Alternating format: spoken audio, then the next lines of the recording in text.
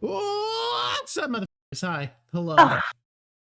You're the worst.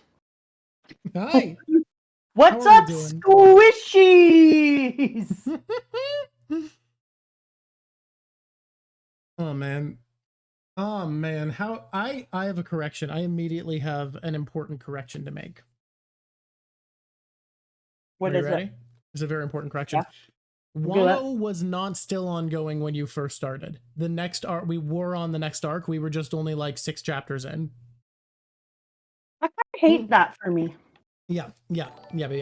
But what's cool is, by the time you catch up, I suspect that the arc that started when you first joined is going to be just wrapping up. Another raid. I was about to talk to our first raiders. I need to scroll up to our first raider. Thank you, Yuka Master. Uka Master? Uke Master? Oh, they're both Uke Master. You got That's a awesome. hockey game tonight. Oh god, wait. Who are the Rangers playing? If it's the Canucks, we're not allowed to root for you. We're not allowed to be on your side. Hello, Ollie. Welcome to Wano is Real. People are gifting subs. Are you looking at this? Mushara, highly argumentative subbing. Sitting here, turning CO2 to, or turning O2 to CO2, subscribing for 3 months total. Heck yeah, Act 1 of Wano. Level 3 hype train already. Hell yes. We're in the Wano. When they pulled back that curtain, I was like, wait a minute. That's amazing. You got the instant hypes. I wanted to do the curtain as my picture. You did want to do the curtain as your picture. That is true. You also wanted to do a cover page, and I was like, girl, you're 2 chapters in. Read more before you commit. I love that cover page.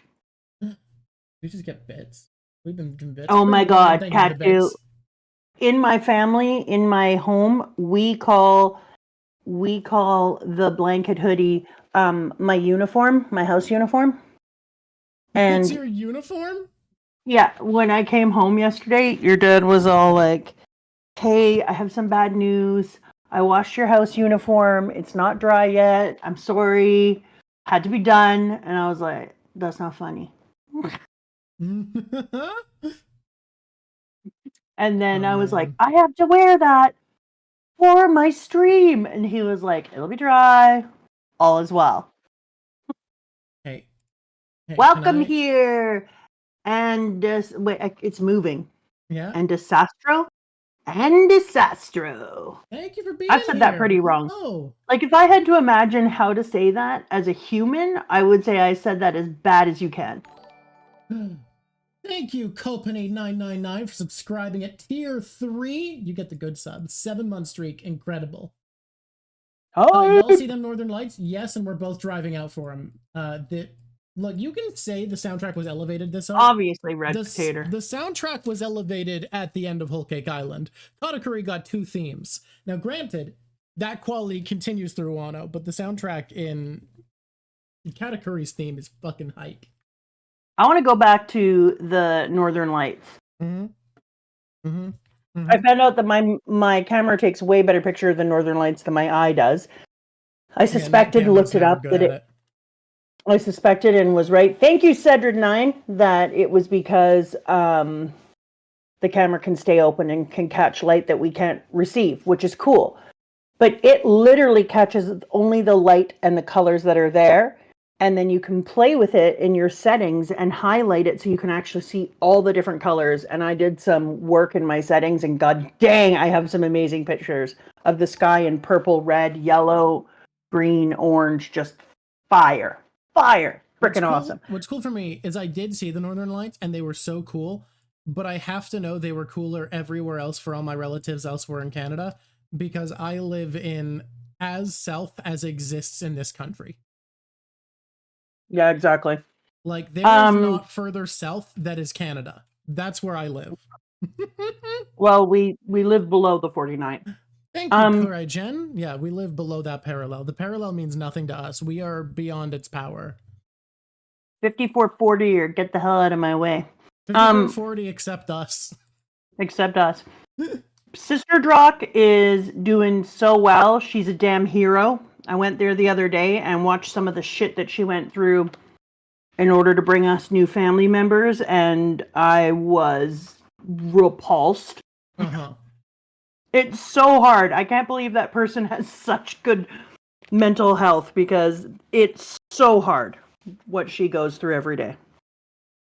So thank you guys for asking about her, because she is just bringing it. People are saying I'm basically American with how far south I am, and y'all aren't actually wrong, because there are cities like Bellingham that are further north than me. Like climate-wise, I'm below the border. But granted, I'm not actually as far south as you can be, because I forgot the whole Ontario-Quebec thing where they dip down really low for some reason. Thank you, Kekleon. Kekleon. Just like Maine is basically Canada, exactly like how Maine is basically Canada. I say y'all all the time. Y'all's good. Yeah. What's Thank you, Nickel the Hero. What problem do we have with y'all here? No, I think Americans think y'all is only American. What? Y'all fucking crazy for that one. No, if all Americans say y'all, though. Yeah, y'all is great. Y'all is great and gender neutral. Exactly. Y'all fantastic. See? Talentless Public also says y'all. Ooh, Breathtaking World of One Piece is safe. I think we want to wait for fan content until we're done, so that Mama can like really step into it and also not poison her YouTube recs. Michigan here, y'all's not only a southern thing. Thank you for subscribing, Japs and Art. Amazing. I hope I didn't mispronounce your name. It flew by really quickly, so I did my best. I mispronounce people's names on the regular. I love a compound. I love a compound word where you just keep compounding. Like, you should always look for opportunities where a group of people would have taken a course of action had things not gone differently. Wouldn't have taken a course of action, because if a group of people would not have taken a course of action had a certain thing not happen, you can say y'all didn't have. Y'all didn't have gotten this far. Y'all didn't have done that if it wasn't for me. You know what? I'm going to vote in this Wano act right now. I'm going to choose Act 1. It's where I am. I'm going to vote on that. Wait, before we start, can I actually... yeah, I'm going to say Act 3. Well, I haven't read that, you big bonehead. Y'all wouldn't have done that if it wasn't for me. I love this. Hey, before we start, can I show some more of my monster game project drawings? Before you say that, I just remembered another one. Yeah. Whose Own? Whose Own? That's Res, and Res slang is inherently great. No, because Whose Own is like who owns that, or who does this belong to? But it's who owns that. So instead of saying who owns that, you turn it to whose own. And it's perfect. I need to say, I found out recently, and this shouldn't be a surprise, that Métis reservations, being as they are a pretty even mix of French and First Nations culture, don't have the same res slang. And as much as that makes perfect sense, I don't like it. I don't like it either. I was like, do you guys say bootsit? And my Métis prof was like, no. And I was like, no. Why don't you say bootsit? Yeah, do you say whose own? He was like, no. And I was just like, what the fuck? That's wrong. It is wrong. It is wrong. For people who don't know, Métis, I'm not going into it. Yeah, you know what? Google things if you don't understand this one. Can I show off some monster designs that I think people will like before we get started? Because I really like these new designs. I think they're great. As long as you juggle while doing it. If we don't sub, the hype train will stop at level 5. I think we're not going to make it. There's 5 seconds left. They're not even going to hear me in time. They're not going to hear me in time to stop it. Yep, the hype train has ended. We've made it to level 4. That's pretty good. It's pretty good. No, it said hype train complete, level 5. Oh, level 5? Weird. It said, oh, we just got a level 4 emote. I don't know what's up. We stand critters. All right, so I'm going to show you the critters that I've been working on, because I'm doing my critter game, right? The game I'm doing that's going to be a critter game at some point. So we were doing designs for mimics, so we needed to design chests first. So these are the chests in the games. You need to juggle at the same time. Yeah. because the entire concept of the game's art design is the shape language of a fantasy game made out of modern components. So the 4 types of item containers are a gachapon container, a backpack shaped like a treasure chest, a duffel bag shaped like a big treasure chest, and a gachapon game that's shaped like one of those fancy like shrine treasure chests that always has like a magic power-up item in it. So these are the mimics based off of those treasure chests, and I fucking love them. I think they're fantastic. Oh, that's cool. I love those. Mm-hmm. Lots of tongue action, not gonna lie. You need tongues with mimics. It's important for them. Well, apparently I can see that. It's all tongue all the time here. Yeah. This one I'm really, really happy with. So I want to show off a cool thing with her design. These are the female mimics. They take over the gacha machine so that they can lay their eggs in the gacha capsules, because the mimic eggs before humans came around would be laid in seeds is what I came up with, seeds and nuts, but plastic is a hardier material. So they use gachapon containers now. And because she had to consume so many gacha figurines, she wanted to look like a pretty princess.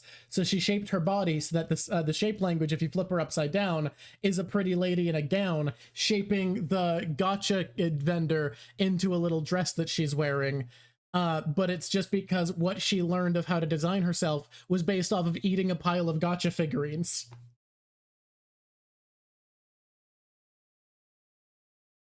That's wild.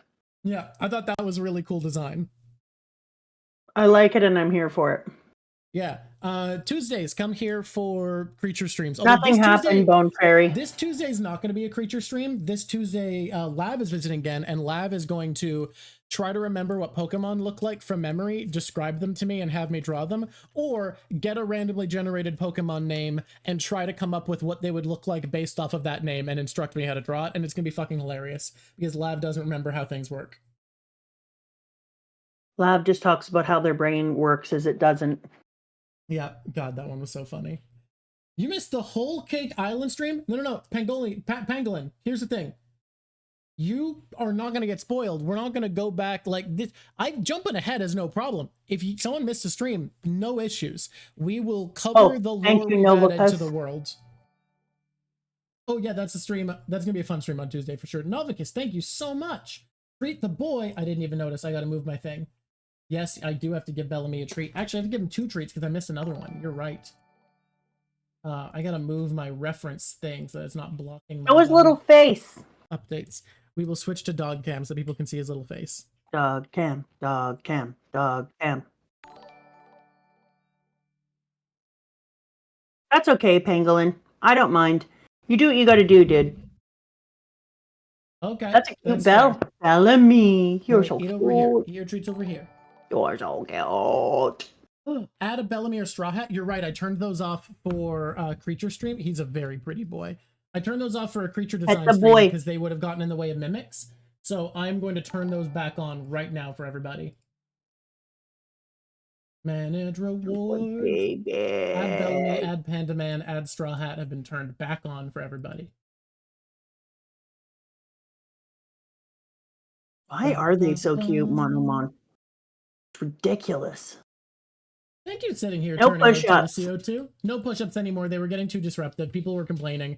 When people weren't complaining about them, it felt fun, but they were actually making people enjoy it less. I hated it. Everyone was complaining, unfortunately. I would try to talk to you about things, and then you'd be on the ground like some kind of doofus, push up and away.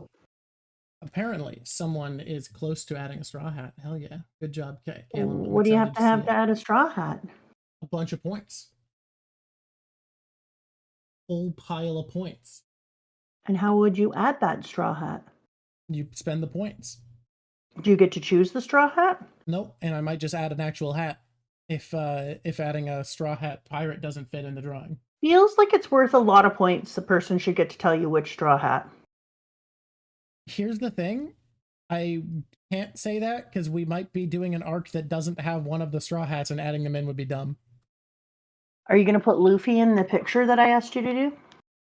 Literally, the scale is such that he could not be visible. You are the worst kid ever. what you have asked, Luffy could not fit in, like not properly. If the image faced us, he could. No,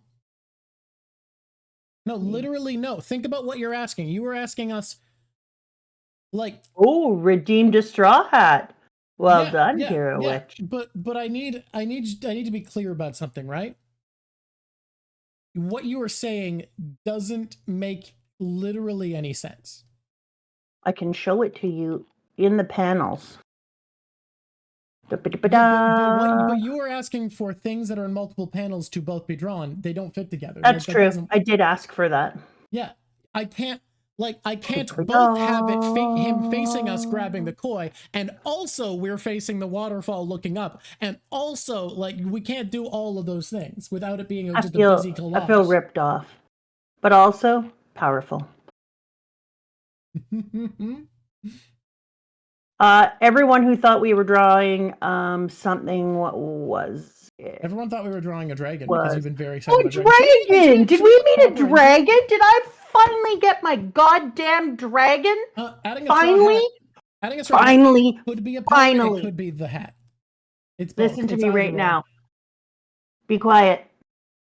Listen. Yeah. I feel the amount of vindicated that cannot be quantified. Be quiet. This person has asked a question, I'm answering. I feel the most vindicated a person could ever be vindicated. So are we immediately giving you a gold star for saying Kaido was the Azure Dragon? Now you thought symbolically, so we also have to give you a purple mushroom for saying that Monkey D. Dragon would have the Azure Dragon. I said there would be a real dragon. You have a prediction noted that you locked in that Monkey D. Dragon would have the Azure Dragon fruit. That is a thing you said, which I can confirm one of a million things. I'll allow that, but that's just one of a million things I've said. Who can keep them straight? I think what's most important is I said there would be an Azure Dragon of the East, and there is. Yes, you said Kaido specifically would be the dragon of the Azure Dragon of the East, which is crazy. Yeah. You did that just from deduction, like when we found out the names. I didn't even know Kaido's name yet. Well, you knew there would be one, but then when we found out the names of the emperors, but as soon as we found out the name of him, I was like, "Oh, he's the Azure Dragon of the East." Be the dragon, yeah.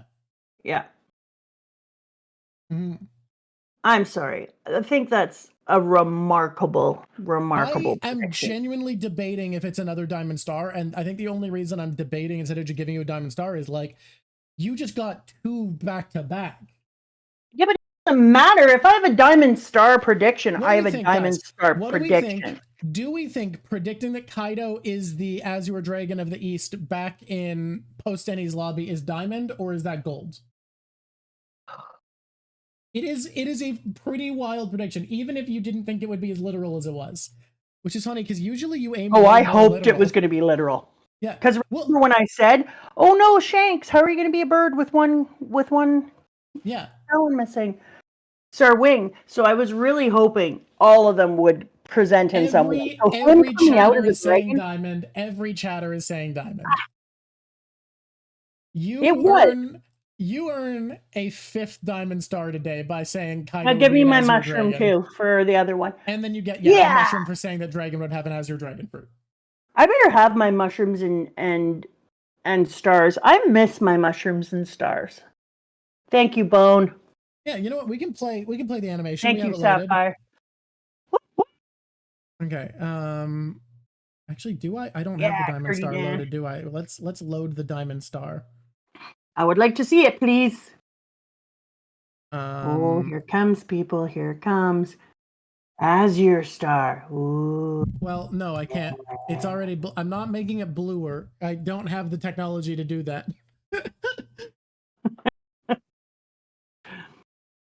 I do not on hand have the technology to make the star bluer. This is one of my very favorite diamond stars ever because this is going through Japanese folklore and parsing together and determining what would be what. I feel. There we go. Look at it. Look how beautiful that is. Baby! Yeah. Oh. And then you also get a mushroom. And now give me my mushroom. Yeah, baby, look at that ooze. Stunning. Santi's animations are fantastic. What about... Cricket really wants to know how you're feeling on Kinemon at the moment. It's because Cricket has a massive crush on freaking Kinemon. Probably. I'm gonna hold that back. I'm gonna hold back my feelings. He's a married man. Okay. Kinemon is a married man. He loves his wife. Are we doing a thing here? Oh, did anyone else see the power and beauty of that dragon? Like, I finally got the dragon I've been waiting for. We ate a dragon. First of all, so we're not going in order. We're not starting with Tama, best girl. We're starting with dragon. I love it. Let's get into this. First of all, I got a dragon that we ate right away, and I don't like that. And then we got another dragon that we cut in half. Then we got a small pink sad dragon. Sorry, Momo.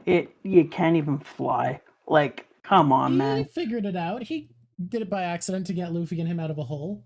One time. He's very trying. He tried his ass off. He did not succeed. He'll get it. I mean, I know he'll get it, but that is not the dragon I've been waiting for. Love the color. How stories work is they get it eventually. Yeah. I did love the color, and I know he'll get it eventually, but I wanted a big ass dragon. And when I figured out the idea of the 4 winds or 4 directions and how one of them was the dragon, I was like, that better be a goddamn actual dragon. So when it was, the Eastern dragon was the Eastern Azure dragon, and he came out in glory. How big did you say it was? Okay, so you'll see mixed reports on this because there is a location that people have scaled him against that's later in the series, right? And later in Wano. And you'll see a fake report, IMO, where people say, oh, there's no way it's that big. I think it's this big. So Kaido's dragon form is 600 meters long. Now, here's what's fucked about that is the argument and why a lot of people side with he's about 600 meters. I was looking into this to tell you how big he is just because they have said there is no way this structure here is 8 kilometers long. That's stupid. However, every bit of measuring anyone has ever done based off of the things that they can compare to the size of that structure suggests actually it is just 8 kilometers long. The One Piece world is way too big. Things are way too big here. It's fucked up. And actually, yes, Kaido is about 3 kilometers long. 3 kilometers? Yeah. I don't have words for things that are 3 kilometers long. Yeah. Yeah. And the only argument people have for why he shouldn't be is that that's too big, even though every bit of scaling you can do suggests that, yes, he is 3 kilometers long. Jesus God. Things in One Piece are too big. Yeah, but that's like... What even is that? It's too big. Yeah. How do you fight that? Well, I'll tell you what. You don't punch it, apparently. You don't just punch it and hope it works. To be fair. You don't punch it with a Gigantho pistol. Or an elephant gun is what it was. Elephant gun wasn't enough. The punches did more than I thought they would. Mm-hmm. Mm-hmm. I thought they would just be like flaccid. And Dragon would look at him like, are you funny? But no. Yeah. So yeah, I'm pretty excited about my dragon. I'm glad getting a 3 kilometer long dragon is a lot. And I'm happy about it. How do you find a 3 kilometer long dragon? We will need to find out. Step 1, Giganto pistol, not the solution. That's what we know so far. And he does drink a lot. He's a drunk dragon. I'm not sure if that's what I would call him as his, like, you know what? No words, too stupid so now. What are we gonna, do we want to keep talking about the dragon, or do we want to talk about the rest of Wano Act 1? I am talking about Wano Act 1. I don't know if you noticed, there's a dragon in it. I mean, I specifically said the rest of it. Yeah, whatever. Do we want to talk about I'm not done talking about him. Dragon? Okay. Because I've also decided now, because of who he is, what's happened, how much hype there is around him. Don't believe the hype. That I think that there's some sort of, and this is just the best way I can describe it, so it's what I'm going to say. Okay. I think that there is some sort of prophecy around Kaido. Yeah, because you were trying to figure out why he wanted to die, and because he wants to die so badly, but he doesn't seem to want to be dead. He seems to want to die, and he can't die. So I think there is some sort of prophecy around Kaido that is making the act of dying, not necessarily the death and being dead, some sort of thing that he has to cross over to be counted as something. Does that make sense? You believe there's a prophecy where he, to qualify as a thing that he wants to be, needs to die to achieve it. Yeah, that's what I'm saying. Does that make sense? Did I say that in a way that makes sense? Yeah. So yeah, we have I am wondering. Well, as soon as he is dead, here's why. I was looking something up because I was trying to figure out, like, why the freaking hell does this dude want to die? Mm-hmm. Right? And so I did the thing that I'm doing a lot lately, which the kids in my class think is hilarious. I start with go into the old chat GPT just so I can brainstorm questions off of it. Yeah. You basically have been using chat GPT as a sounding board. Yeah. It's because I'm not allowed to talk to frickin' anyone. So I decided that chat GPT would talk to me. Mm-hmm. And I asked chat GPT, where is it? I asked all sorts of questions, including I asked about who ghost else stories. To do great things. Kaido wants to be Jesus, clearly. Who wants to be Jesus? I know. Someone said, who else died to achieve great things? It's Jesus. Kaido wants to be Jesus. That's not the question I asked. I had a conversation with it where I basically asked it, and I'm trying to find the one where I did ask it, but it's hard to find this. From what I remember, you were like, what reasons would a character in fiction want to die? I said, why would a fictional character want to die? And then, but not to be dead. And then it gave me like 6 answers, I think, of different reasons.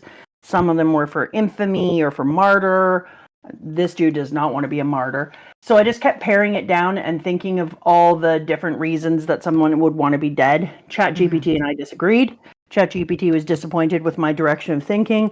Then I stumbled onto the idea of him trying to, one of them was like, could be a prophetic thing. And I was like, ooh, now we're finally somewhere.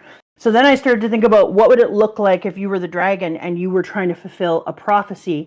Well, the only reason that you would care that much when you're this particular character is that you're looking for some sort of ultimate power, right? Like the whole idea would have to be that by being this character, feeling like you are this character who dies, that you would gain some sort of infamy or even further power. So that's where I'm at right now. Okay. So to achieve some power, fill some prophecy, Kaido needs to die. Yeah. Well, he feels he does, yeah. And that is all I have to say about that. So people are always like, why doesn't he drown himself? And my solution at this part was very simple. He's an Eastern dragon, and Eastern dragons can breathe underwater, so he would just be paralyzed underwater forever, not dead. That would suck. And he wouldn't like that. I guess so. That was my theory for why he doesn't just drown himself. Somebody asked a question that I couldn't ignore. He's not a fish man, no. Jack is a fish man. Look, you can't use your powers underwater, but you can still get passive benefits from them. Like Luffy was still made of rubber underwater. So I think still being able to breathe underwater could just make sense.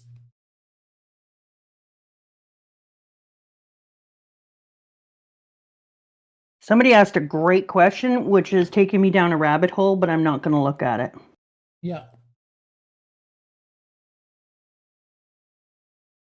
No. Human who asked me Whether or not the Eastern Dragon has to die, no, but it does open a whole rabbit hole around that. So you rock. Thank you. Now I'm going to do a whole bunch of more looking into things. Yeah. Can Brook drown? Who's to say, honestly?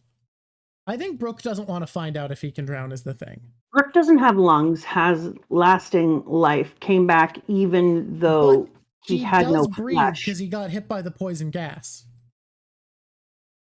Makes no sense. That's more like a stick in your bones type thing. But he did get poisoned by the poison gas. And he does eat, but he doesn't need to eat because he went without food for like 50 years. So like, what is up, honestly? All right. Well, we'll look at that later. Now we can go in order. I'm happy now. I did my little dragon time. Dragon time. Dragon time. Dragon time. You don't have to be. I'll be right back. I need to get my Sunny for reference. Stay here. I'm really excited about the way that you're drawing my picture. Just so everybody knows, I told Drock that the thing I wanted to draw, hi Bone Fairy, is obviously the dragon. Obviously, I wanted Kaido the dragon because I'm obsessed with finally getting a proper dragon. Oh, yeah. But when I saw this image, this was the first image I wanted drawn. It's the second time that we've made reference to the kind of and I think that this was so clever, the idea of the oversized koi going up the mountain to become a dragon, and then we get the dragon. How delicious was that? Like, well done. Well done. Did you know that there is probably no Japanese legend that the average nerd in North America knows better than the koi turning into a dragon? Does it happen all the time or something? No, it's because of Magikarp. Magikarp. There's a Pokemon called Magikarp entirely based off of this myth. Oh, I remember that. Literally everybody who is a nerd in North America knows about this myth. Because every trivia section, every Pokemon video that talks about Pokemon trivia, whatever, it talks about Magikarp turning into a dragon because of this myth. Okay. I'm also moving it forward. The spirit. Okay, you can cricket, but no more distractions after. This is the only one. This is the only one I'll go check out. What is it? Joke.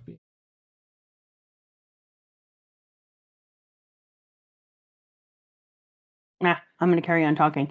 The other thing is because in Japanese mythology, they have all sorts of myths around giant carps. There's a giant koi. There's one known as the Oniga or Onigoi demon carp, but their appearance is seen as both a blessing and a warning. That when you see them in a story, you know that you are getting a blessing. That it's still the idea that they're going uphill, or going up water, they become a dragon, which we get, but also that it's seen as a blessing to you doing this thing, but also a warning, which is interesting because in the beginning images of Wano, he put in 4 different things that were both a blessing and a warning that are different types of imagery or wordings. And I was like, that's kind of crazy that he's trying to tell us. So before I told you that if we're going to be here, the crew is obviously going to be really changed when we leave, because you told me what percent of the story is in Wano? About almost exactly 10% right now, yeah. Which is wild. So clearly tons of changes need to happen. And where else is Luffy going to get that like big boy hit like he's going to get from a giant ass blue azure dragon of the east? Like nowhere else are you going to get that kind of hockey growth than playing off of our big boy. So I think the whole blessing and a warning kind of really worries me that we're going to see some changes in our crew or injuries or problems that I'm going to struggle with. No, don't say that. You just made everybody flash to so many images from throughout Wano by talking about those things, and I think that's great. And so as I was thinking about that, about how in order to do this chapter, because he starts it off, and I always like to think about how for him, he was writing it originally. Soon. A minute till ads. Pardon? A minute till ads, just For him, he's doing it for people who speak Japanese, know about Japanese legends, myths, know about what some of the symbology and mythology is.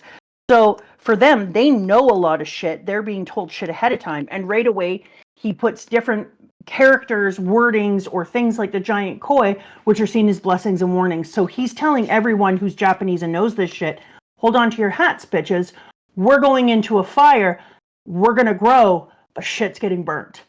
And I thought that was kind of wild that that's how he started it, because everything in it kind of looks like that. I'll give you another example after the advertisement that I thought was really, really interesting. Put ads on pause, so we got 5 minutes. You can get into it.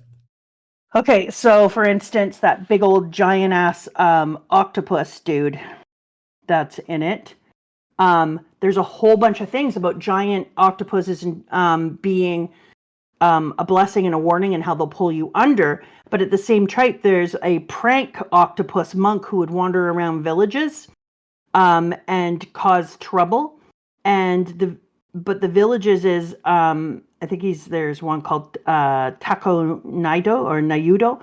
It's often seen as a cautionary tale about not being deceived by the appearances and the consequences of mischief. So it's kind of a light-hearted humor way of saying that sometimes things are not what they seem. So he does a bunch of those things that are cautionary tale warnings at the beginning of it. And then we have that big-ass octopus right away that they don't notice, which is funny as crap, and follows that whole theme because he is kind of dressed either like a sushi chef, which is funny as crap to think of an octopus dressed like a sushi chef, or a monk. And so when they're showing that part, I started to think about how they're using that as a warning where they're saying like, yeah, but on the other hand, remember to be careful. Things are often not what they seem. And though this is done in humor, know that we are coming into something very dangerous. So there's a whole bunch of them like that I thought was pretty cool, because if you just look, somebody had made a comment at one time that sometimes when he's making jokes is when he's being the most serious and giving you the biggest warnings. So I thought that was pretty cool. Something that I think is really cool about this, what you're describing of this feeling and coming in with the warnings of like great things to come, but also a threat is, in general, even without this, I feel like Oda makes the feeling of threat feel so substantial, and I don't think anything has felt as intimidating coming into Wano since like Alabasta of coming to fight a warlord for the first time. Yeah, I would agree. And maybe even that, like, I don't know if that felt as scary as coming into Kaido's territory feels. Kaido has been pumped up as being absolutely terrifying, and yet way scarier.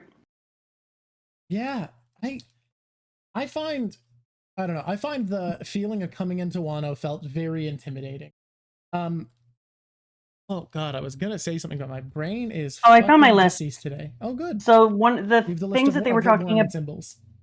Some of the things that they were talking about besides the warning symbols, I have a list of that too, but I can't always find things immediately. So the one for Kaido, when I asked the question, what would be the reason that a character would want the act of dying, but not death? They were talking about, and there's more to it, but atonement or redemption. Nope, out. Escape and suffering. Nope. Seeking attention. No. Breaking a curse or spell. Maybe. But we have had a spell or curse before, but it was kind of in a way that I didn't think fit with the story. It was the cursed swords, which don't feel like a curse you break by dying. And like that it feels like the swords and the cursed swords are their own thing. Mm-hmm. And so it feels to me like that's not the direction that it would go. Symbolic or ritualistic reasons, I kind of lean there for a minute, but I don't think so. To test the limits and overcome fear, dude does not have fear. To protect others, or to fulfill a prophecy or destiny. So I leaned into fulfill a prophecy or destiny, and then I started to rip that baby apart and think about it for myself. Because really, when I'm doing it, I'll use ChatGPT just as like another person, as if I'm having a conversation, because I don't get to have conversations except with you. And it turns out you're not at my beck and call, which is crap. I agree. So that's my first thinking. I think you're onto something. I think it's great, but it's so hard to think about that when I'm watching there be a poll for favorite Wano girl, and the least voted for option is Tama. That's wild. What? Who's the least favorite option? Tama. Why? Kin's wife and Kiku and Shinobu are all beating Tama, and Tama's the best. She works so hard. She's so cute. Yeah, she's just a child. I love her. She's a great character. She's perfect. I love Tama. Don't even worry about it. Tama's fantastic. I'm just gonna pour some money into it. Look, I do also love Okiku, though. Don't get me wrong, Kiku's great. That's so cute. Okay. Okay, yeah, I know all of the trans women in chat have to pick Kiku legally. However, have you thought about Otama? Yeah, I love Tama. And she broke my goddamn heart. Mm-hmm. Broke it, then stepped on it, then crushed it. Oh, okay, yeah, let me go over to the story. But either way. Straw Hat Luffy, 1.5 billion berry bounty. Bop, bop, bop. Triple B, baby. Triple B. Nami, your outfit when you meet the little drummer boy octopus, adorbs. Full adorbs. Okay, moving down. This is the image I chose, and I would have chose it over anything else until I saw the dragon. But Drock has an idea that he's doing for the story, and so I talk about that quickly. Yeah, go ahead. So the way, because we have 5 parts that I'm going to do this, is I'm going to be drawing each of these to fit together as a collage. Each of the first 4 parts from Wano, whatever Mama picks, and then actually, yeah, ad break is a great time to explain this. Subs get to know. So I'm going to be drawing each of these to fit together as a 4-panel collage. So the water here will flow into water in the other 4, because water is easy to fit into basically every part of Wano. And then I'm going to have dragon form Kaido basically circling all of them as a frame. And our 5th one, I already know what Mama's going to pick. Unquestionably, I know what Mama's going to pick for number 5. He says. I'm going to use it to pull all of them together into a consistent collage, using it to stitch together the errors. Mm-hmm. Yeah, we all know. Everybody know. Yeah, it is guaranteed. It is guaranteed, subs. You're correct. No, I do know. Yeah. Kolpani, Mama Drock, now he knows. Well, thank you. 5x Leonard. No. Yeah, everyone's like, yeah, we know what you're going to pick. Don't worry about it. I'm not going to lie. Also, that it's going to be perfect for stitching together all 5 of them and making it fit together, or all 4. I'm super stoked about it. So, anyways, I was gonna pick the Azure Dragon of the East, obviously, because I have a big. And then Drock told me what his thinking was, and I was like, well, then I don't want him right now, because the very first thing that I saw that I was like, damn, that's cool, was the big old giant ass koi fish going up the 3 waterfalls with Luffy grabbing a hold of them. Like, it was such a Luffy moment. It was so One Piece that I was like, this is undeniably what I want drawn. And it's perfect then, if I'm going to get a collage out of this, that this is step 1 of the collage. Mm-hmm, yeah. Because it feels like the start of the journey symbolically. And I mentioned that I feel like there's only one other thing that really feels like, oh, this is the start, because it feels like such a kickoff. And that's the Thunder Bagua, but we'll get there. Yeah. And it's also really interesting because 3 is such an important number in Japan as being associated with harmony and completeness and balance. And red, blue, and green. and that they believe red, blue, and green are primary colors. They're the most important basis of all human life. They believe that harmony, completeness, and balance together are what creates a great life. And so I thought it was so perfect that we begin our Wano collage with the 3 steps of the waterfall up into the new land. Someone just had a thought. Should the collage be left to right, or should it be right to left on account of this is a manga? That's actually a really good question. Because lots of people here are used to reading from right to left. I don't know. Let's wait until we see the images coming together and then see what we think. I actually kind of have to decide now, y'all. Oh, really? Either way, I think we're not ready for the Kaido. I got to reshape this and enhance the perspective on it a bit. What works better with it as it is right now? Oh, look, as things are right now, what does that matter? It literally doesn't matter because someone just deleted the art. Oh, I really liked this art. I'm mad at you. It hurts. That hurts to do. That hurt. That hurt. That was painful. That was so Why'd you delete it all? Because what? There was nothing else to delete. There was nothing else to delete. That was all there was.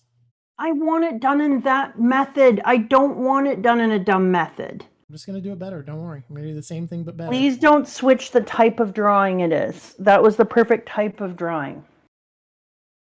That was, look, there was only one type of drawing it was going to be no matter what. Don't worry about that.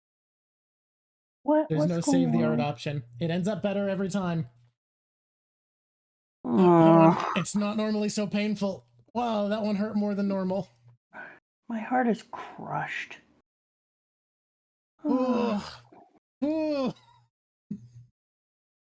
don't switch the perspective. The perspective was perfect. It's not shifted, it's intensified. All right. I'm gonna trust the process, but I'm sad. I can barely concentrate. Wow, all right, here we go. Pain. Yeah, did we go? Tama won because of my pleading. Thank you. Thank everyone for saving Tom. I don't know what it is.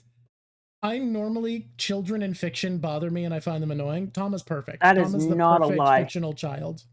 He talks about children all the time, being like, nah. Fuck these kids is how I feel a lot of the time. Like, Jesus Christ, get out of this. These kids suck. But right away, I think it was like I was just a couple of chapters past where we had stopped, and you said, "Do you love Otomo yet?" And I was like, "What? God damn, man!" You called me like 2 chapters and I didn't realize it was so early. Yeah. Whoa. Thanks, Dr. Jax. That's crazy. The other image that I really liked before was the 2 giant waves coming in because it works with the whole giant wave block print that happened when the Japanese were being attacked and the whole fleets were out in the harbor and the rogue wave came and wiped all their asses out. Yeah. Japan twice was saved from a Mongol invasion by a tsunami. DJ. Sorry, and DJ. I love that the dude who led both those invasions and had them both sink is quoted as saying, "If God exists, he's Japanese." I can see his point though, because shit went bad. It was like, shit went bad for me.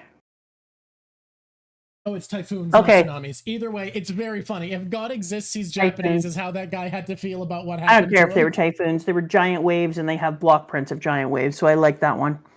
I also liked that we did like the crazy ass seas, and everything is akimbo, and then they go into a whirlpool bouncing off of Luffy's tum-tum.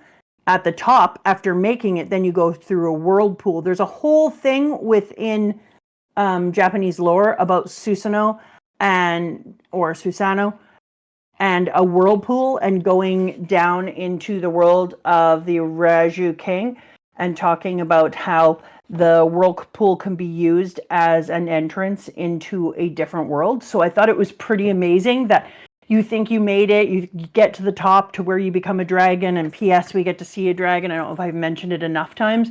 And then you've got the whirlpool, which is the entrance into the world of the dragon. And I was like, God damn, man. Susanoo. You are massively layering all your little bits.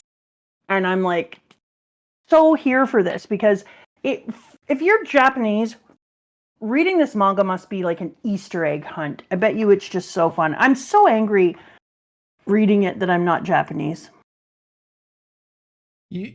Because there's all this cultural context you're getting?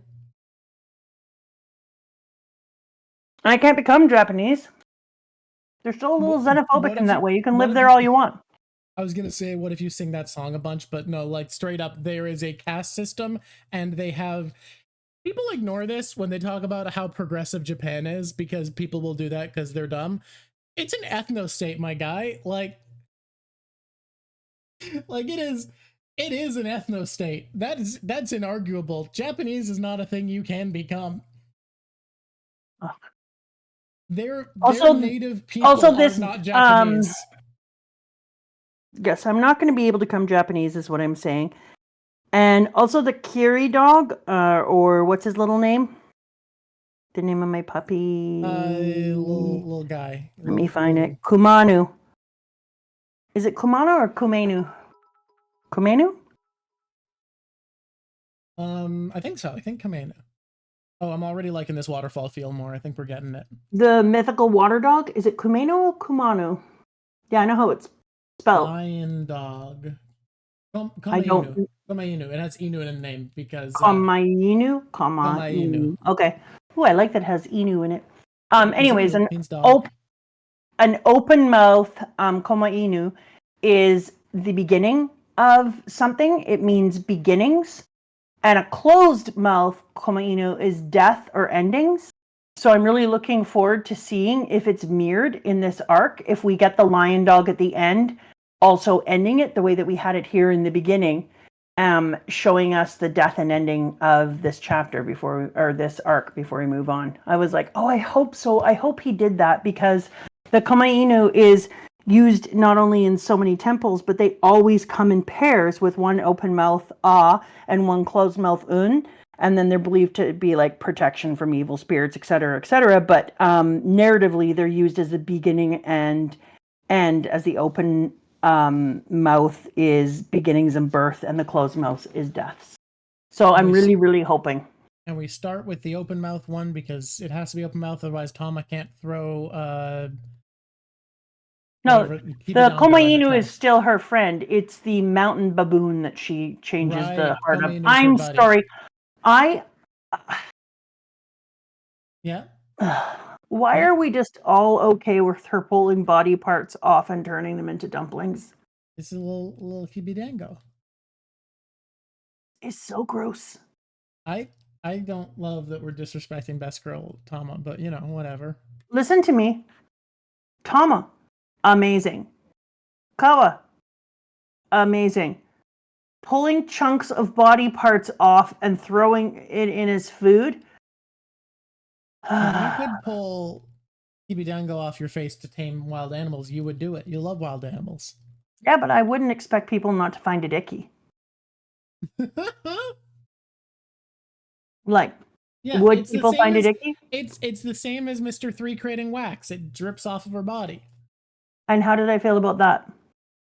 You know, look, is her devil fruit debatably incredibly unethical, especially when used against speed? Yes. Tama's a good girl. Yeah. I think that it's just worth mentioning that it's a bit gross. It's a bit gross, and the ethics around it are highly questionable at best. Yeah, because she's sweet and we expect good things out of her, we just forget the fact that she tamed her Kamachio, the Kamanu dog, with pieces of her face.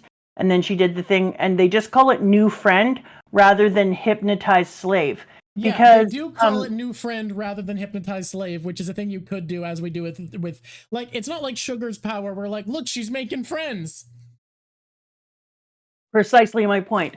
Because when she gets the Horselina, oh, somebody mentioned it here. Thank you. When she gets Horselina, and Horselina is like, yes, master. I'm like, precisely. So despite the fact that she is unquestionably adorable, unquestionably does things from a good place, or as and indigenous people would say, in a good way, does that change the fact that she has weird dumpling slave powers? No.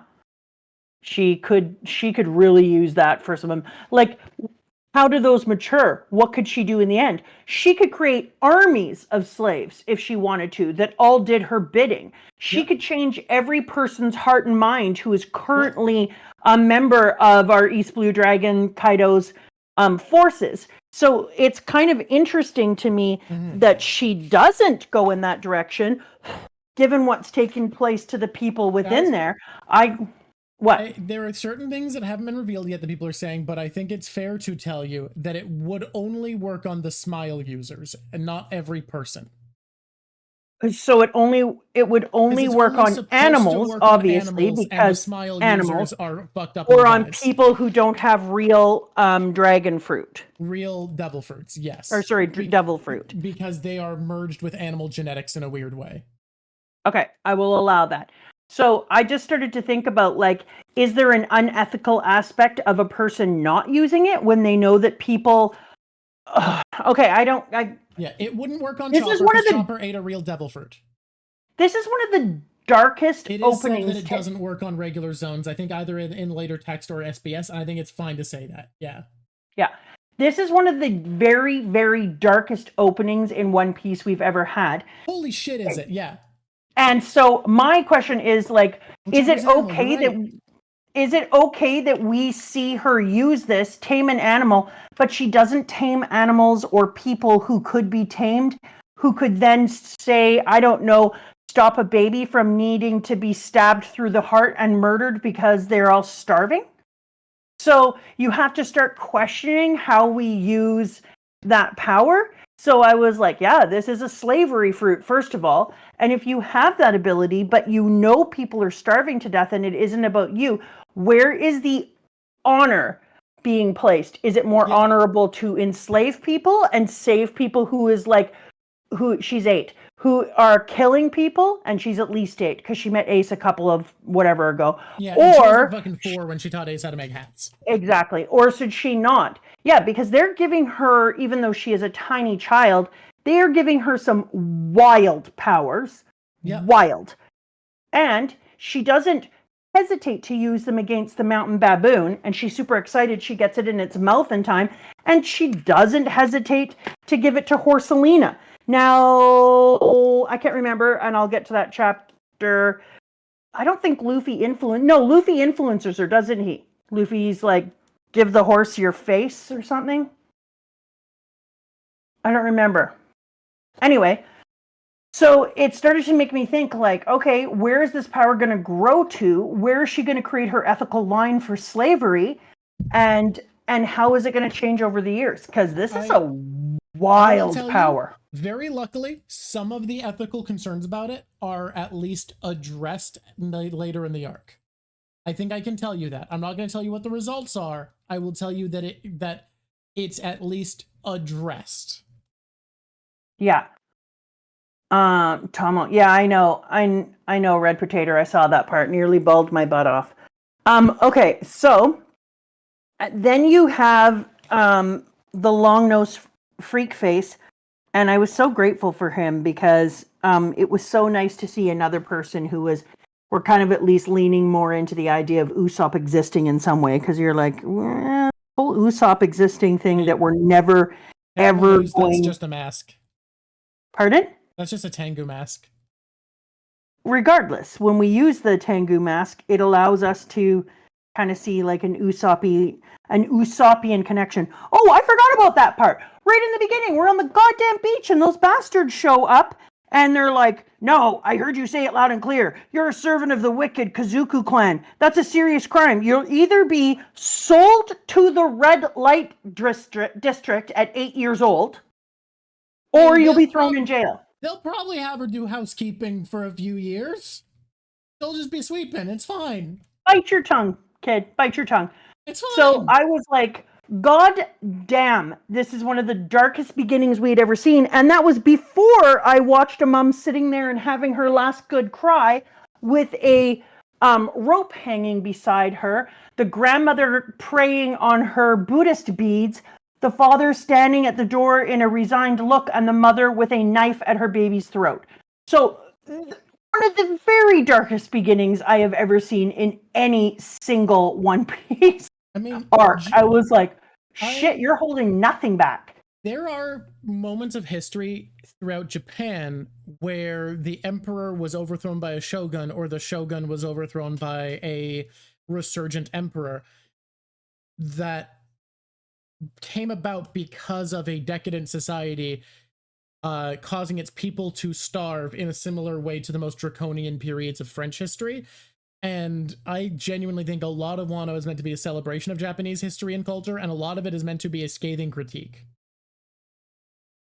Yes, and like I was looking up, because I was trying to remember some of my Japanese history from university, but I was looking up Japanese isolation policy, and whether or not what it was like if you were in a poorer class, and they were like, it wasn't that bad, and it wasn't precisely, there wasn't a lot of starving. But then I remembered, like, no, they're missing something, because they've mentioned nothing about any of the rice riots in this answer. So I went back in and put in rice riots and discovered, we had, during the Tokugawa Bufuku, there were 3 rice riots, and the economy was run on rice too. Like, that's what people ate. The thing that originally made samurai exist were because people needed a professional bodyguard to protect their rice fields. Like, that's why samurai came into existence.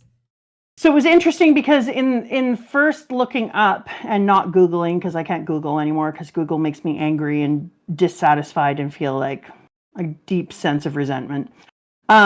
It was like, well, it wasn't that bad. And I was like, you didn't even mention rice riots, though. And we have, let's just do, put this in.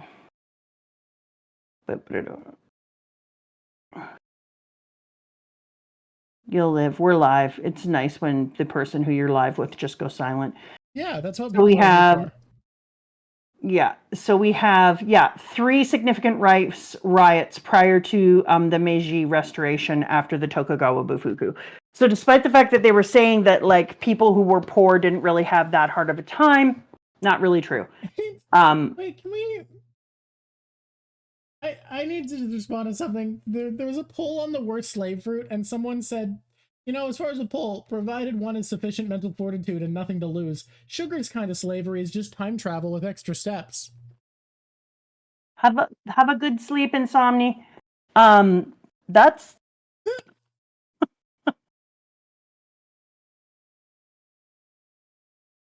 okay. It's very funny to say. That's concerning. God. Look, he is not wrong. You do not age while a toy, so it is kind of time travel in a sense. You know what? Actually, Sugar's doing kind. She's extending people's lifespans. Did anyone think we don't know that? whether or not they live at the same time afterwards, or if they age at all while they were. We don't know, but Kiro's looks the same, so I'm going to say they don't. Yeah, but when someone knocks her out, you come back. The Sugar Defense Squad. I also really enjoyed that when we met the her master, what's his face? Tengu. What's his brain? There it is. Tengu Yama Hitetsu. Because the Tengu are in Japanese folklore are not only excellent sword makers, but they are apparently depicted as the people who would have taught humans the art of swordsmanship. And so there's a whole legend around a famous swordsmith who learned from the original Tengu and then brought the advice and techniques to humans to teach them how to make great swords, and that legendary swords and perfect swords came out of the Tengu.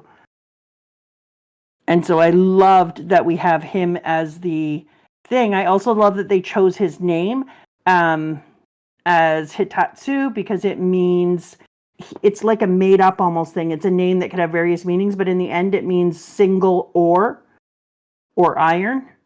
Okay. So I loved that Oda decided to have him have that mask off, give him the name Tenguyama Hitetsu, so he becomes like master sword maker made of iron. I thought that was such a cool little. That's what I mean. The Easter eggs in this is they're just wild, and I'm not finding them all, and it pisses me off.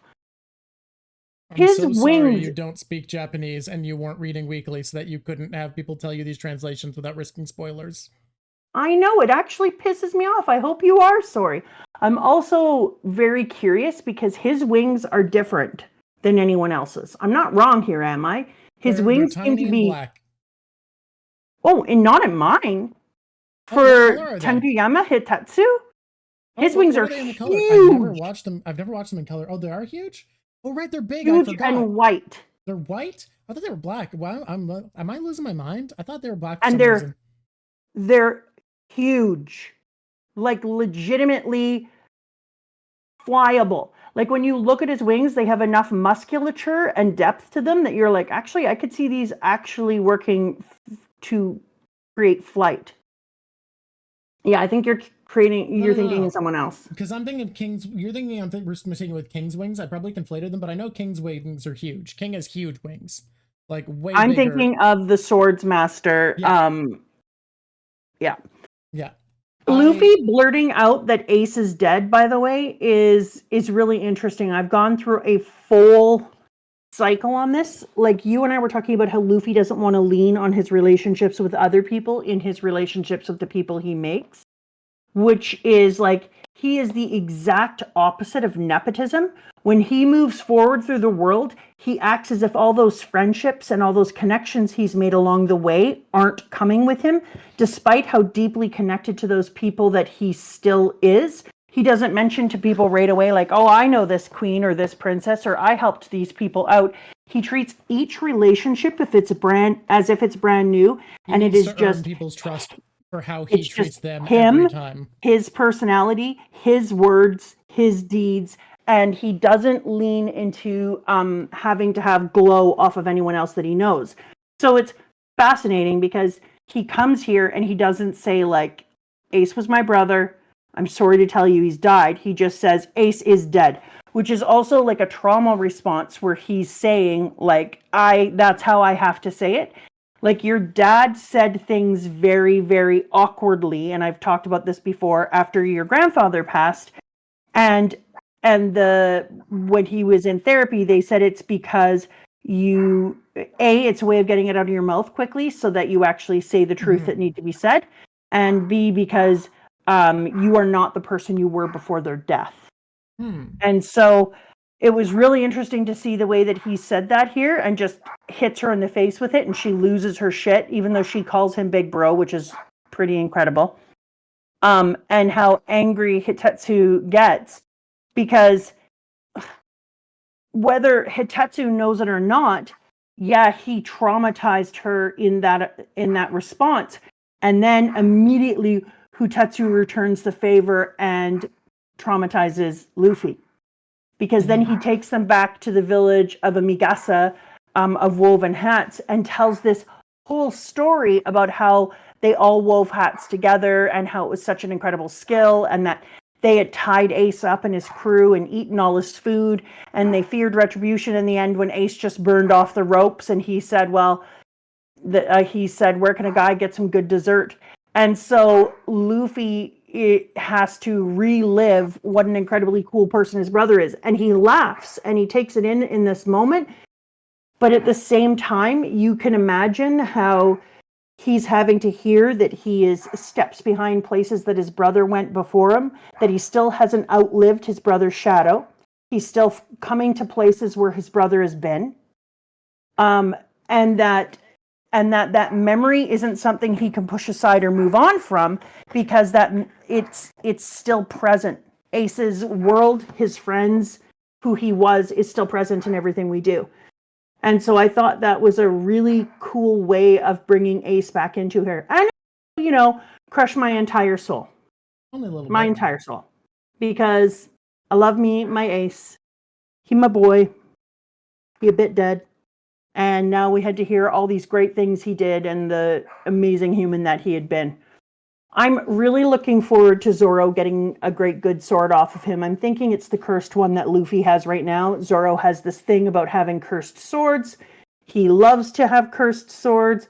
I'm really hoping that eventually all 3 of Zoro's swords are cursed. That's my big hope. But he needs to keep Kuina's sword, and it's not cursed. Oh, right, he has Kuina. Well, I'm wondering whether or not this cursed sword and his other cursed sword, which has currently been absconded, right? Did he get it back when he cut open the place? Did he get his sword back? Because they took the sword from him when they expected the sword again when he cut the fuck out of what's his face. Yeah, I couldn't remember if he took it when he was supposed to commit. I didn't really say, but I think it's implied because he has 3 swords again when you see him. Because I was like, oh, if he's got 2 cursed swords, how will they work together? Will they amplify each other? Will we see something cool and cursed now? That's my hope. My hope is that we're going to have those cursed swords work off of each other and we're going to see some shit. Because there's no way, again, just chuck that out there. It's Chekhov's gun. You can't bring out cursed swords, then never see anything about it. You gotta play off that curse. 100%. Wait a minute. I don't know who the person was who told you to delete your art, but I'm not going to lie. Uh-huh. It just looks better. It's the same thing, but better. Yeah. Yeah. And yeah, it's kind of incredible. But better. Oh, are we in ads? We're in ads. Ads just started. Don't worry about it. I didn't, Hi, everybody. Welcome I didn't to the keep anyone from hearing anything about cursed swords, did I? You know what I like doing during ads? What? I like talking about Magic the Gathering. I brought it up before. No, be quiet. So I'm wondering if it's going to be people inside of the cursed. Thank you, Calico. I love you back. Or is it going to be like ghosts, people? Like, how is it going to interact and what is it going to do when these curses come out? Oh, I'm so excited about cursed swords. There is a myth that he had more than 3 swords. Something about quenching a sword in blood. Yeah. Oh, I wanted to write that down. I actually had for myself look up cursed swords in Japan. Thank you. I'm just making another. You should see my computer. It's so sad, my computer screen. It's like how many frickin' sticky notes can you put on one screen? God. Well, I have the ADD. For the person who said you shouldn't be able to see how big Kaido is from the first one alone, Kaido is going to be the frame of the whole thing, so you kind of need the tail to come back into it. Otherwise, it doesn't work as a frame. I see. I love that we're getting his head here. Yeah. Yes!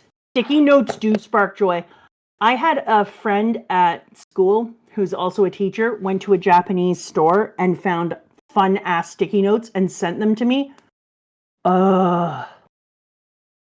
And I was just like, that is one of the greatest gifts ever. I also had a Japanese student who understood my great loving of all things that are stationary, and he went back home for the summer, and he brought me back so much Japanese paper and pens and little kits. It was such a gift.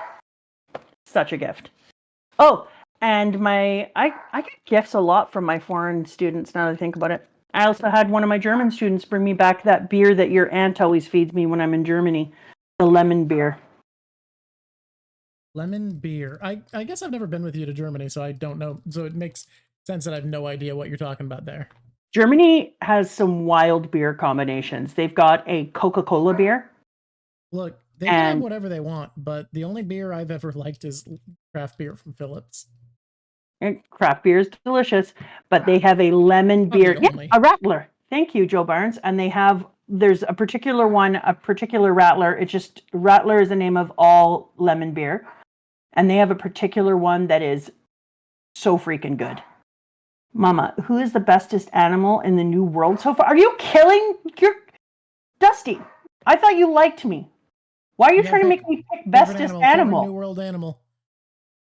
What? No, this is not a thing I can do right now. That's a transition I cannot do. I feel uncomfortable just thinking about it. No, I can't mix it with lemonade and beer. It's different because the lemonade is also sparkly. I'm not a coward, and I can answer the best animal. You don't love animals enough. Who do you think is the best animal? Zunesha, done. Best animal. Oh, Zao. Yeah. Easy peasy, lemon squeezy. Call me a coward? Apparently. Dusty called me a coward too. Well, it's because I said I'm not a coward, I can answer it. So people were running with the implication that if you can't answer it, you're a coward. You know what? I'm not going to be bullied into answering, even though Zao and Janessa is so amazing. I'm still not, you bullies. You bullies. I'm just saying, what other animals are sustaining life for an entire civilization? This whole wing thing also pisses me off. That some people just have wings and we don't talk about them and it isn't a big deal and they're never mentioned in this. Pardon? It's just their deal. It's just what their deal is. No, it's going to become a big deal. We're going to find out about wings. Wings are going to matter. And I want wings. And I don't want Red Bull wings. I've seen them. They suck. I want real wings. But in the commercial, they'll let you achieve one task. Speaking of animals and Chopper, a raccoon dog, you've got the big bully sumo wrestler who stops eating mid-time and is like, what is that? And they're like, that's just our raccoon. He's been our pet for many years. Yeah, I want to eat him. Yeah, he's not a good guy, that guy. No, this arc is... Oda took the gloves off. Yeah, things get suddenly a lot darker, huh? Yes. Dusty, when was it explained that we have 15,000 different types of wings? I mean, it was just explained that there's different types of winged people. The Birkins, the Shandorans, the Skypians. That's it. And however, this guy's wings? Yeah, Tenguyama and King's wings do not look like the Birkins, the Shandians, or the Skypians. And neither does this man's wings. Yeah. His wings are nothing like the other wings. Only show those three types of wings, and we don't see any of the three look like King and Tenguyama. And on top of it, they don't say why precisely they exist, just that there's different types and they exist. Yeah. So I want more. I want more. I think it's really, really upsetting that Ace said that she would go to sea, because I know that Luffy can't make her a crew member. Like, even Luffy Luferson isn't going to bring a little girl out on his ship to live on the ship forever. Was it an 8-year-old? I think Buggy was probably 8 at some point. When he was an apprentice, not at some point in his life. I don't know. I feel like 12 is more the age of a ship apprentice. That's what I think too. I just feel like the reason that Ace wasn't in a hurry is that she was so little. And I think 12 is the normal age of apprentice, and that you don't generally bring a tiny little 8-year-old child on the ship. It was pretty interesting, though, because it really talked, and this is what you and I were having a conversation about, it really highlighted that when a person dies in here, that there are promises that are left unfulfilled, and that they are just hanging out in the air and will never be fulfilled. And we only think of the person's death, and we don't think of the consequences to everybody else. What takes place, the dreams that are left behind. How many other of these Tomo people are sitting out there waiting for Ace to come back to help them out of a situation they're in? This is a thing I wanted to talk about with you, that I had pointed out as we headed into this, that the past saga, Luffy got to be a static character. He got to not really be tested in his personality, because the test was on his crew needing to highlight why Luffy was worth choosing and needing to make the hard choice to follow Luffy in difficult circumstances, because the theme was about how to pick a leader. Whereas this is about the struggles of responsibility in leadership, this saga. But specifically with Wano in this saga, the focus seems to be on failure and failing your promises, failing your responsibilities. Odin failed to save Wano. Obviously, look at it. Luffy failed to keep the crew together. He almost lost Whitebeard Sanji. failed to save his village. Yep. Ace failed to come free Tama. This is about the failure that comes from responsibility of leadership, that you can make these promises, these oaths, and you're not guaranteed to succeed just because you've sworn to something. Even in a world where conviction is power, you are not guaranteed to have that conviction be enough. But I found that actually really comforting, because a lot of time we're held back as people because we're so concerned to make a promise to somebody or to think that we're going to help them in the future, because we feel in some way that if we don't come back and fulfill that promise, then it's not worth making, that then we have, in our death, we have gone against our word. But that's actually cowardly. That's a cowardly way of looking at things. If instead we say, like, by making that promise that we're going to be there, if we are alive and we can do our everything, then yeah, we will come back. If we can't, we've given people hope and positive reinforcement. And she was working hard to fulfill a promise she made to Ace so that Ace would fulfill the promise he made to her. And so that meant that she stayed alive. She had something to look forward to. She had a purpose and a dream. And so I think that it's a really interesting point in One Piece that despite the fact that these people made promises that could not be fulfilled, it doesn't mean that their lives were worse. It just means that they couldn't fulfill the end. And I also think it's very nice in the theme of inherited will for Luffy to now look at this and realize it's not just what he owes Tama anymore. It's a chance to live up to Ace's promise and carry on a promise that Ace would want delivered, and let Ace's will be acted on in this world. I think it's a great example of inherited will being found very naturally in the series. Yeah, I would agree. I would completely agree. What beautiful writing in this horrible tragedy where everyone is suffering. It's amazing to me. What? The suffering gets worse. Pet the boy, jerk. When he runs into Zoro, it was really interesting to see that Zoro comes out drinking. He's partly drunk. You're supposed to be petting the boy, you rotten kid. He's on his way. He's slow and soggy. He's a puddle. It's very hot.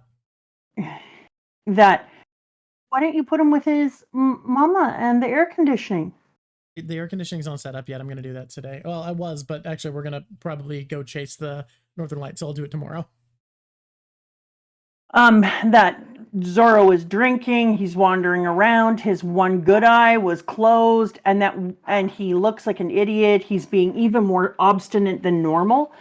What's that purple mushroom for? What purple mushroom?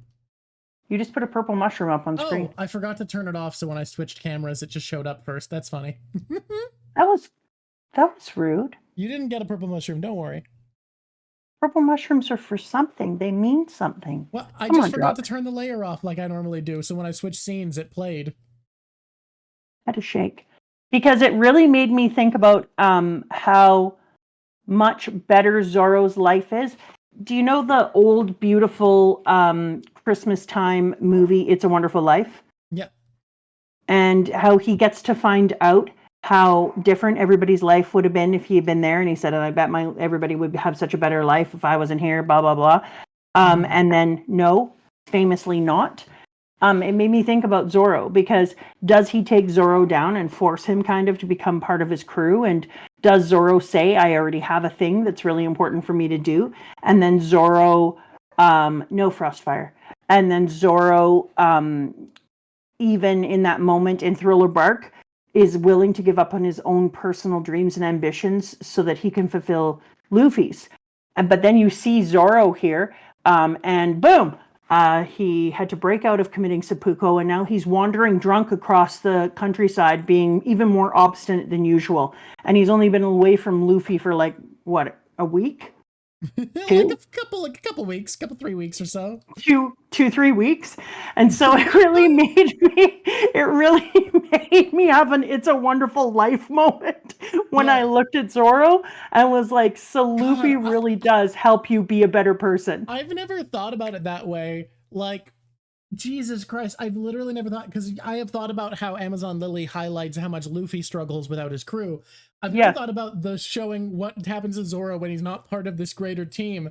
Everyone else is thriving, working together, they have their secret identities. Zoro gets accused of murder. He wanders around drunk, getting in fights, bothered by people, like gets lost, arrested and forced himself. To commit seppuku, is poisoning himself slowly off of the land's food and water. Yeah, like, this man's is dirty. He's a washed up failure without the crew. He's when we run into him, hobo. When we run into him, his hair is clearly filthy. He has dirt on his face. When you look at the some of the different panels, he's got like dirt above his eye and on his chin. And I was like, "Damn, Zoro, you really fell hard and fast without Luffy Luferson in the crew." So I think it's really interesting that we got to see how much purpose and focus having Luffy in his life. Luffy's being so chaotic forces someone like Zoro, who I could see being laissez-faire, into being more focused and responsible.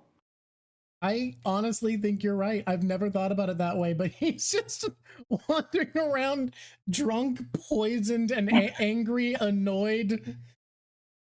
Yeah. He turns into a pissed off hobo the second he doesn't have Luffy around. Yeah. And I was like, this is such a cool thing that we get to see, like, the consequence of Zoro being without Luffy. And I kind of loved it. And the minute that Luffy comes in, all of a sudden there's a focus. The bad guys show up. And this is what Kinemon said, Luffy, don't cause fuss. He immediately comes out of his drunken stupor. He stands straighter. He gets his swords ready. He goes to fight them, and he's like, what are you doing, Luffy? And he's already becoming more of the big brother role again. And I was like, it's hilarious. The second the chaos of Luffy shows up, and Zoro feels the need to protect him, help him move forward, and keep him under control, boom, he switches into that other man. And I was like, it's amazing. And he looks less drunk when we flip over to the next chapter. And like, the being with Luffy causes him to have purpose and focus in his life. And I just love that for him. I've never thought about that, but it's so powerful. You're absolutely right. I love how much characterizing Oda does implicitly. Like, I know there are people who don't think about this series as hard as we do, who do think Oda doesn't have characterize as well as other mangaka, but it really just is that he doesn't tell you things.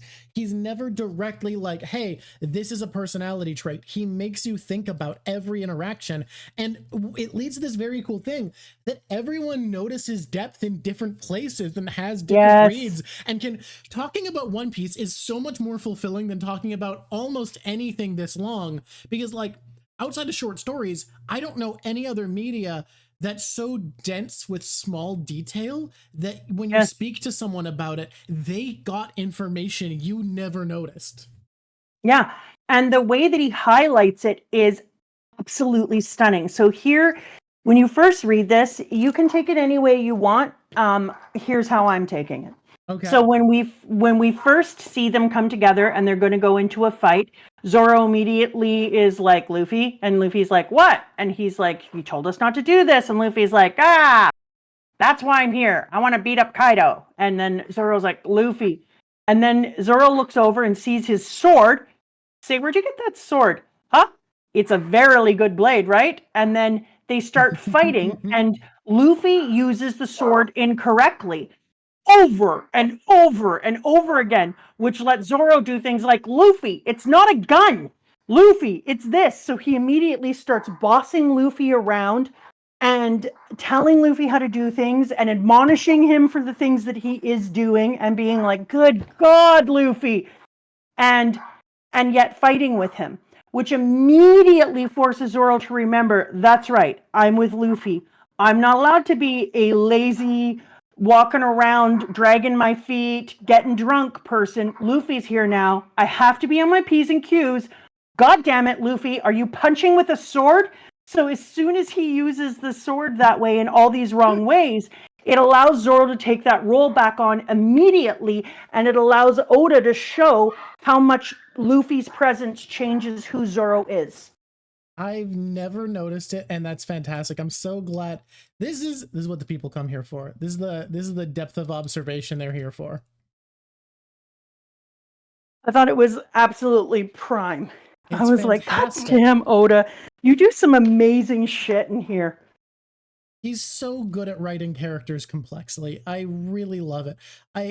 Oh God, that's brilliant. I think I'm also going to bring this to my friend who thinks that Zoro feels too perfect and like a Mary Sue, that pointing out that like he's actually an irresponsible hobo who only acts the way he does because he's sworn himself to protect a fucking dumbass with even less self-preservation instincts than him. And that's the reason he comes across as so responsible, because he cares about his oaths and his word. So he's like, look, I said I'd be your first mate, so I need to be a responsible adult and not the weird fucking hobo I am, because you're doing this. Exactly. So now I can see that Zoro is the type of person that unless he is a first mate on a mission that has meaning to him, where he is helping to protect, or a father, he's going to wander around drunk, dragging his feet, being dirty, not giving a shit, getting into weird fights and protecting people when his personal values are pushed on. Yeah. And I was like, let's make sure that he ends in a way where he still has a meaning and purpose to stay off the sauce and on the track, because he falls quick. Oh my God, this also works perfectly with how often people are like, wait, that guy's not the captain, when they see how responsible and dedicated Zoro is.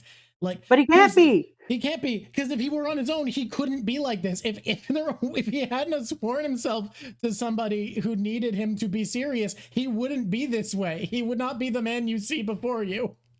Exactly. And I think that is brilliant writing. And I like that Oda doesn't make a great big thing out of it. He just uses these visual cues and a few little things to be like, yeah, you see what Zoro actually is like? Like, good thing he's on Luffy's mission. This is allowing him to be the person he needs to be to have his own goals set too.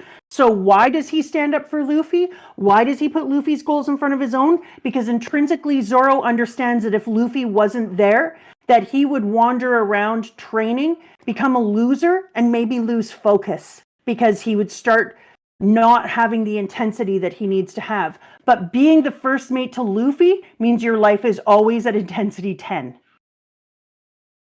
I love that. What's the thing we haven't talked about for earning a star, guys? I can't remember. There's so many predictions at this point, I can't remember all of them. What 214? Like star 214 or chapter 214? Prediction 214, I think. I don't know what that is. Oh, right. We're way past 214. Why am I asking chapter? My brain broke. Don't worry about me. We're in the 9s now. I don't know if you know this. We end at 9. Hey, I lost the ability to think. Don't you worry. Draw show notes. Prediction 214. Swap. Kaido's going to make some worst generation members his henchmen. Yeah, that's a gold star. Oh, right. Yeah, so baby. His henchmen. Yeah. You definitely get a gold star, because 2 of them are definitely henchmen now. Give Bellamy a treat and put my star on the screen. I want to see her spin and spin. I also want the music. I don't have the music loaded. This is... I know you don't. You're asking me to take like a 3-minute break to set that up. No, I know you can't do the music. That'll happen in editing. The great editors will edit that in. All right. You know what? Editors are adding the star in. Good for you, editors. No. The star they need to see. They can add the sound. Loaded. I'll make the sound. Are you ready? Okay, well, let me go add a source, because I've never actually loaded the gold star. I've only added the shooting and diamond and shroom star. Hawkins being a straw man with Luffy having being a straw hat. Uh-huh. That shit is wild to me. Yeah, ready? Dun da da da. I just realized how out of sync that is, because you are watching the live stream, which is like 3 seconds behind, but that's funny. It was pretty. You didn't leave it up very long. I didn't get to bask, but okay, I'll live. Okay, fine. Fine. Do you want to try to sync it up this time? I'm going to give you a 3, 2, 1 countdown, and then you try to remember the timing on the dun-dun-dun ding to time it right. Oh, I'm here for this. Yeah, I want to see if this shit works. Ready? Okay. You're going to do it in 3. Wait. This is on 1, not on go. It's not 3, 2, 1, go. It's just 3, 2, 1. Okay. 3, 2, 1. Dun, dun, dun, dun. Ding. You waited like a full second after I said 1 to start. Okay, let's do it again. 3, 2, 1. Dun, dun, dun, dun. Ding. Okay, I'm gonna do 3, 2, 1, go. That one was closer, but not quite. Ready? Gonna be go this time because you're adding a delay anyways. Okay, let's do it. 3, 2, 1, go. Dun, dun, dun, dun. How did you have just as much delay? Okay, well, you know what? That was the closest we're gonna get.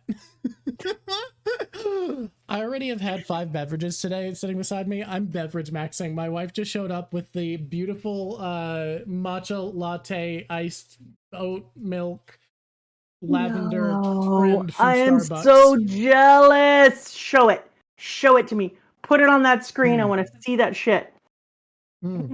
It's beautiful. It's these are my wedding colors actually. That the lavender and the matcha, the sage green matcha. That's pretty great. I have a separate one apparently that I said. Tim's doesn't. I have a separate one, Drock, that says that the dragon will be big, blue, and shimmery. Let me tell people about my beverage maxing today. We have drugged water. We have Coke Zero cherry today. We have little protein drink. We have coffee. We have regular water. And now we have matcha. Somebody asked if Starbucks is legal in Canada. Starbucks is legal everywhere. Starbucks is actually on every Congress. Yeah, dude. We got it all. Starbucks is because I need in every country, and they are on every Congress. Because I need a gold star for the big blue and shimmery, editors can cut and paste in one of those ones where we weren't on cue. Can I briefly talk about this because we're talking about the Tim Starbucks dilemma? Hear me out on something, right? I'll hear you. If I want a regular coffee from Starbucks or McDonald's, sorry, not Starbucks, Tim Hortons or McDonald's, tastes better than regular coffee from Starbucks 9 out of 10 times. And a regular coffee from Starbucks costs an entire $1 more than a regular coffee from Starbucks or McDonald's, who both have great regular coffee. Hear me out on why I will still often get coffee from Starbucks. First of all, they have better fun drinks. This shit is the bomb. This fucking matcha lavender shit is fantastic. However, their new spice drink, delicious. However, regular coffee, 9 out of 10 times, Tim Hortons and McDonald's have better coffee. But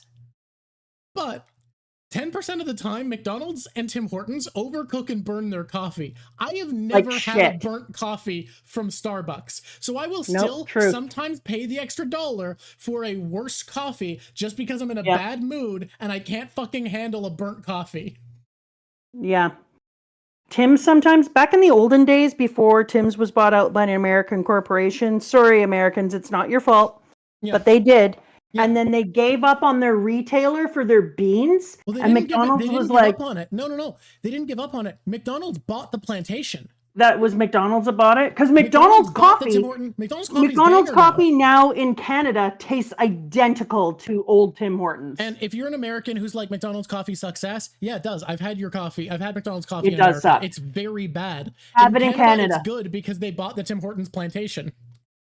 Which was wise of them because we were addicted to that coffee. Yeah. And now Tim Hortons, I think, has their coffee tastes better than it used to after the change first happened. I actually really like their coffee again. It's just like they burn it sometimes. It's not a lie. Okay, I want to get into let's get into it. Otsuru. Wait, we have an Australian in chat because they called McDonald's maccas. Good for you. I like your guys' slang. You're doing it right. Just so you know, Remix, Drock is obsessed with Australian slang. I love Australian slang so much. Sometimes I Google lists of Australian slang and just go like, he does. He really does. It's called a servo. Am I allowed to move on now? You're allowed to move on. Thanks. We've had our fun. I love Otsuru. She is adorable. She has a geisha's hairstyle, which I thought was interesting. When I looked at it, it's done in a geisha style. But I love her. You want to know something else that I love about her? What's that? I hate to do this, but it's time once again for titty talk. So, oh my god, yeah, let's do it. She is the first woman that I have ever seen that actually has a just regular chest. We're not really looking at her boobs. Yeah. Is kind of a different body type, a different face type, and is still beautiful. Yeah, and I'm so grateful for her existence. I was like, it's crazy to see regular boobs because, like, people point out, we've seen Otohime, who's flat as fuck, and we now have Kiku, who's flat. But Tsuru manages to have boobs and be thin, and they're not the size of her head. It's insane. Exactly. Yeah, apparently it's because of the kimono, which makes sense. I know, sense Sam, that you think it's just because of the kimono, but I have lots of Japanese friends who are very well endowed, and it looks a little different on them because of the giant breast change the way the obi sits on them. She's meant to look like classical Japanese paintings, yes.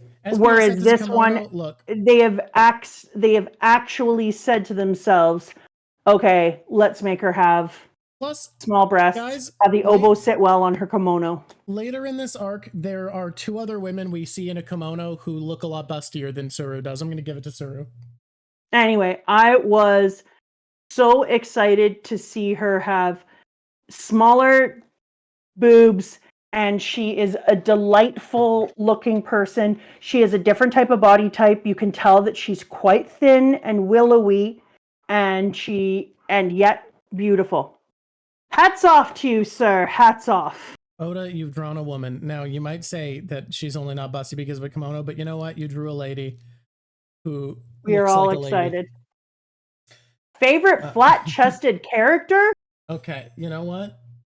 Oh, right, Miss Monday. Yep, Miss Monday's not really flat. I just feel like her pecs are so huge that it has stretched her boobs out to look flatter. I agree. Miss Monday isn't even stretched out. It's just that under her breasticles is a lot of muscles. There's so much meat that there's no more room for breasts. You know what? And she's got more like a Zoro titty. She has the Zoro titty going on for sure. Yeah. I have voted for Otohime. Why? I think she's cool. I like Otohime. That's all. Okiku is adorable. This one speaks in a way that makes you question her speech, however. Yes, this one speaks in a way that I realized was from, what's his face? Yeah, Dragon. It reminded you of the guy who taught Arya in Game of Thrones. Yeah, where he said, this one needs to be seen less. This one needs to be seen in a modest way, or whatever the hell it is. But... The auto mod tried to block someone from misogyny because someone said the sentence, "This one is my fucking wife." I love that. As a way of expressing their love of Kiku. So anyways, for Okiku, who says this one, that's just like in Game of Thrones, was the dude who teaches Arya how to have the face change, which I will forever be angry that wasn't used in the final for the show, because that's just ridiculous and you just left it out there. It's bad writing to set up Chekhov's gun and then leave it on the table, and then be like, you know what? Hey, you know what? Let's mention Chekhov's gun once an act, but never use it. Yeah, it's Chekhov's gun if they kept talking about the gun, even in the last season, like, hey, remember that gun? It was so ridiculous. So ridiculous. Why are auto ads a thing? You get paid more, and I need money to pay my editors. That is a nice, honest opening. So the gun was Sam. The gun is that Arya was able to change faces, to move through the world blind. Could have been a bunch of different people, and they never ever used it again after she left that place. I mean, well, she used it to kill what's his fuck from the Red Wedding, and that's it. Yeah, that's it. And she had a list of people she wanted to kill. It was like a cool magic power that barely got used. Used once is the way you want to say it. If she'd instead, in the final episode, she had put on, what was the evil queen's name? Cersei. If she'd put on Cersei's face, become Cersei, and met her brother, who also shouldn't have been there. It was against his character to have changed his mind at the end of his life. That was dumb. But if she had met and killed Cersei and become Cersei and then changed the ending, it would have been perfect. They pandered to people who didn't like women characters. That's what they did. That show was amazing. You say that, but then one of the characters victimized by women, they made an asshole by undoing all of Jaime's characterization. We've talked about this on stream before, but I fucking hate what they did to Jaime. Jaime in the books is one of the most compelling characters, and Jaime in the show has one of the worst written character arcs. But they did that on purpose because they didn't want to see Jaime grow together with a person in an equal relationship. They wanted to see it as somebody he graped. Yeah, Jaime in the books is so compelling, and they literally, we talked about it before, they reverse who R-worded who in a scene, and which was so stupid. Yeah, it was a terrifying and tragic scene in the books, and in the show becomes, oh, I guess he didn't learn anything. Good, cool. I guess every bit of his character development is actually a lie. Let's move on, shall we? All right, speaking of moving on, do you know who I hate? And who I am gonna hate for the rest of my life? What is the sumo wrestler of pink hair who eats who eats raccoons? I don't remember. He's pointless. The guy sucks. No, Hold'em's the lion-bellied guy. The sumo's a different guy. Yokozuna? No, that's a different guy. Inazuma? What's his fucking Inazuma? Sumo guy. But you know what I think? I think that he intentionally made, the more I started to think about the work with the show and Arya, is that I think that he intentionally, this is 2019 when he's writing this, decided, I am going to make Okiku be somebody who reminds you of Arya because she is hiding. Would Game of Thrones be a thing in Japan? Like, would Japanese, like, I know Oda could have watched it, but would like the Japanese audience, like, would that be a... I don't know if that'd be a meaningful... in 2019, he knows he's being watched all over the damn world. All right. It's 2019, not, I feel like it's probably a reference to something 1997 or 2004. We're talking 2019. He is popular as shit in the US. I feel like Kiku's speech method is probably a reference to something Japanese that we don't know about. Regardless, I really felt like if you could let me finish and then you can disagree with me. I'll let you finish. I really felt like her character, because she's a hidden assassin, she's actually a ninja, and she's been trained to kill, and they have her hiding out as a tea house waitress. So it's like she was able to take on the persona of other people, and then her speech pattern is constantly doing, this one is happy that you are fulfilled. This one loves to serve. And I thought, like, come on. Well, you have a hidden assassin who's trained at the highest level of Japanese assassin. And she's a samurai, hiding. Not a ninja. Samurai, sorry. Regardless. And it isn't Yoda speech. It's not, happy I am that you're here. It's specifically this one. What I'm seeing which here is people are what they do with Arya. What I'm saying is people are saying it's their attempt to translate the way old-timey samurai speak. Maybe, but it still feels more like all right, an Arya thing, who is a trained assassin as well. I mean, she is, which you would know from all the times that she you wouldn't know. Skill. You wouldn't know by watching the show. All the times in the show that she used her assassin skills. I can't recall the times that she used it a lot, but theoretically. All I'm saying is people are saying it's a samurai thing. Regardless, we don't know if it's a samurai thing. Look how tall she is. How tall do they say she is? I forgot to ask. Like over 8 feet tall. I think nearly 9. Shit. Are you serious? People are saying they do know. Why? Apparently they know. Apparently they know it's a samurai thing. From what? The way Kiku talks. What do they know from? Okay.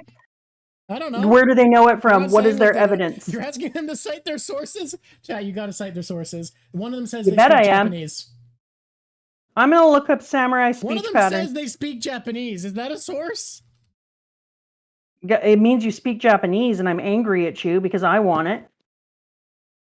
I'm going to look up samurai speech pattern. What? No, we can't deviate. Now I'm a busy girl. 9 feet tall. I can't believe this. Okay, I'm moving on. I can't believe this chick is 9 feet tall. she gets to wear a kimono. Maybe I can go to Japan after all and get a kimono. Somehow I think I'll there's be not like, many 9-foot tall women in real Japan.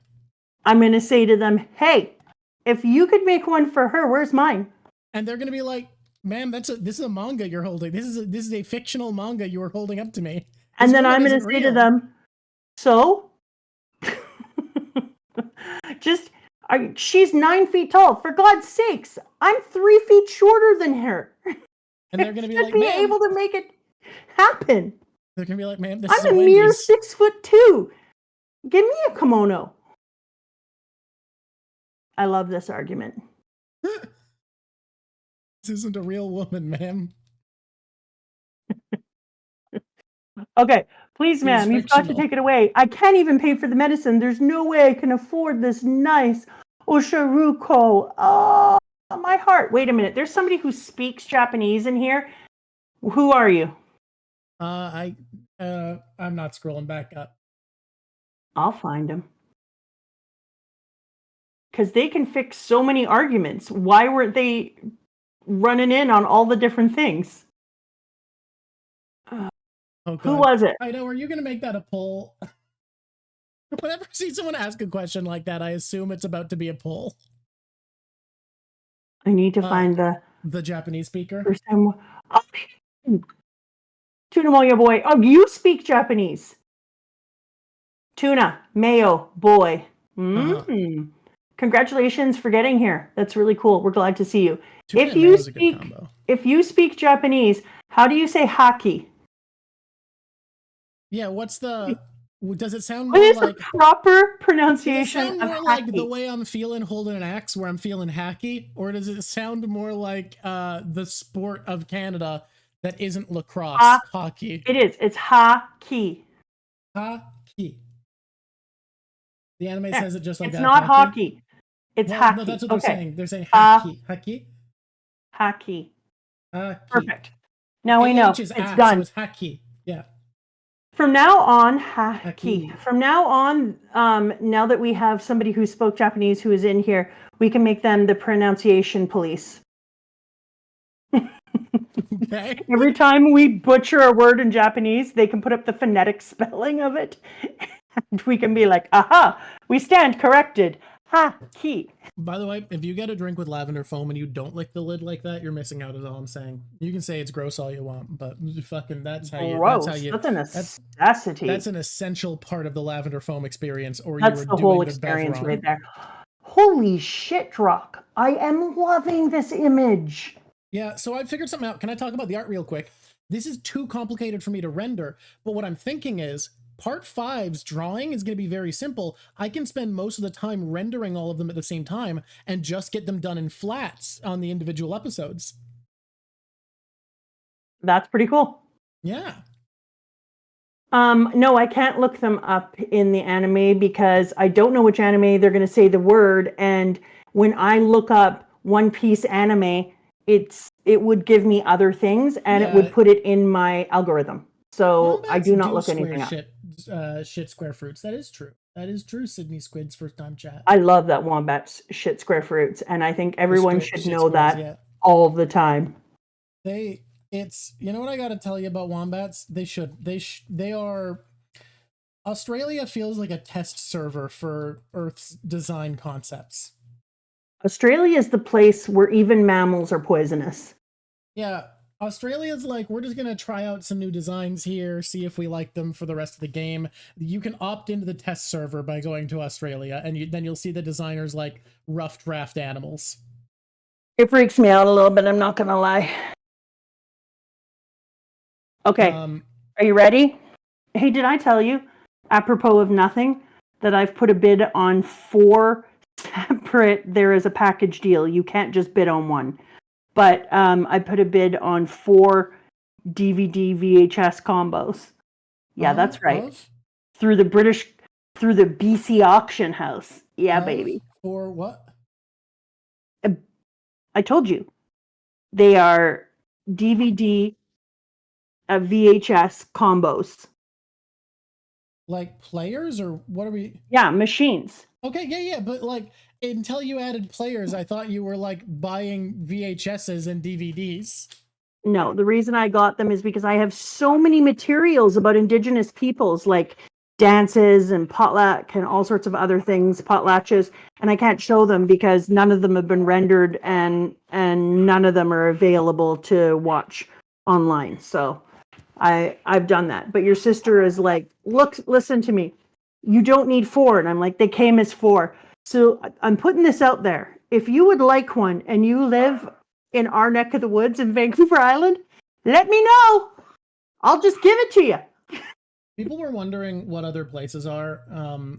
When someone asked what New Zealand is, New Zealand's not a test. New Zealand was a test server of how does life function if there's just one really scary bird.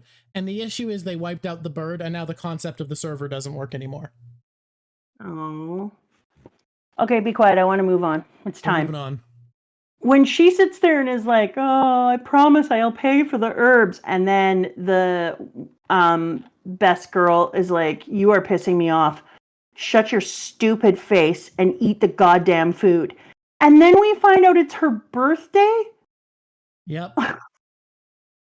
Where she goes, "Please, Otama, just eat it." Once Otsura makes his offering, she refuses to take no for an answer. How long are you just going to sit there holding it? Lucky you, right? And it's your birthday, too. Is that true? It's so good. I never knew food could be this good. That one panel of a close-up with her face where she's breathing out steam and tears are dripping down her little face. Are you shitting me? It just highlights so bad where she weaves hats day in and out and occasionally meals of crude millet at best. Luffy needs to feel like such an asshat. I'll never have such a nice birthday again. I'm sorry, Master. Oh, my whole heart. This is the bestest day I've ever had. And then she goes to sleep. It was really nice to have that. We really needed to, given that in a minute we were going to watch someone try to murder their baby. Yep. So this is the point that I wanted to bring up. The friend I had talked to you about, who I have to imagine the only way you can feel this way is if you are, unlike me, quite religious, and the idea of an eternal soul has some real value to you. Because I have had a friend argue that Tataland is a worse, more evil place to live than Wano. And I just want to keep that conversation going through the course of Wano, especially Act 2, because immediately in Act 1, I'm going, no, this is worse. This is worse. This is less good. This is a bad place. No. People shouldn't live here. You'd have to be drunk to think that. I'm afraid to tell you.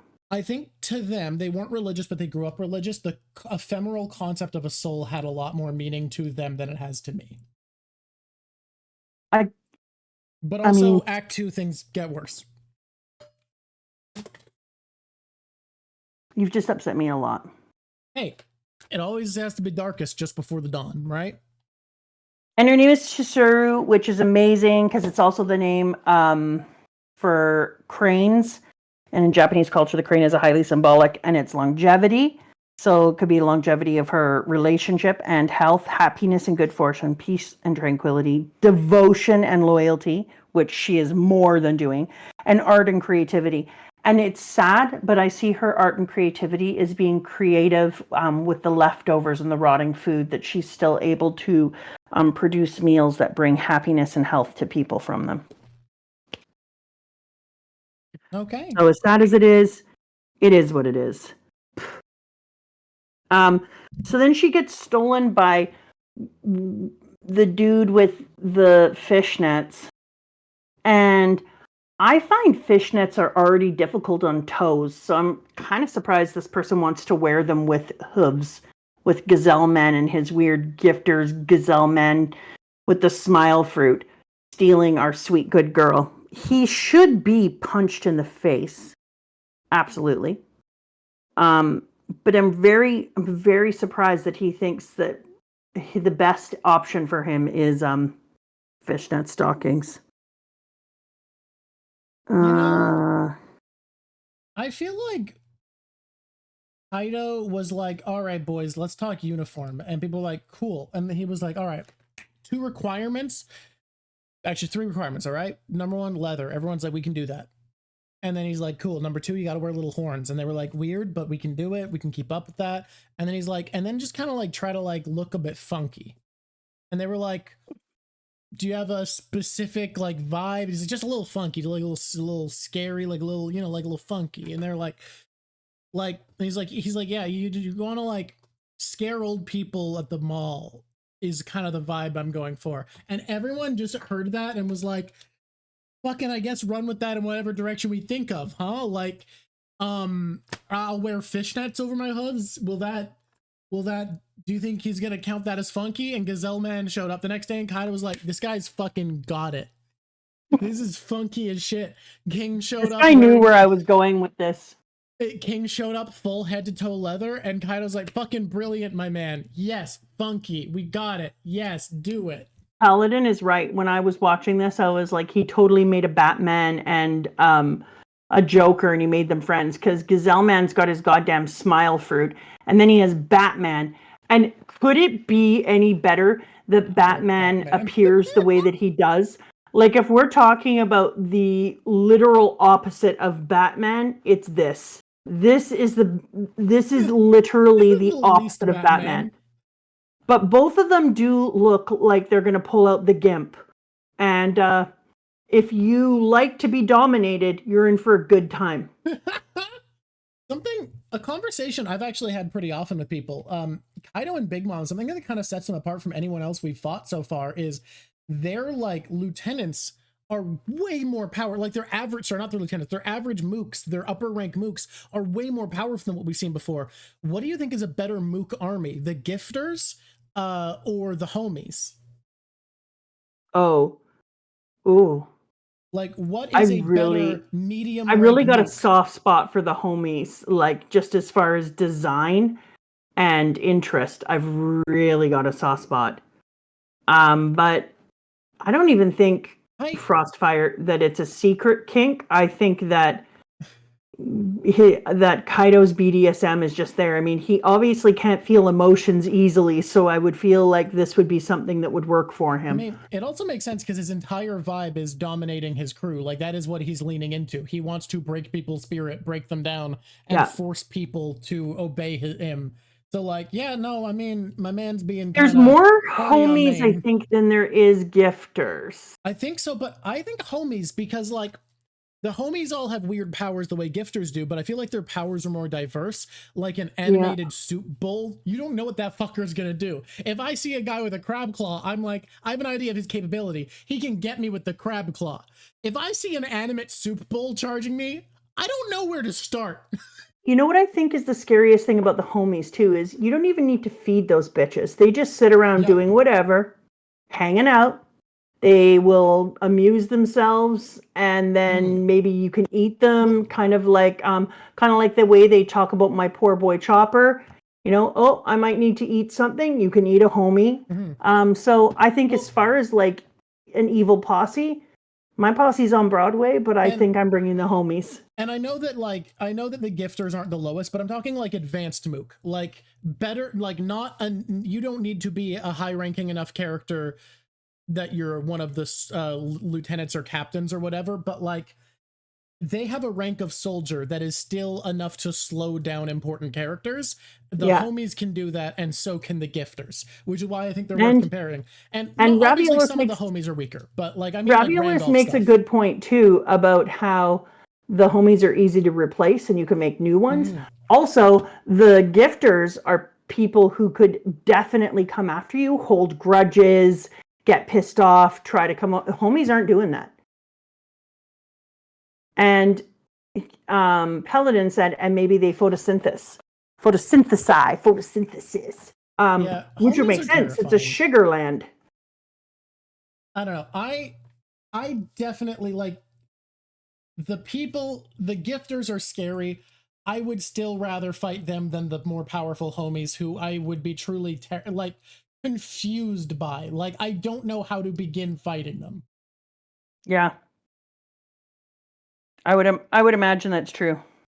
Homies die if you play music. It has to be really good music.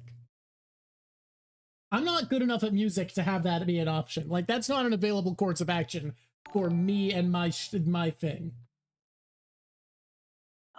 So we're going to Bakura, which is a surname in various cultures, which is interesting. But in Japanese, it's a region, and it can translate as burst or explosion. So I thought that was really interesting because what they mean by it is, in some contexts, they use it metaphorically to describe intense emotional outburst or dramatic events. So saying you're heading to the town of Bakura, what a perfect freaking name for that. There's just all sorts of nuggets in here. I'm so jealous of Japanese speakers. Is it okay if I just hire someone who speaks Japanese, who just sits beside me reading at the same time, and then says, oh, this can mean this and this and this, and I'm like, ooh. And then I can think about what that might mean? Ah, yes. That's what I need. Did we already do the Bellamy cover story? We did not do the Bellamy cover story. What's that guy up to? What's our friend Bellamy doing? He went into the little town where he looked like Don Quixote, which was interesting. He headed into a town that was a self-proclaimed straw hat fleet. Bonus story, the village of dyed goods. And he comes into all the windmills with all the fabrics. I thought that was pretty cool.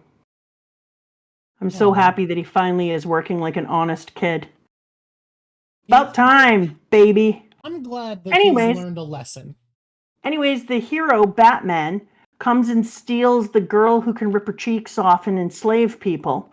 Tom, and then... when you put it that way, he does sound like the hero in this moment. Yeah, I know. And then out comes this one is a samurai. Yeah, no, duh. And who do we run into? Law. Captain, we've got trouble. Captain. It's Straw Hat and Roronoa. They're heading into Bakura Town, which has the meaning of dramatic, escalating, explosive events, which is what's going to happen. Straw Hat's and Wano, he's going to cause nothing but trouble. Yes, exactly. We've got to stop those idiots. Good luck, Law. I think that you've met them. My husband, now Wano style. Law, my beloved husband. We go. I love Law being informed this, and he's just like, fucking, yeah. I just see Law in his mind as being, yeah, that checks out. That should have expected. Fucking hell. That is something that I don't know that I didn't have it on my bingo card. It's a bit embarrassing. You didn't have him being, like, shocked at them causing problems? I think that Law should have had... Luffy shows up with the rest of the Straw Hats and causes problems on his bingo card. Like, easy prediction, brother. Easy prediction. He's probably already been reading the newspaper like, Roronoa, did you get accused of murder a fucking again? That's 3 times. We've been here 2 weeks. What the fuck I hate the mouse man with the mouse smile fruit. I'm glad they all have smile fruits because I'm hoping that she puts her cheeks into all of their food. Damn. Or whatever it is. So anyone that has a smile fruit, if later on she takes little pieces of her face and breaks up all of these little chunks, she can have it mixed into their food and take over all of those bitches. Like, let me tell you, that's how I would use my slave fruit. I would rip my little cheeks off and put it into these bad guys' food. Unbeknownst to them, they would all eat up, and then I would be like, come on, guess who you fight for now? Yeah, it's me, and you're going to fight against a dragon. Oh, is it that dragon? You betcha. Yeah. And then Kaido murders all of his men. Yeah, but we need Kaido there to interact with them in that way so that the real plan can happen from the other side. Those are the most dispensable people. They're despicable. True. Hold them. The headliner Beast Pirates, hold them. Not a good guy, no. Are you kidding me? And he's got a line around his waist that's a belt and a line. You know what though? What was very good about this?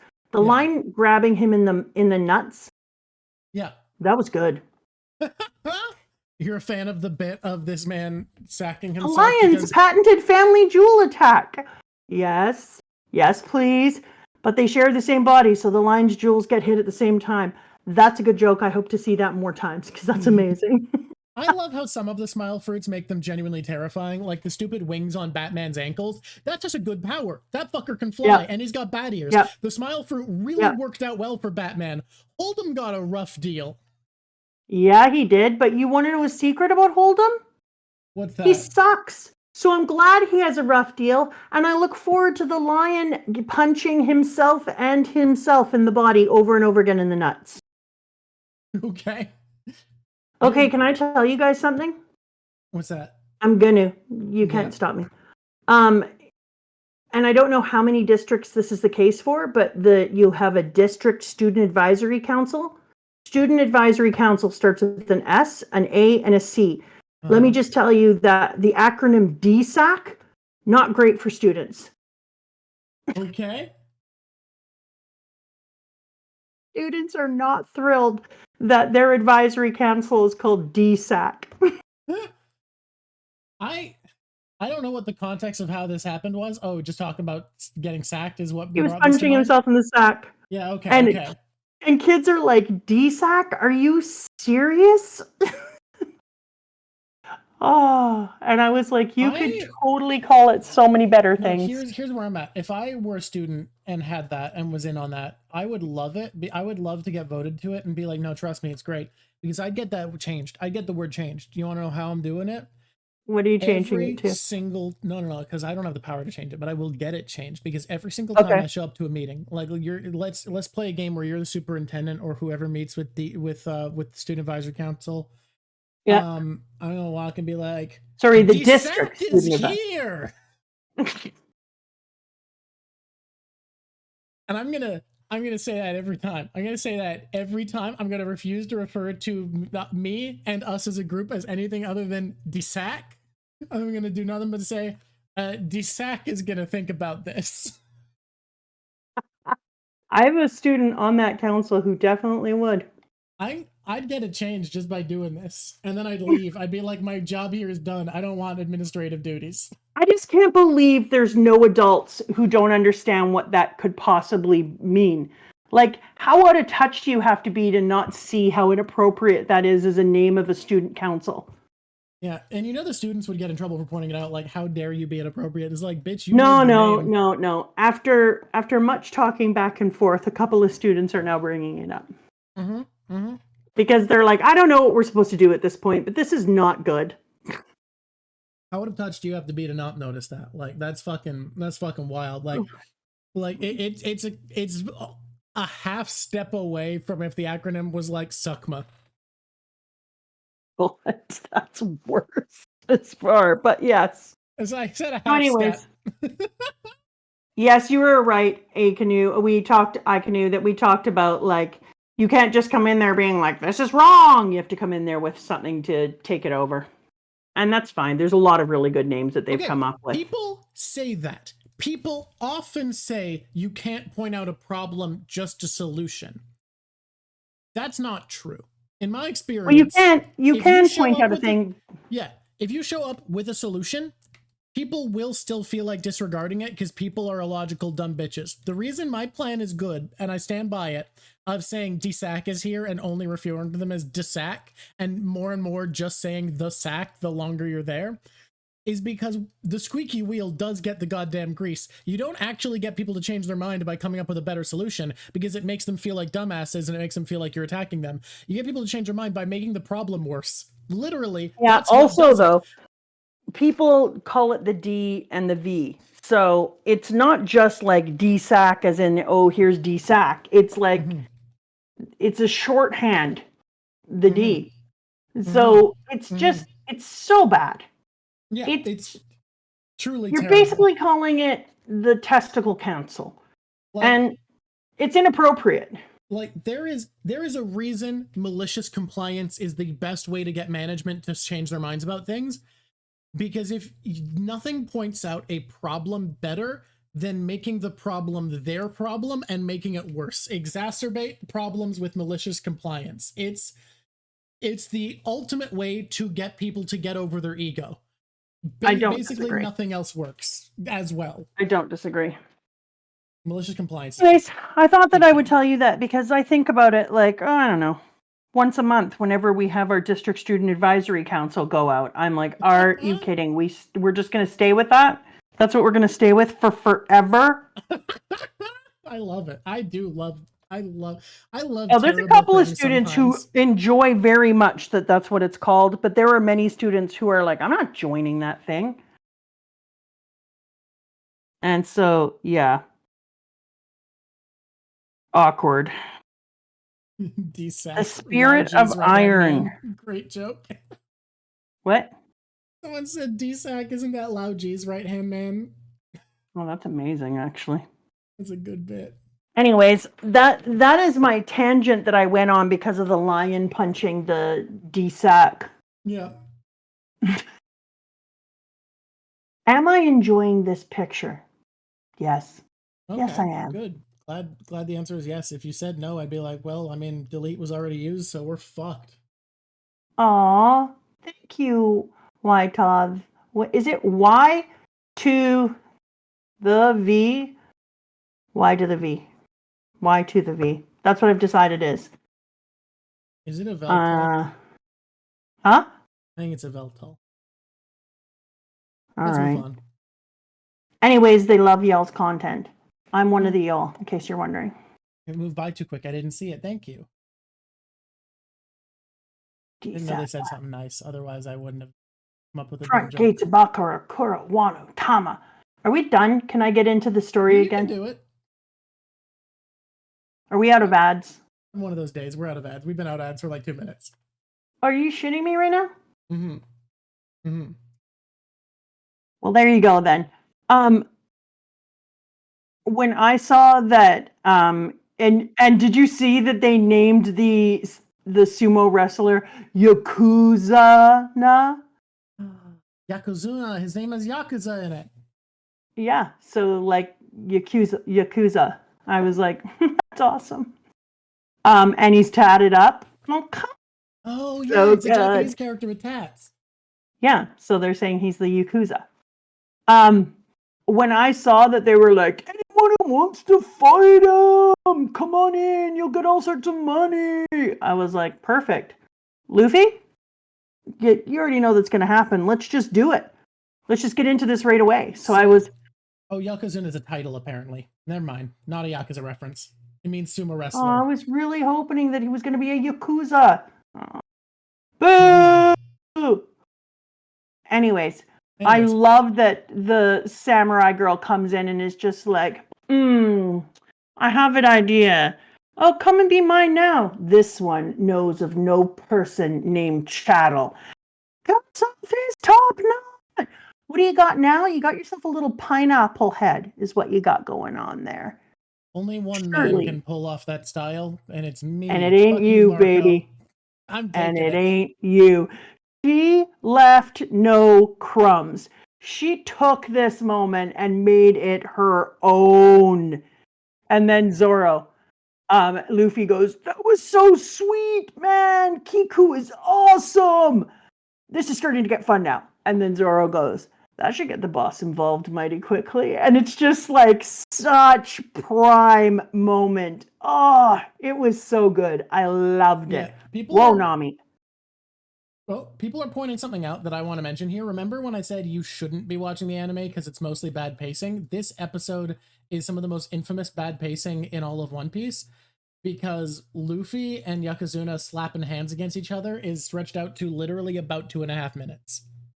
Are you kidding me? Just the thing that I was actually about to say to you, which is so interesting that you say that, because I was going to point out that the reason that I really enjoyed this battle is you know it's going to fight, so just do it, right? Like you know it's going to happen, let's get to it, and they do. You come in, boom, he says things about Chattel, boom, she comes in and takes off his top knot. Moments later, Luffy is like, looks like it's time to do the beating you up.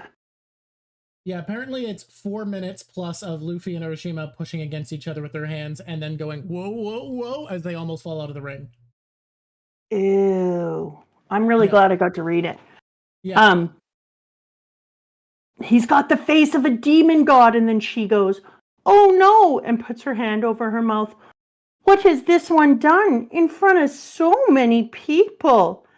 And then just as he's about to take her out, Luffy comes in, sumo slap. And you're like, yes. I am so glad I only had to look at it for 1, 2, 3, 4, 5, 6 panels, and then they stood back up. Perfect. So it's just 6 panels, fight begins. And that's, in my opinion, the amount of time it should have taken. No more, no less. Give it a little gravitas, put a little bit of soupçon of spice, and get on with it, bitches. Someone said they don't know how people can put up with the anime pacing. For my wife's case, it just is that because she hasn't read One Piece in the beginning, it's not a very like gently done manga. Oda's paneling is not easy to read. He fills the space so thoroughly that if you haven't been reading it from the beginning, it's really fucking hard to read at first. Like, it takes a while to learn how to read One Piece because of how it is a brain switch. I love that for me. At this point now, I realized I realized in the last arc, I think, that I was like, yeah, I don't even have to think about it now. Until I read in front of people, and then I second guess myself because you get weird because you're reading in front of people and they're reading the panel page with you. You know that reading in class feeling? It's like that. I love how dense the One Piece manga is. I love getting so much information from every picture, but I fully understand people choosing not to engage with it because it's genuinely a fuck ton of work at this point with how dense the panels are these days. It would be a lot of work to jump in. But I got to tell you, his paneling at this point is so much easier to follow than his paneling in the beginning when he was just shoving 15 freaking thousand things in per panel. I think there's a weird mix. I think like sometimes the beginning could be clean, but I also think he wasn't very good at conveying action in the beginning. And this is an art tip for anybody. If you're drawing action, don't draw a moment of impact. A big problem with earlier One Piece and why the action feels very hard to follow is the fight choreography is a lot of impact frames where a punch is hitting, whereas later on, a ton of the best choreography and what makes the action easier to read later on in One Piece and what makes action really easy to read in things like Dragon Ball is you, like a good animator, focus your art on the moment winding up to throw a punch and then the result of the punch afterwards. The moment of impact is where motion is stopped, and in real life, it's not something you see a lot. So if you're drawing a comic book and you want to draw action, or even an illustration with action, it's better to draw the follow-through or the wind-up than it is the impact. Just a general art tip for anybody out there who wants to draw action. And then break that rule with things like sumo slap. Yeah. There's definitely places where you draw the actual impact, but usually the follow-through is better. Lower Mama's audio. Well, I can. Whoop, there we go. It's lowered. You're quiet. Oh, rude. You're still actually quite loud. Wow, I'm going to lower you more. They were right. Have I been taking people's ears out this whole time? Blowing up eardrums, apparently. Why didn't anyone say anything up until now? I don't know. Come on, people. Come on. I'm not the Yakuza. You can tell me shit. Okay. I really love Kaido's face. I think the design of Kaido's dragon face really is so hate good. that he pulled on her little face over and over again. Like, from what I hear, you drop the name Kozuki. Don't go chasing ghosts now. That's because Kozuki is a ghost name. And the clan of the evil spirits. And then he's just yanking away at her face. But I was also really glad that he did that because it allowed Luffy to get really pissed off afterwards. And I love angry Luffy so much. It's one of my favorite Luffys. When he gets righteously angry about someone hurting a friend of his, it's one of my favorite Luffys. I get shivers. Luffy's definitely overwhelmed with joy. Yeah. Sumo slap. Oh, God, Luffy, you can make your hand pretty effing big because he just takes over that big, jerky, dumb face's entire body and knocks his ass right out. Boom. And where does he go? Who knows? Through buildings, off places, out into the town. Good times, good times. Oh, Zuno, Shima got completely demolished. It can't be. He would never lose to that shrimpy guy. You guys saw how big his hand got, right? Like, I know happen. Wasn't just me watching his hand get bigger than the dude's body. Come on now, catch your shit up. It's him. The guy who sliced up the magistrate. Oh, Zoro Juro. Yeah, so what? don't tell me he's in on this too. What with the tough swordsman and the sumo kid, who are these people? And then they did a trio pose reminiscent of like Charlie's Angels, or probably many different Japanese things. I don't care. It felt very Charlie's Angels to me, and that's how I'm doing it. Also, kind of Kill Bill. This had a lot of Kill Bill air. Well, yeah, of course it feels like Kill Bill. Kill Bill and most of Tarantino's choreographies are taken from I know what's his name? The famous Japanese man. Guys, who's the famous Japanese man? You know him. You know famous Japanese man, right? He made the movie. Are you talking about Oda? No. Kurosawa, that's the one. Yeah, Kurosawa. Because he's obsessed with not only Japanese motion pictures, but also just martial arts and with his work. Anyways, stunning, but it also just had a Kill Bill influence in the vibrancy. And unlike in a lot of his panels, he's done this incredible job in his Japanese style panels. Well, he's got so much going on. For instance, there's this one where it shows him going through all the walls when he gets slapped out of the ring. We don't actually see his body. We see the after effects. But the houses roofs are lifted off, and then we see the crowd through it, and then all the rings and the flags, and yet he somehow makes it not feel crowded or complicated and layered. Because in the earlier paneling, I remember that he would put a bunch of stuff in, and it felt like different parts of the scene were actually obscuring other things you needed to see. And in this one, nothing is, there's no obstruction. You have a clear view of what's taking place and of the action and the movement, but it does have a very Kill Bill feeling in how separate and vibrant each piece of the scenery is. The way I feel Oda's paneling is advanced is he's always been an artist who wants to fill everything with information, but he's gotten better at knowing when to pull back and when to go all out, like when he can afford to push harder and put more in, and when he needs to do a little bit less. Like there's a more careful decision making of when to do one or the other. Hey, they're right. Luffy has been really ripped, not just in this panel, Luffy looks jacked in Wano. But in this story, in this arc, Luffy is got a real ace glow up. He has really kind of an ace style body. You're starting to see the garp in him. Like you're seeing that garp physique start to build on the boy. Yeah. Do you think that we're going to be someone get Boa? That's a sweet comment, Curdy Dan. Do you think is this something that we're going to see move forward? I wouldn't say that is a spoiler. Is this something we're going to see moving forward?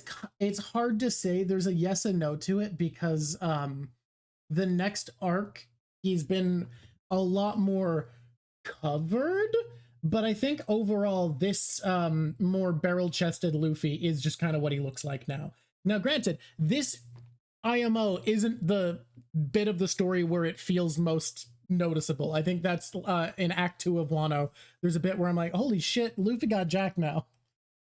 Oh, he looks jacked in this panel and in the next panel.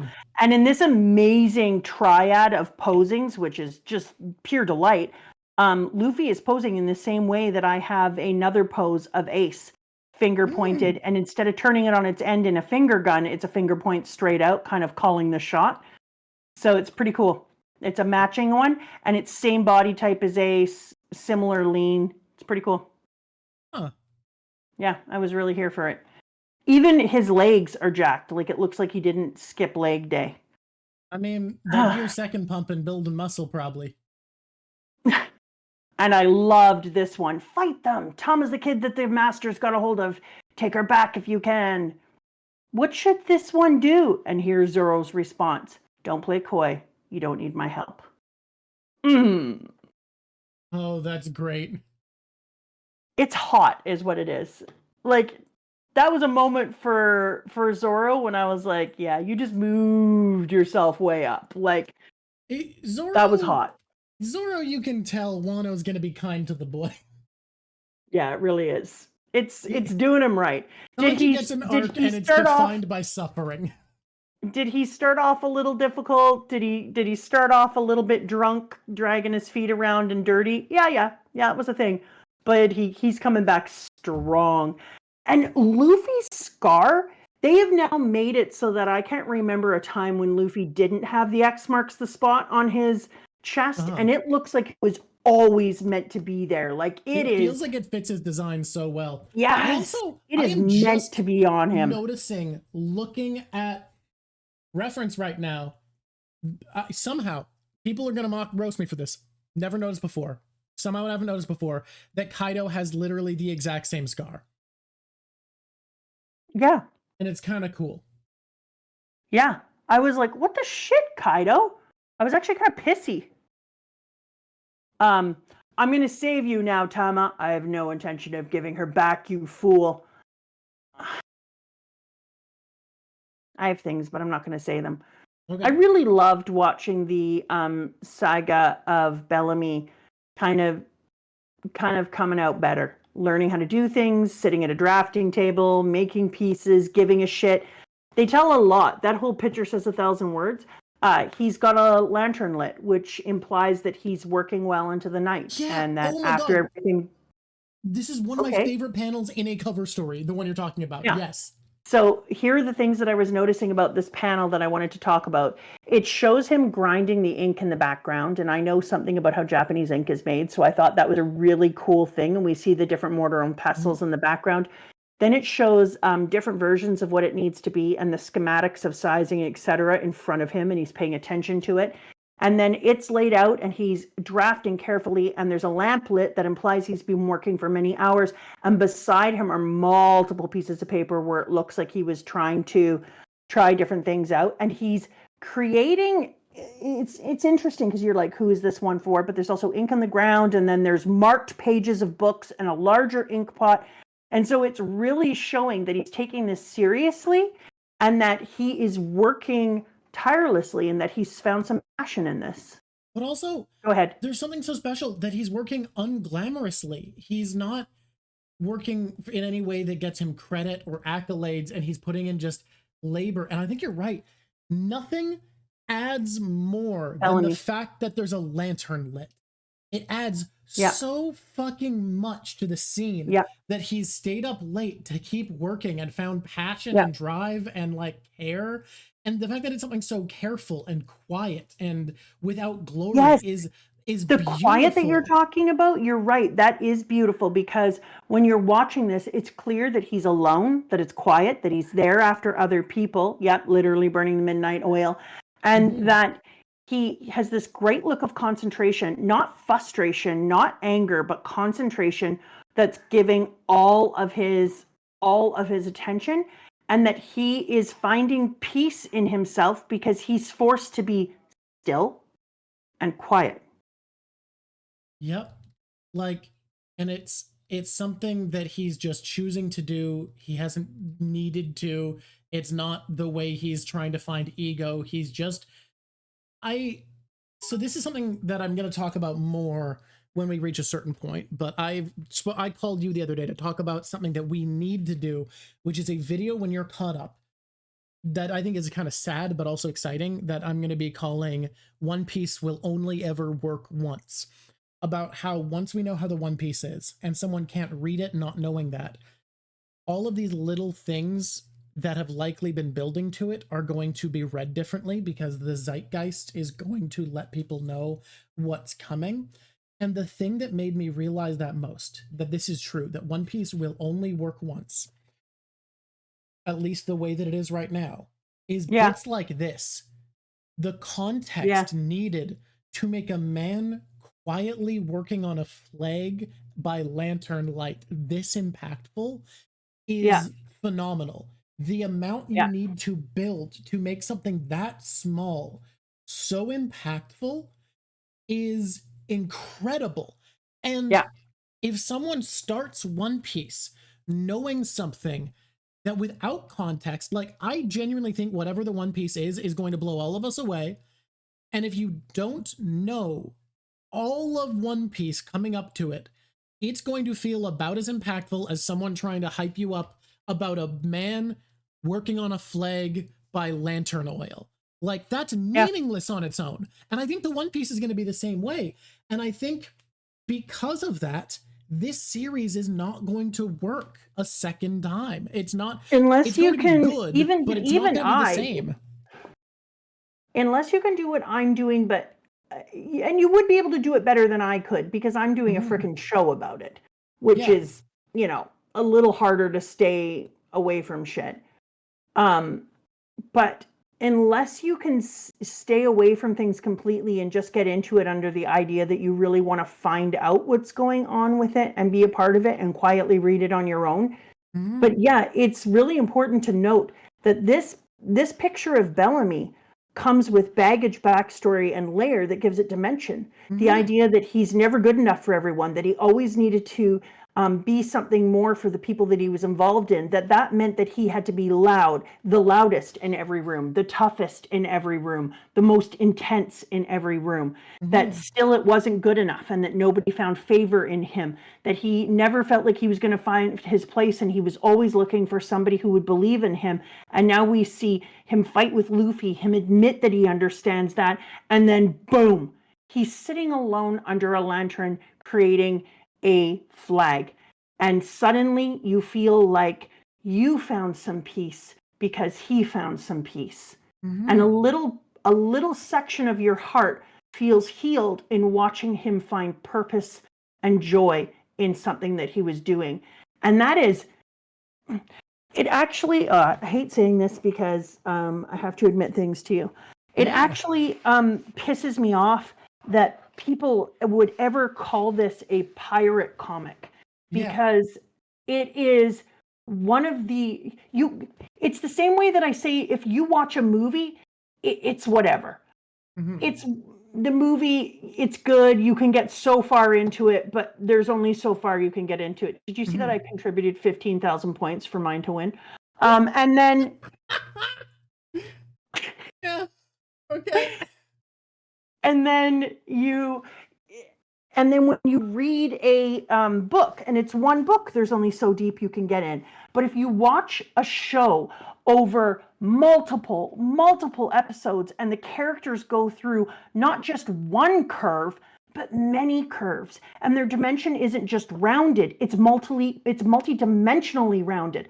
That's what you do with a manga of this length, is you can afford to layer them in the SBS, in the titles, in the chapter titles, in the cover stories, in the real stories, in the arcs, in the mentioning of them.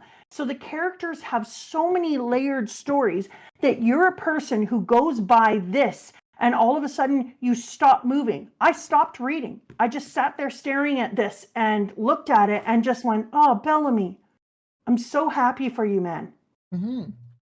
And that's some of the most amazing magic that in the midst of the hell that we are learning about in Wano, and in the midst of all of these different rich stories, he gave us a quiet moment to feel some happiness in Bellamy finding purpose. And then it looks as if he's trying to create some sort of a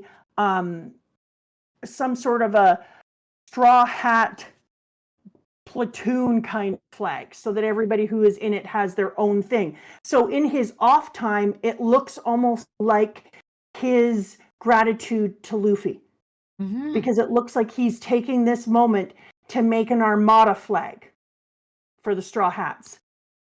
So in his off time, he's learning his craft while paying back a debt to Luffy. That's amazing. It's beautiful, and it again is why I'm so excited for when we catch up and we can make this, because I think it's going to be a fantastic video. But I fully believe what I'm saying when I say it's only going to work this way once, because like, imagine someone trying to engage with Bellamy's arc, knowing ahead of time that there's a panel that has made people feel such deep emotion. That's him making a flag selflessly and just without need for ego and pomp, just quietly working on a flag. Like, if you were told that about Bellamy when you first met him, I think all of the little pieces aren't going to work the same. And I genuinely think knowing what the One Piece is going to be the same. Yeah, I wonder. That's true. But I hate to say it. I'm so sad for them. I said to you over and over again. Sorry, you go first, and then I want to say something very emotional. Deep gratitude that in the you and me story of you getting me to read One Piece, that I finally got to do it before the story was finished. I would have been devastated to have started this after the story had been finished, because I feel like I'm part of the community that's walking together hand in hand towards the One Piece, and all of us are trying to put puzzle pieces together and figure out a mystery, but at the same time we're holding each other's hands and being like, this is going to get scary as shit, right? And everyone is like, yeah. Oh man, so the thing I was gonna say is, like, one of the big things that almost convinced you before I came up with the idea of doing the show, was saying that because you're the person who made me love stories the way I did, that, and this is so dark, but it is how I feel, that, like, I couldn't imagine feeling anything but sad if you, the person who made me love stories the way I do, were not able to experience this, the best story I've ever known, before you died. And, like, that is a real, like, panicked feeling I had. So I'm so grateful that we're doing this and that you get to be part of this journey, because I stand by. I think this story is only going to work the way it does one time. And, like, yeah, it's the reason One Piece turns you into a pusher, is it's so hard to explain how valuable it is, but it is that. Yeah. And it's good for you right away, but it's wonderful for you when every once in a while you stop and you see a panel like the Bellamy panel and you realize, if you just take a second and you just sit in that moment, this is one of the most balanced pieces of fiction ever made. And that is, there's no words. Creating balance in something of this size, how? Oh, what a beautiful, beautiful panel this is. I love it so much. I am not intending to die anytime soon, but I appreciate your concern. Yeah, it makes sense to me. I'm so sorry, Nasty Ninja. It is genuinely hard to think about, and that's why, like, I am glad I have convinced as many people to try it as I have. You can live through us for now, Ninja. I am not your father, but live in this. Live in this. Have the conversations in your mind. My Nana and I talk almost every day. She's been passed for many, many years, but we talk every day. Because Stupid Rock says all the time, he says a man, but a person is never forgotten. Like, they're not dead if they're not forgotten. And so it's something I believe, even though, you know, Drock is a Drock face. Court jester sometimes. Oh, you have no idea how Jin I've been about some of the things I've said this episode too. Oh, I can tell. You get this little tone to your voice of excitement. And I won't have hit them all. And if I listened back and paid attention to that, maybe I could do some stuff. You also have no idea how good chat has gone at Jinning. I've seen so many comments that you would have no chance at getting a spoiler from, but that are so clearly teasing, and fuck, they're good. Oh, you bastards. We're in ads. It's a good ad conversation. We can get back to the story after. Yeah, well, I feel like for some of the very first time, though, that I realized that I had become like a different level of fan recently again, and I was like, how can you how can you keep upping your fandom? That's the magic, isn't it? I think I'm going to do a thing where we should do a thing in here that if we get to a certain number of subscribers on YouTube, you and I get matching tattoos, One Piece tattoos. Hell yeah. That would make every tattoo I have a matching One Piece tattoo I got with someone, which is very funny. I think that would have a lot of meaning, and I think we could show it, and I think it would be important. And I think you and I together could come up with something that really had a lot of meaning for us, and then when I'm dead, it'll be something that'll still be with you. Oh, that is gonna make me cry, so I'm not gonna think about it. Well, I don't intend on dying for a very, very long time, so don't get excited about getting my ring I already yet. got this on my arm, so I cannot. You don't get to be exciting about taking my ring yet. So there you go. Okay. I shouldn't take any rings. I lose rings. Oh God, right? Yeah. So I don't get to. yeah, let's do a thing. Let's figure out what the subscription amount is. Maybe just make it our 50,000. 50,000 is me being Marco. Don't worry. It has to be 100,000. They got to get us all the way there. Sorry, people. You think 100,000 and we get our matching tattoos? Oh, it shouldn't be a purple mushroom. Purple mushroom would be a mistake. It would have to be a diamond star if it was going to be one of our things. Yeah, or a plat, or a yeah. Well, I appreciate that, Bomb. Okay, 100,000. That's our pledge here, and we'll put it in as one of our goals. I think we should have a goals page where we talk about the things we're going to do. Absolutely. And I think 100,000 is we get matching tattoos.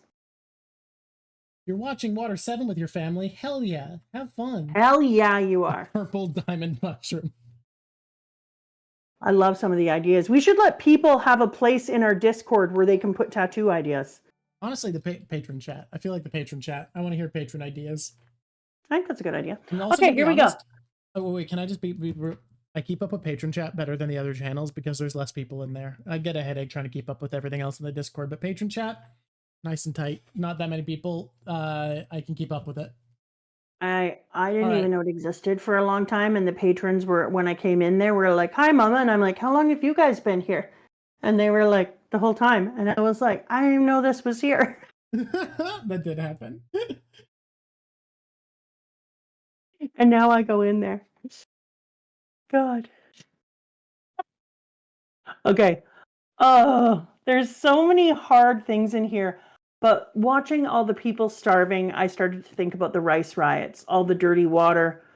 And then, "Sir, do you have any evil purging herbs?" And then one more person is drinking the bad water. And then it switches over to Paradise Farms in what looks like plum blossoms and big, healthy cows standing and grazing, and all the houses with their perfect thatch roofing and the beautiful bridges in between mountain peaks. Have I ever told you that is a thing for me? Bridges in between two high peaks. Ugh, I cannot get enough of it. Yeah, nasty. Rice riots were something that happened in Japan, some of them in the 1400s, and then 3 of them, I believe, during the Tokugawa Bufuku, which is the period of time that this would be talking about.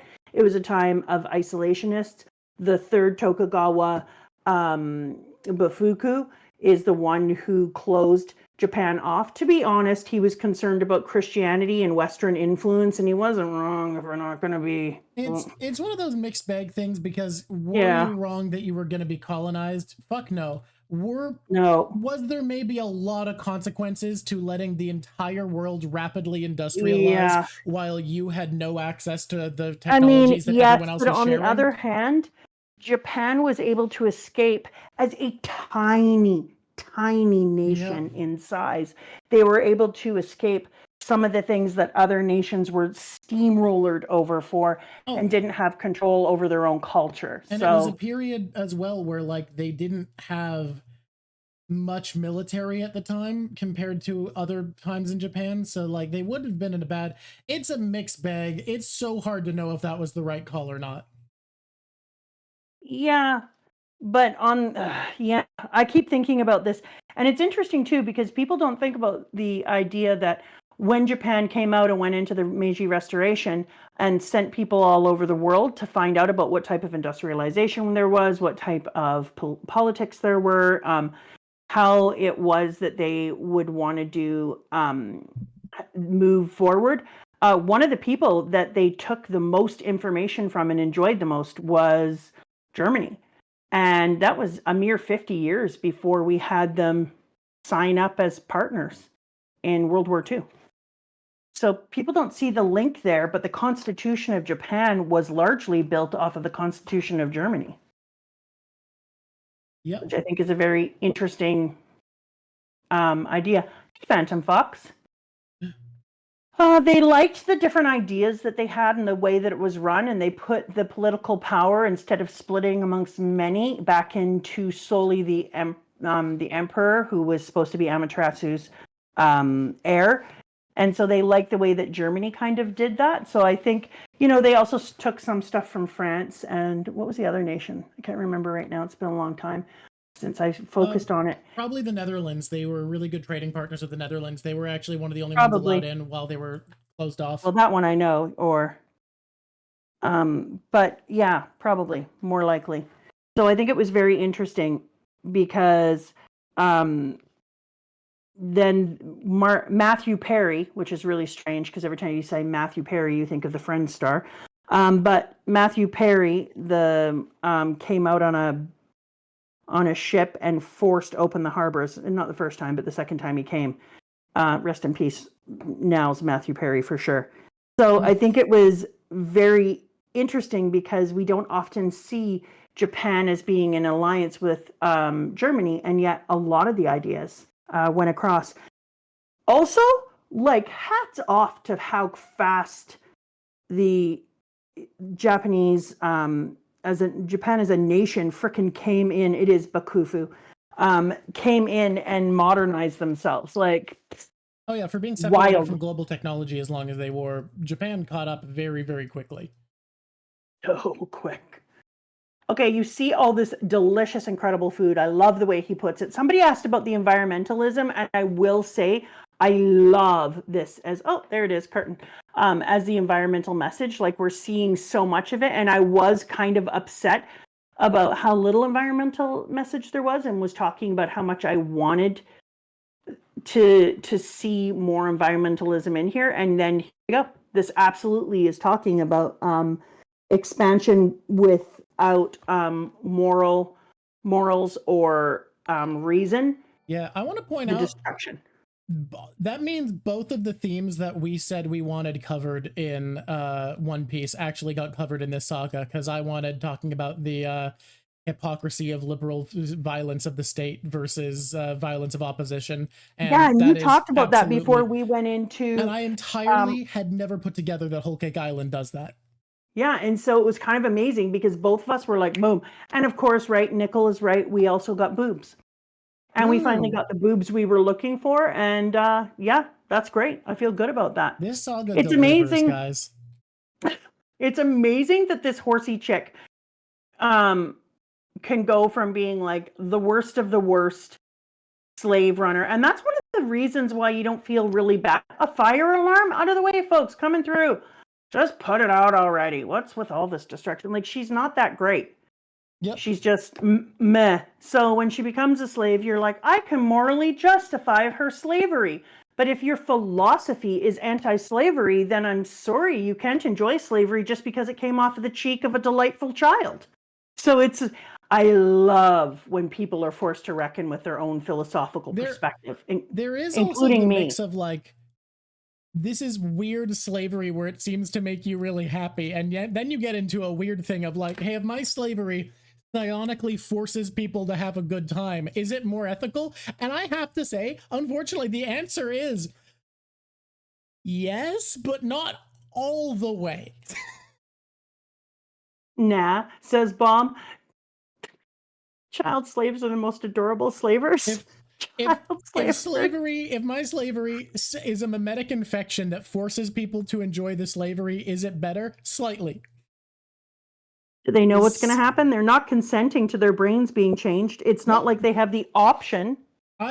So I think the way that I would see it is, as a utilitarian, is it ethically good to enslave Speed? No, but because I'm an ethical utilitarian, I can say, hey, if it is in the pursuit of freeing other slaves who, you know, did not once be a slaver themselves, it is an acceptable evil towards a better goal, because I'm not a moral absolutist. I don't mind that. We'll get into more slavery talk later on when we've run out of 50,000 chapters at a time to read. Absolutely. When they come through with the giant thing of food and it's going in, and then Luffy is like, oh, look at all that food. Luffy could spot food from 15 miles away, so driving it near him was a mad-ass problem. And then Luffy is like, you know what I've decided to do? We're going to have this great big fight. Oh, shit, Law's here. Okay, well, we're going to hurt people. I'm not happy about the lion getting hurt. So that, again, tells you a lot about my philosophy, that I'm like, I hate that man. Oh, don't don't hurt the lion. So when all of this is coming out, and it's absolutely, as we were warned with the name of the town, an explosion of chaos and change, and then we take our lion dog, pull him up, and are like, time to steal some food, and run off. You're just like, this is everything we want, but something is missing. Wrong? Yep. Something is missing. What is the thing that's missing? Well, first of all, it is Red Hawk, because anytime Luffy is going to punch somebody in the face with Red Hawk, and we're going to get to see that fist action of their face boiling in. Rubber, Red Hawk. God dang. With the fire, he looked just like Fire Fist Ace. Just like Fire Fist Ace. Whoa. A guy throws a fist made of fire and you're, a dumb bit. Anyways. Moving on. And so to do that in front of our poor little girl who is absolutely devastated about Ace's death. But on the other hand, now we know that when Luffy comes out with the fact that he is Ace's brother, it's going to make a lot more sense to her. Like, even though they aren't related in blood, that they are related. This, I think, will help with that crossover for her. But it also started to make me think about how they were making sure we knew with the Red Hawk and the Fire Fist that Luffy, whether he's saying it out loud or not, or whether it is a proclamation, it is a truth that he is filling a promise for Ace. Yeah. And so he said that he is going to leave this place so that nobody has to worry about where their food comes from. Well, and then this punch lets us know Luffy, it's connecting us that we know that Luffy is filling the promises that Ace was not able to fill. You had to read Fishman Island very quickly because of our schedule. Yeah. Oh, so you didn't pick up on it. But when he used Red Hawk for the first time, he even gave a proclamation about how that represented him carrying Ace's will. So I absolutely think Red Hawk is used here on purpose to highlight, me getting you food, Tama, me freeing this country, I am acting on Ace's will. I think it's also entirely why he's ready to act so impulsive, because he's like, I get, this isn't a strategy anymore for me. This isn't, oh, I'm taking down one of the emperors. This is me saving people who my brother promised he would save and who I care about. Which is very important, because Luffy doesn't act as strong or he doesn't have the same gusto when he's just doing something because he's like, well, I got to take down this emperor. Oh, but now you made it personal. My brother came here. You've been hurting the people my brother promised to save. You just hurt my friend, tried to rip her face off. Oh, no. Now it's different. And Tama, I think giving Luffy food means more than anyone else who has, because she was starving and gave on her birthday and gave him the last of her food. Like, I think you could not do something more to get Luffy on your side. Holy shit. Exactly. And then we go into this little part where she even says, you were just like Ace. And it shows Ace smiling in the foreground with a fire hand and Luffy jumping up with Red Hawk. Did you say? Nothing. I didn't say nothing at all. And she hugs him. Oh. I think there's something interesting. People often talk about how each of the Straw Hats has something in common with Luffy. And they talk about how, well, Sanji's was supposed to be they're both big dreamers. And now we don't talk about the All Blue, so it's lost. But I think people don't realize, like, how much both Sanji and Luffy have a philosophy of people deserve to eat. That is so essential to both of their ethics. That is something they believe in so strongly. Like, I genuinely think, why does Luffy not hate Big Mom as much as other villains? Straight up, I think it's because she does feed her people. Like, he doesn't like her. He picks a fight with her, but there's no I wouldn't disagree with that. Hatred. Luffy gets very, very hungry. Luffy is somebody who goes through his own hunger pangs. His body he turned into, basically, he looked like an old injured man or a zombie when he was hanging out over in Big Mom's territory. So Luffy really does suffer when he's hungry. So I think he has more Plus, he lived in an effing garbage dump. Yep. Had to scrounge for his food. He understands a lot more than most people what it feels like to be hungry. So I think you're right. Him and Sanji really do have a brotherhood in that need for people to be fed. Mm-hmm. Like, and it's meaningful. He yells about how he, like, the starving man from Yuba Village, Tama starving and him declaring that she'll have enough to eat, him bringing all the food for the entire village when he finds out what's happening. People having enough to eat is huge, and I think people don't think about how essential that is because they think about it from the modern lens of like having enough food is a given, but like historically famines were the #1 sign of a bad leader. Like that is such a failure. And in our society, not many years ago, we're talking the 80s, I was alive during it. The earth didn't have enough food for our number of people, not just in time and space, and it's not going in the right place. We didn't have the capacity at one point to grow enough food. We had changes in farming that changed the amount of food we were able to grow. All right. 5, I'm going to talk about it in a minute because we're about to do our thing. And hi there, YouTube. This is Mama Drock. You've been listening to me ramble on. You've been hearing this other person named Drock. Drock, say hi. Hi. We're all hanging out here, doing our thing as we do, shaking it down. And I just want to say, if you like the way that we've shaken this down for you and you're enjoying this content, why don't you subscribe? Subscribing is a thing that will always feel good and never feel bad. Also, you should like it. Why? Because you like it, unless you don't like it. Now, if you're thinking or have already made a comment that's negative, maybe say to yourself, am I putting bullshit out into the world? Perhaps I shouldn't. And then pull your finger back, go over and delete it, and say something nice like, I like the comment you made, Dr. Jack. And then here's another idea. If you did like it, why don't you make a comment? Make that comment be like, y'all, this was nice. Yeah, that's y'all, this was nice.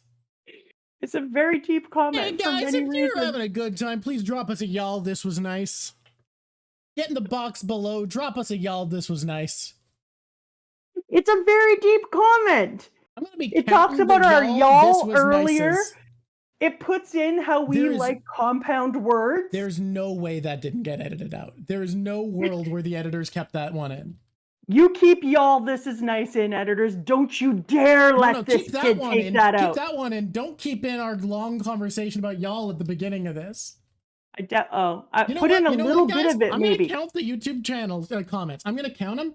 If Twitch chat right now is giving us more y'all, this was nices than YouTube can, Twitch chat wins. Twitch chat is just better. That's a challenge. Fail, y'all. There are right now only a couple hundred people watching this on Twitch, and we get thousands of views on YouTube. So if there's more y'all, this was nice in the chat than there is in the YouTube comments, who's the better group? It is bait now. I don't care. There's 315 people. You discluded a whole 115 people, and I won't have it. Squishies, I see you. I know you. I appreciate you. All right. If we get to 100,000 subscribers, consider subscribing for all the other reasons. But if we get to 100,000 subscribers, Drock and I have decided that we're going to get matching One Piece tattoos, which is kind of the biggest win you could imagine for Drock since it took him over a decade to convince me to read this manga. And now I will have to admit, I think it's my favorite narrative I've ever read. It's so wild. But I've been in that boat of like, is this my favorite story ever? It feels weird to call the silly pirate comic my favorite story ever. And then I'm like, but I think it is. But like, can I rightfully not just say that it is? Holy shit, that's a lot of y'all. Sorry, Drock, we need to move on. I'm gonna need to do a lot of counting. YouTube, moving back, if we get to 100,000, then we are going to get matching tattoos. And if you are a Patreon, so consider subscribing to be a Patreon. We appreciate your Patreons. They are the people who feed the editors and let us keep these out. And we're going to be doing another watch along really soon, but we're also going to have Patreons are going to be putting in the suggestions for things that they would like us to have as tattoos. At 50,000, Drock is going to turn fully into Marco the Pineapple. That's true. you better be on fire without being on fire. I don't know how you're going to do that, but that's what I want to see. Thinking that, God, I gotta look. The thing is, the subscriber count's not going up that fast. But if I'm gonna rock the like fully open shirt, I do need to finally drop the last 5 or 10 pounds to have abs. I've been doing so many core exercises. My core is so tight. If I can actually drop 5 more pounds, I will have abs. Fully aware of that. That angers your sister all the time, how well you can build an ab up when she works her ass off for it. I don't know if she's seen my general frame. I got a lot more room to put muscle than she does. I got a lot more space for muscles. I'm not done. If you want to send us a letter or anything else, we have a P.O. box. It's going to go up on the screen right here. I love letters. Letters are like Christmas. Send us your letters or a postcard from your town. If you live somewhere cool, you can brag. I'm not going to lie, though. I'm looking at a pretty good world. And now, back to our short one. Hey, y'all. This has been real nice. Press like if you like it. Subscribe if you like. Ciao. Hell yeah, dude. Surfs up my dude 100%. Surfs up my dude. That's what we should have put for things people should say. Y'all, this is nice. I stand by y'all, this is nice. Y'all, this is nice is great. I am going to be counting so many of those. I'm thrilled with y'all, this is nice. That's what I'm going to say to people from now on. When kids do good work, I'm going to go, y'all, this is nice. I'm going to use it as these pretzels are making me thirsty like they did in Seinfeld. I'm going to see how many different ways I can say it. Y'all, is nice. Chat, what y'all are misunderstanding is I've done the muscle work to have abs. My core is so strong now. It is genuinely just that at this point I need to lose weight, because no matter how much muscle you have, if there's fat on top of it, the muscle doesn't look visible. Like, all of the work besides eating less for a few weeks, I've done. That part's very hard. Dusty, you made my whole heart feel like the jiggles. That was really sweet. Okay, moving forward. What's that freaky straw man's name again? You liked him, is Basil Hawkins. I know who it is. Kind of mad at him. Why is he here? Like, I know on one hand that he has to be, because I see what's happening, but Basil, I stuck up for you. I put you in my top list of shitty generation. And here I find you. When I do all this and invite you into my home, I find you with my enemy. If I can forgive that, man. Like, I just don't know. Welcome to Wano. Welcome to Wano. You know what, Law? Can you just take him out? Okay.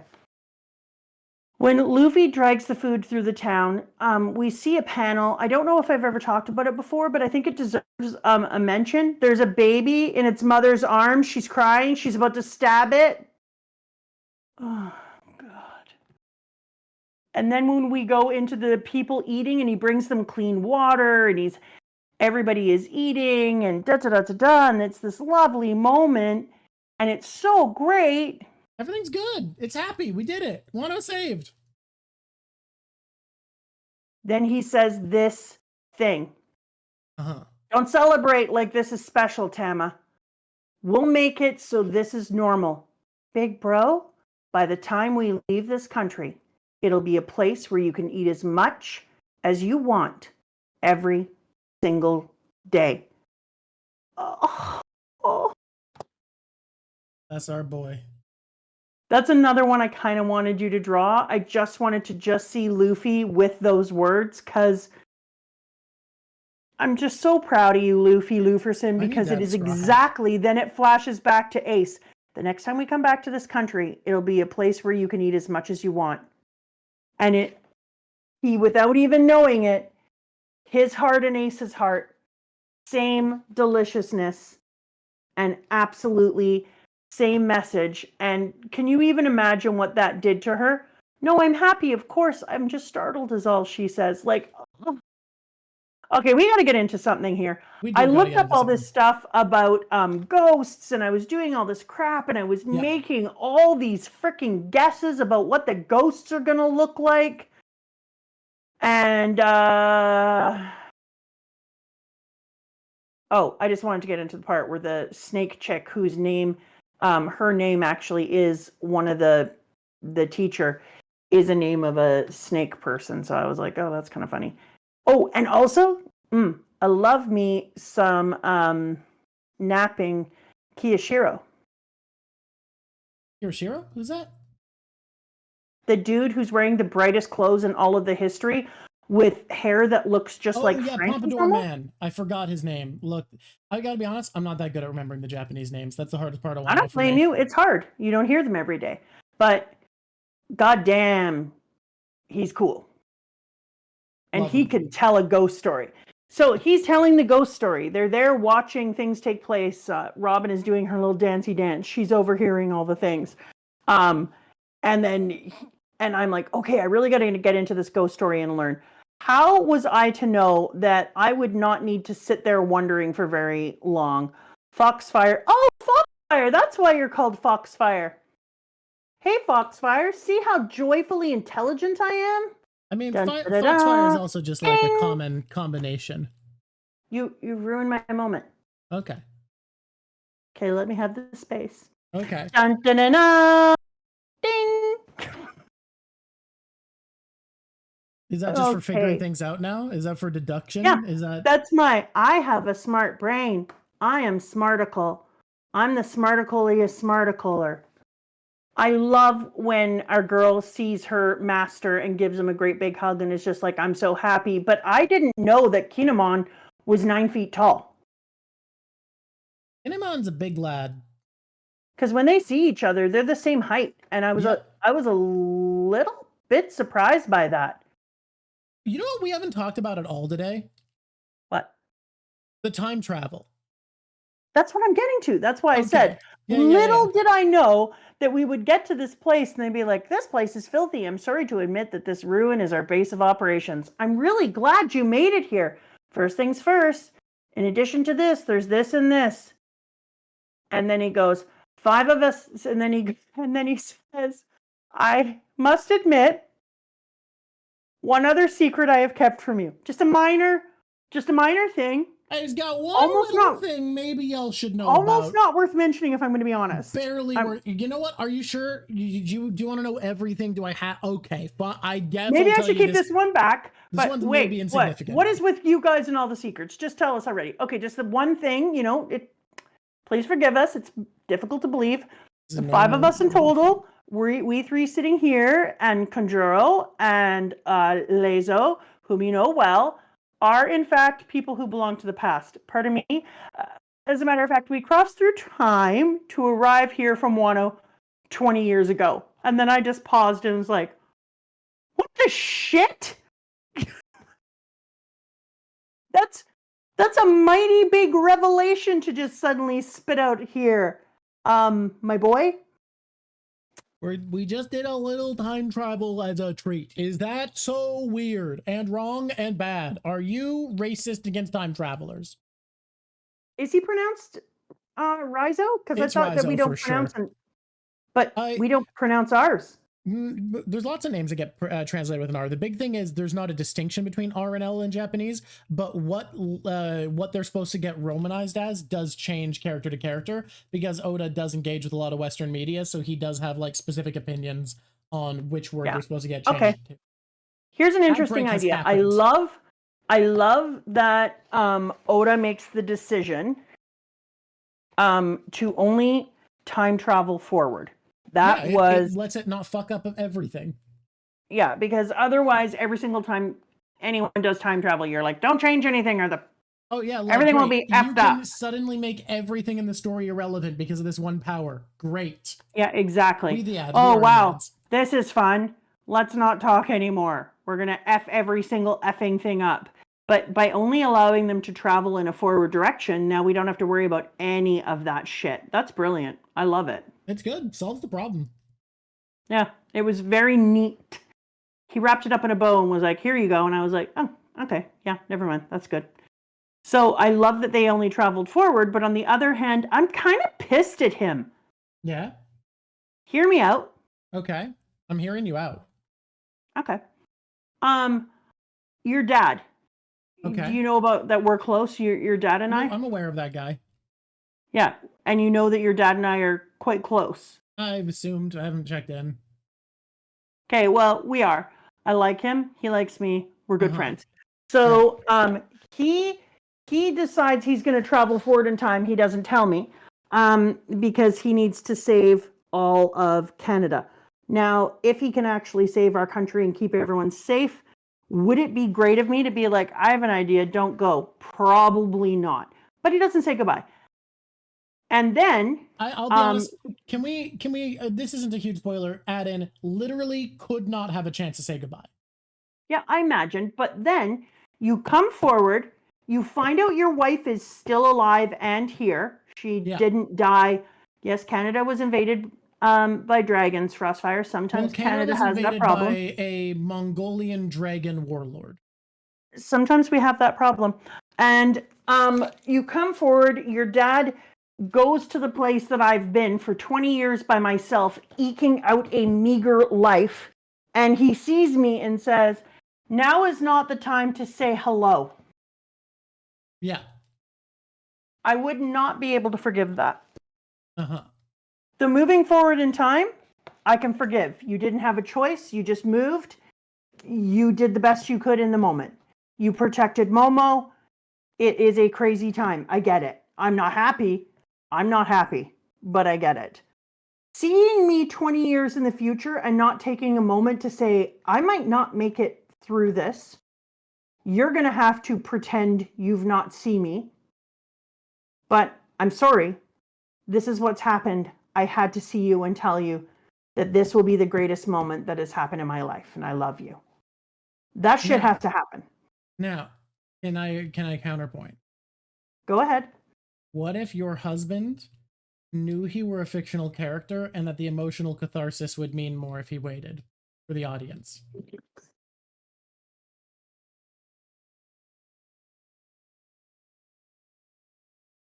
My God. You're such a doofus. I do agree that in a writing way, maybe it could, but he can give us something else for catharsis.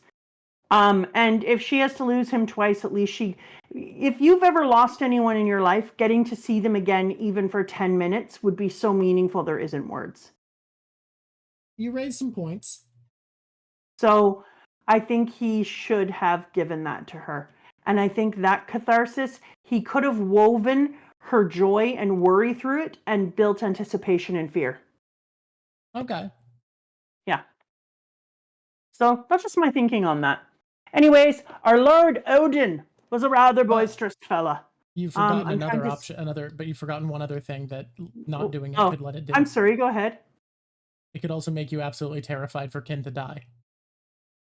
Yeah, I said that. Yeah. I may die. And that terror is going to add to his story. You terrified as an audience member. Yeah. Because then you're like, don't die, don't die, don't die, don't die. Yeah, exactly. Yeah. Now you're more scared about Kin dying. Yeah. And that's a great thing to do. You should see my frickin' devil fruit sitting on my desk beside Ace. Brothers, unite! Here you go, Ace. You're going to point at the devil fruit as if you're saying, like, a little friendly giant moment. We're going to move this over here for guests. Okay. Moving on. Our Lord Odin was rather a boisterous fellow, as a matter of fact, and despite being the son of Kozuko Sukiyaki, the shogun of Wano, person who speaks Japanese, if you were here, please fix that. His willful ways and repeated acts of violence earned him banishment from the flower capital. Meanwhile, at the time, Kazuki is the family last name. I said Kazuki. The part I was worried about was Sukiyaki. That sounds right. No stupid kids are going to eat it. My grandkids are still inside of a body. Plus, it's 3D printed. It's not a very appetizing texture. Yeah. Meanwhile, at the time, there was a place in Wano known for being a lawless area. And so he describes this entire area and how Odin went in and fought for it and banded people together. Felt a little Roman, if I'm going to be honest to you, but whatever. They dug out a river, they built a dock, they connected it to the other towns and the people, and then Lord Odin loved to say, it's too cramped. Sheesh, these people. Where did they get off to? I can't believe the Kamanu actually got lost with me riding on it. I'm not gonna lie. Zoro doing a wandering minstrel eye, traveling around the country trying to figure out where the shit people have gone to is awesome. It feels a lot more like what we're used to with our La Crap restaurant boy. This is a little strange for Zoro. Except without any of the ability to do it successfully because he has no idea where he is at any time. Yeah, no, he doesn't nearly have the Sanji like direction or clever ideas. He's just a wanderer. What? Since we brought up Sanji and Zoro here, can I tell you a fan theory that I have come up with? This is my personal custom fan theory, just as custom as me saying Luffy has life return as a power, right? Okay, let me just tell Zoro. Wander on, Ronan. We're going to have a little talk now. Carry on. Okay. So my theory is, you know how we meet people like Mary who has goat horns?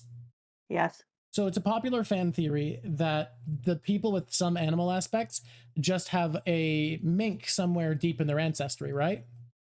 Yeah.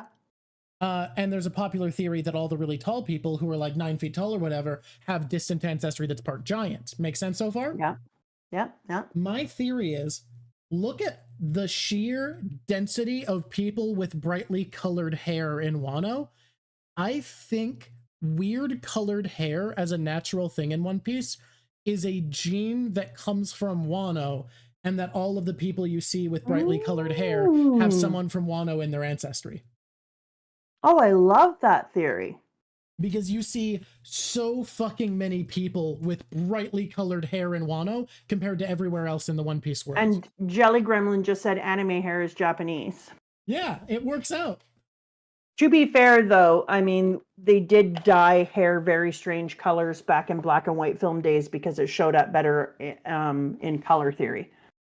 But look, Kobe's family could be from Wano. We don't know. It does make sense because we do know that Zoro's village has Wano ties somehow, so it could absolutely make sense that there's some Wano genetics in Kobe's gene pool, because we know Wano people are in the East Blue. I think Red would be an exception from this. Like, I don't think Kid necessarily needs to. I think Red is just, that's anime drawing for red hair people. I think it's interesting. This person is like, Dofi is a celestial dragon, is 9 feet tall, so they don't think that the giant part necessarily might be true. But if you start at 9 feet tall, then it's not going to stay 9 feet. Yeah. Like, I don't know. Yeah, the blonde probably doesn't count, but the yellow is probably just blonde. But yeah, I think things like green, teal hair, I think might actually be like, look, Buggy having Wano descent makes sense to me. That being why he has blue hair. But it's just like how Mary's not a mink. He just has probably some mink ancestry somewhere back there. It makes sense to me. It just feels like something that clicks, you know? You know what? I enjoy that. I'm going to put that theory and play with it in my mind. Yeah. I like that we meet up with Duke Dogstrom because I was like, I thought some of the minks were coming. Where the shit did they go?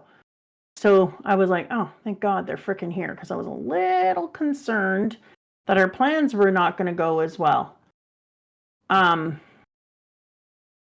I saw him there. And it was a good reminder for us that for all of them, it has only been months since the death of Odin. Yeah, and the last time they were in Wano, it wasn't nearly this fucked up. Yeah, and then they come back and suddenly it's this. That's really hard. It makes me feel a lot more empathy for Momo. Knowing that his dad died like a couple months ago. And knowing that his dad died like a week ago when you first met him. Yeah, because he sucked then. But then I'm like, oh, his dad had just died and then he got on a boat so he could save children. Fine. It does make him a more empathizable with character, for sure. Yeah. Oh, I forgot about this part. I need to go backwards. Or forwards. But whoever still doesn't like Momo, you're was gonna say racist as a joke because it's funny to call people racist when when it's clearly not a race thing, but I was like, maybe they'll think I'm calling them racist to Japanese people, so I didn't follow through on the joke. No, it's not Lady. So Lady Toki, Kozuki Toki, it was difficult for me to believe, but a rumor had that Lady Toki had not been born in our era but long ago. Mankind cannot return to the past, but it can leap into the future. I have used this strange time ability to travel further and further into the future, until at last I arrived here at my final destination. To you, Lord Odin, you mean, to Lord Odin, you mean, yes. And so I will stay here. We wouldn't dare to stop you. But if we truly leapt into the future, we would find a way to finish Lord Odin's wish and strike down Orochi and Kaido so that this country could open at last. Crushing, and then more crushing. Crushing. And it's interesting to see that the world was something so much more beautiful and that this isn't the land that they knew. And a great reminder to us all. I also love that it's a moon with the little thing as a tattoo on their ankle that lets them know that they are willing to join in the fight after 20 years and that they have people who are still on their side. What a cute little thing. I'm loving that for us. But I wanted to move forward. Our deal number is 5,000 strong. However, we do not wish for war. Yeah. How's that gonna go? You can't just... I'm not really sure how you think you're going to get rid of like a giant ass dragon without war. Yeah, what's your plan for dealing with the giant dragon who loves war? Like, what's your thinking here? Yeah, no. The giant obsessed with war dragon. I super love the two birds on fire over a vapor, over the viper. With the crescent, because when I looked it up and you found out that all the different times a day had a different animal symbol, and the two birds was this time and what the viper would have meant and this, I thought that was the perfect way to make a point. I loved how elegant it is. It's such an elegant way to, you don't have to say anything, you can't get caught. Somebody else could try to parse it out, but they wouldn't really know. So that was a beautiful way to put it out there. Then we get to find out what's been up with Robin and everyone. And then there's this moment made especially for all the preverts. And that is when we're like, you know what? We need a garb for Jitsu. Here you go, Nami. It's a face cloth. Yeah. It's worse than a face cloth. Like, it barely covers the V. It's all the way down on the B, and then it's fully open on the sides. And Nami is like, is this what all ninjas wear? And they're like, yeah, totally. And then in comes a woman who is a ninja, the veteran Konochi Shinobu, and her outfit is quite different. Yep. Quite different. So I think that was just a lovely thing. You love the Chief Head Mountain Thieves Brigade, Shutamaru. Granted, I know more about him, but he is one of my favorite Wano characters. Love this dude. Really? When we get there, I'll go into why you know how we talk a lot about how everyone has characters in One Piece that they've thought about a lot and have found like hidden depth in.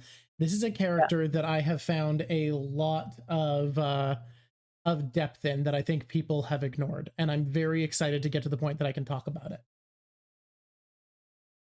I do love that we meet him. He hangs out for 2 seconds, talk to Jack, the Beast Pirates head leader, does a flip over his head and slices from one end to the other across his chest. Yeah. That was like... We know Jack is a big enough deal that he can fight people to a standstill, and this guy with a surprise attack can just deal fucking major damage to him. That was wild. And then he says to Jack, and I quote, which when you remember all the things that Jack has had happen to him or has done, and the strength that we've seen for him, he goes, I won't be killed by a mere underling like you. I already lost my chance for a meaningful death. And you're like, what? Jack is an interesting character because people like get Worfed. He exists to Worf for sure, where he just gets his ass kicked. He's lost every fight, but to be fair, he keeps going up against opponents that are so much higher than he should have to.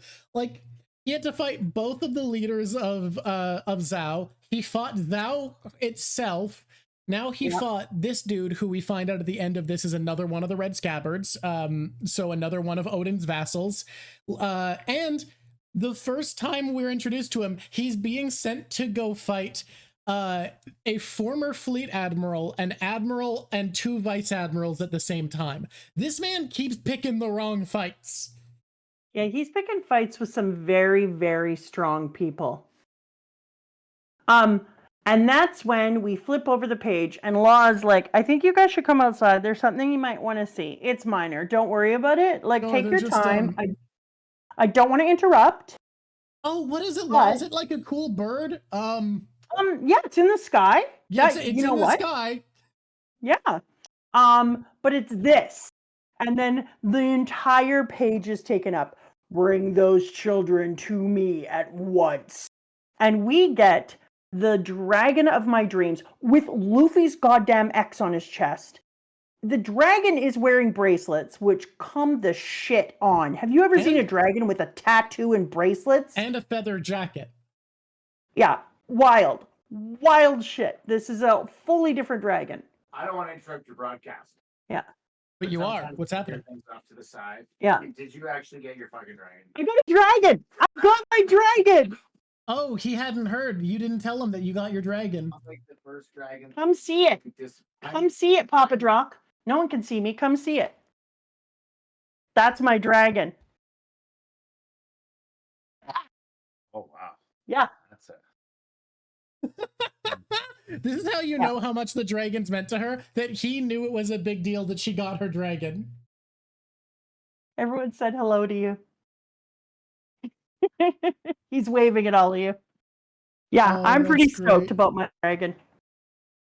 Love that for you. See my text about 4th of 8? You're a force to be reckoned with. Papa Drock was in a race today, and he's in top half. Oh, fuck yeah, that's amazing. Congrats. I'm not racing this year because I forgot to sign up. I'll sign up again next year. Yeah. I'll be a runner again next year. Don't we worry. I'm so excited. He's both. He's sexy and nerdy. 100%. Yeah, look at this dragon. He's everything I wanted him to be. I think Kaido is going to be my very, very favorite bad guy. He is my favorite bad guy. When we've been talking about who my favorite bad guy is, it's Kaido. This is who I've been working up to. A lot of people don't like this man. I truly don't understand it. People find him underwhelming as a villain, and I don't get it. I shut the front door. Love Kaido. I love everything about him as a villain. Flew in, and his very first words out of his dragon ass face is, "Bring those children to me at once." Now let me tell you something. Is he my favorite villain? Yes. He's just not my favorite antagonist because I think Katakuri is an antagonist, but not a villain. Yeah, I would agree. And Katakuri is my favorite antagonist. He shows up drunk off his ass. Oh, I love this dragon. Don't get me wrong, everybody. I love Linlin. I think Charlotte Linlin is great. I wanted coming into Wano to keep liking Linlin as my favorite over Kaido. I can't do it. I love Kaido. I think he's perfect. What a perfect bad guy. Terrifying. I look forward to Luffy and Kid becoming friends. I think I'm going to end up liking Kid. I'm excited to see if you do. Oh, no. I meant my favorite over Kaido. Blackbeard's my favorite. Like, he's not been an arc villain yet is the thing. He's in it. Like, Blackbeard's in a weird place where when I think of my favorite villains of One Piece, I think of the people Luffy's had to go up against. Blackbeard's a villainous force in the world, but we haven't had his arc yet. So I feel like I don't like him in the running for favorite villain. My categories are weird because it feels wrong to call someone my favorite villain when they haven't been the lead villain of an arc yet. Like, we haven't seen what weight Blackbeard can pull as an opposition. I love this, and I just wanted to mention it because I forgot. Odo wrote 48 browns and 100 grays. This is my figurative saying that indicates that there are a multitude of shades of brown and gray in Japan. In the olden days, the common people were instructed not to wear flashy colors, and so they developed a wealth of plain colors to use instead. I bet they wish they could have worn all kinds of rainbow hues, though. Well, the Wano arc is going to be wild and flashy, and I can't wait to see that animated. And holy fuck, did the animators deliver on some scenes. Unfortunately, a lot of the best animation isn't in Act 1 because they were saving budget and time for later on. But Act 2, I'm going to start sending you some crazy fucking clips. I'm so excited about that. I also love Koala teaching the Kung Fu Dugongs the ways of the Fishman karate. Oh, look at them. Look at their little koala vests with their little hoods. I want to hug them all, kiss their little faces and squishes them. They're so cute. Can't handle it. I have to move away. Oh, that was hard. So we're gonna talk about that bagua. I'm moving on. And then what happens when the dragon goes over the top? Poor little Momo turns into his Lord Momosuke, and Momonosuke turns into his little pink dragon. I really hope, because we don't know, like, are we going to do another time skip? Is there anything going to happen in the future? I do kind of hope for a time skip now, because things like Momo, I would love to see Momo come into his full dragonhood. So are we going to do we want to make that a prediction or a hope? Which one is it? Are we going to eventually, way down the road, see a flash forward Momo full adult dragon, or is that a hope that you want to see? It is a hope, but I don't care. I'll make it a prediction. I don't give a shit if I get mushrooms. We will get adult dragon Momo at some point. I'll put it in a prediction. I'm always so upset that people are like, she's cheating. Dude, I don't want to ruin this story for myself. Do you think I give a shit if I get a bunch of fictional mushrooms? Do you think that changes my life? I've always felt like we could see like a flash forward at the end of One Piece to see what it's like in the future. I'm really hoping so, because can you imagine seeing a big pink dragon? Here's my hope. I hope this is a hope, because I'm not in charge of what he does with his rendering. I kept thinking about but I'm hoping that he gets, because if you look at his horns and how they're a yellowish color, I'm hoping that his offsetting color is going to be gold, and he's going to be a pink and gold dragon. Oh. Okay. That'd be so. Because on our big blue dragon, he has silver and bronzy gold. And so, I don't know. Did he come that way? What would a little guy look like? So, I'm very much hoping that we get to see that. So one of the guys decides to retreat, and because he's smart, retreat to the forest and head to the mountains. Thieves brigade, there is no reason to mess with him. I heard that there was a mighty brigand deep in the forest, Takura Shutamaru. And then he says, in fact, I remember you. And then he remembers the fight. And then he goes, but the past is the past. If you agree to work for me, then this is all under the bridge. Kaido, are you drunk? You fool! I am not drunk. He's drunk. I love how Kaido can get someone to work for him. There's no grudge. He's like, look, if you're willing to join the crew, fucking who cares, bud? Yes, I loved it. He wiped out that whole place. We know that the straw hats are okay, that we're up on the mountain over by Odin Castle. But for the rest of the chapters, we know that Luffy doesn't.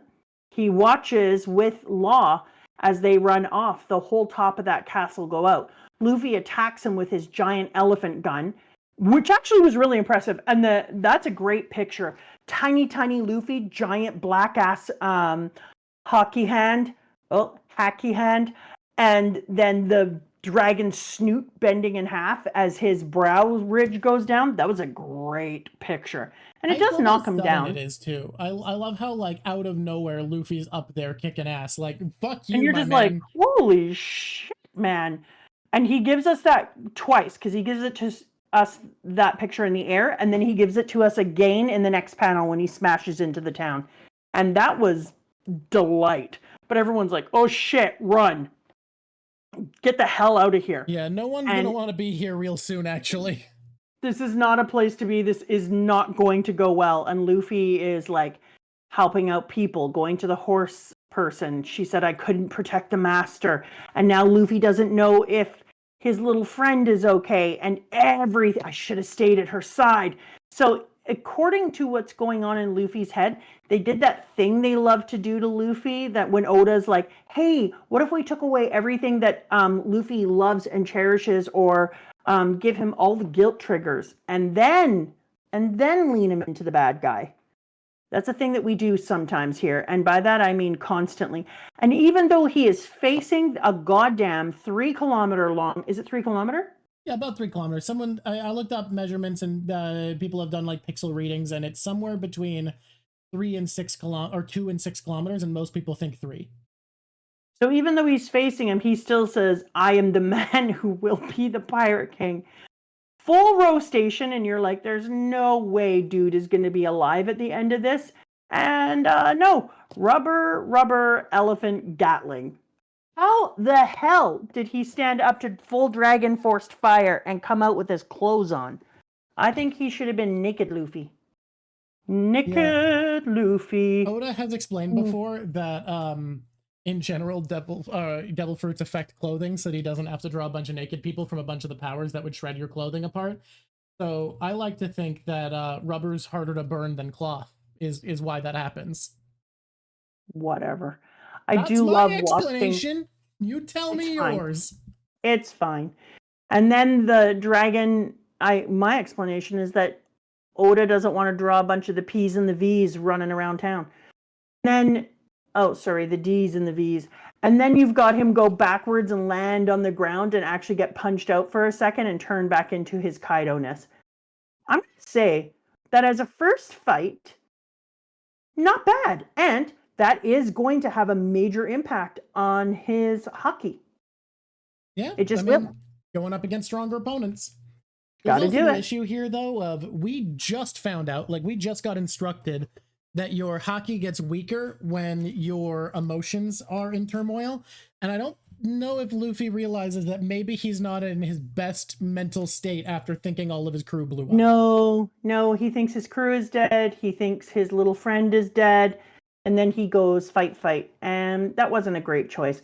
Thunder Bagua. Boom. What was that, boy? Here we see something I don't think we've seen in the entire series. I don't think we have ever before, we have once, not since Magellan have we seen Luffy get one shot. Oh, he was full one-shotted. But you know what was so good about the one shot, even though we know his, I forgot about the sea stone nails. That has implications, eh? Sea stone nails? Yep. That's a lot of shit that can be done with that. Are they going to wrap or have some sort of gun that shoots sea stone nails into our dude? His X, when he becomes a man, is off to the side under his boobie. That's interesting. Yeah, instead of in the center of his chest. Ribs. Yeah, that's a very interesting thing. I want to think about what that means. What do you think it means? Where to get cut? What's the symbolic difference between a centered X and an X that's off center? Is he just off the mark for being the thing Luffy is? Because, okay, think about it. We've talked in the past about how Luffy being the X means he's the solution to the world's worries. He is the solution to the problem. Maybe and so it feels like Kaido is nearly the solution, but he isn't. Yeah. Which makes sense because he wants to disrupt the world. He wants the biggest war the world's ever seen. That's the thing you've seen him say. Yeah. So it's almost like he's almost there, and yet he's not. He's almost what the world needs, but not quite. I think there's something in that. I think we're geniuses, actually. Oda accidentally didn't put the X on him a couple of times when he's standing further back. But I love that he comes up and he says to him, I don't know whether it's an indomitable spirit or his empty bluff, but he's been glaring at me this entire time. And Luffy is out cold, and they're like, what are you talking about? He's just plain knocked out. And then you look at it from Kaido's expression, and sure enough, even though he is out cold, he has managed to pull off a absolutely fantastic glare. Grade 9s would be thrilled with that glare if they could do that kind of a glare. And you know how I feel about grade 9s. I have no idea. You do know. They're not people. Oh, right. Yeah, that's the thing. Look, I don't remember what all your bits are. That kid, Brat, also has the color of the Supreme King. Color is coming in. When is color coming in? You say what you will. color is coming in. All right. But we don't need all these Supreme Kings running around. I'll deal with Trafalgar later. Now it's time to drink again. I've sobered it up. Blast it. Oh.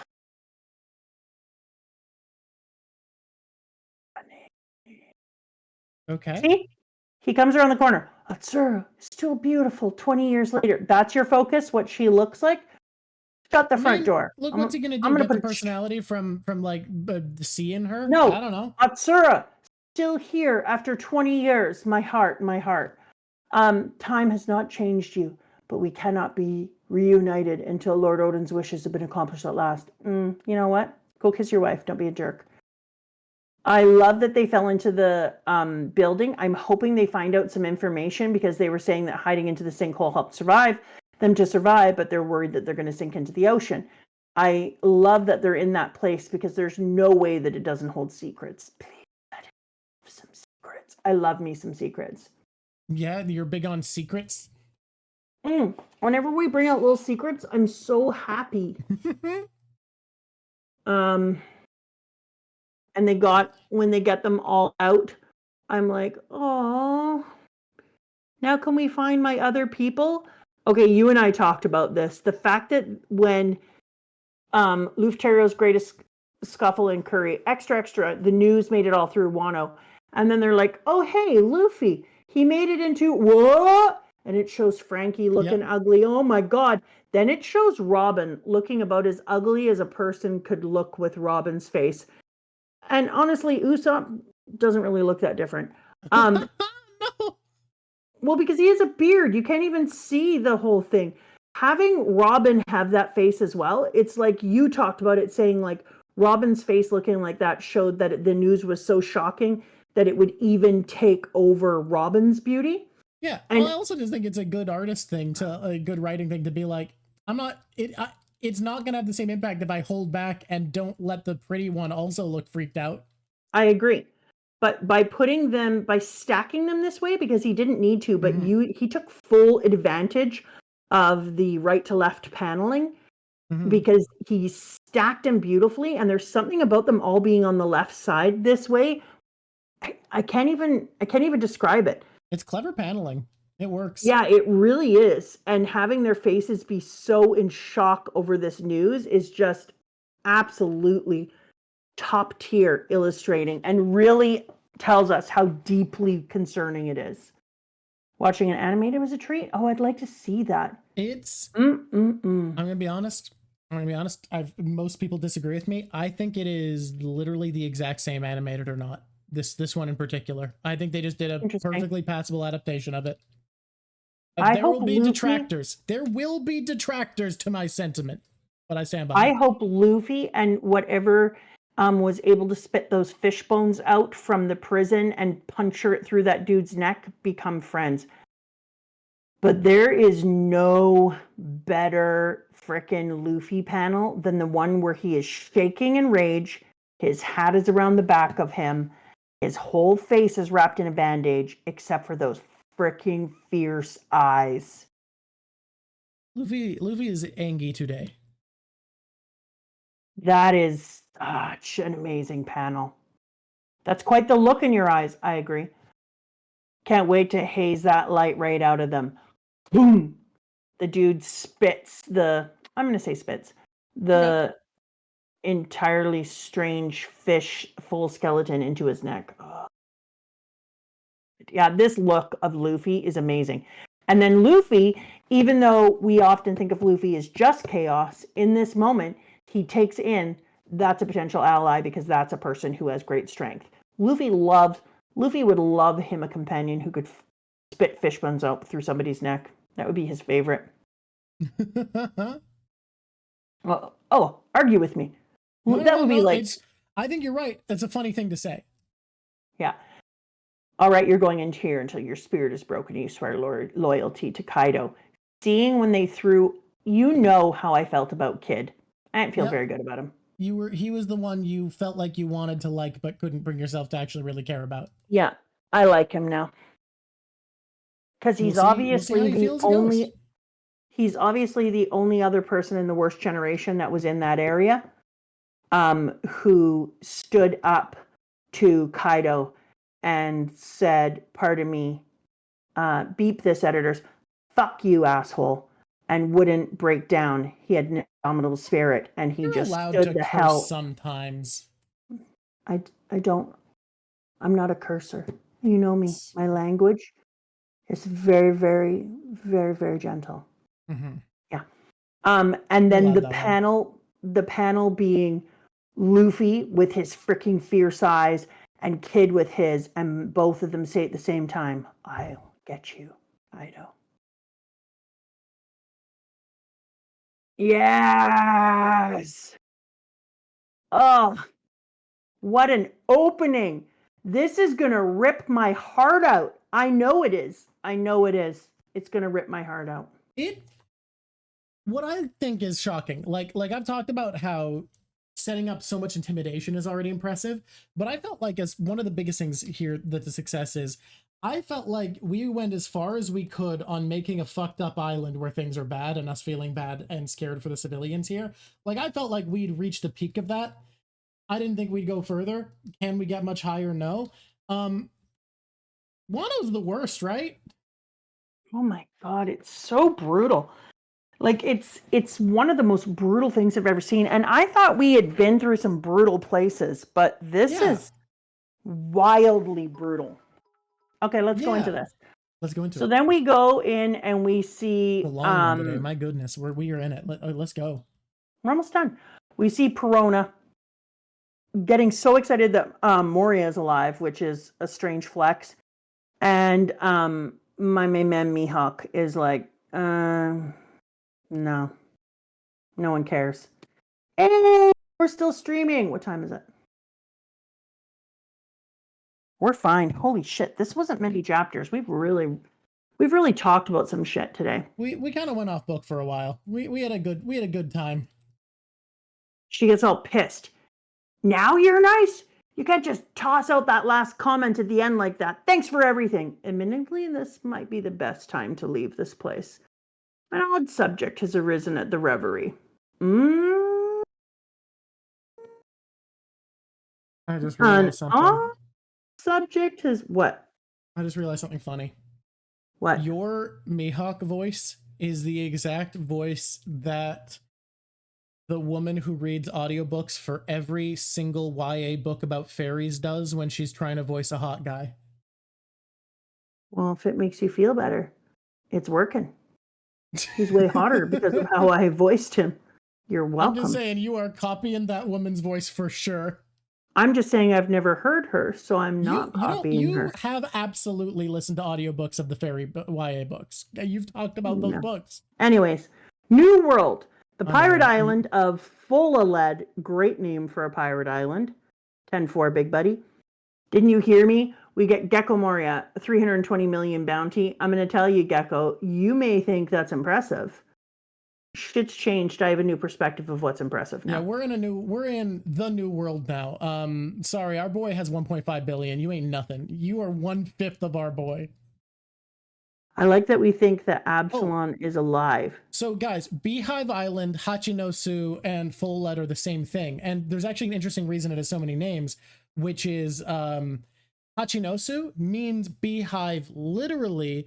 However, so you can say Hachinosu or beehive. However, it's an expression that means to have been shot full of holes, which is why beehive.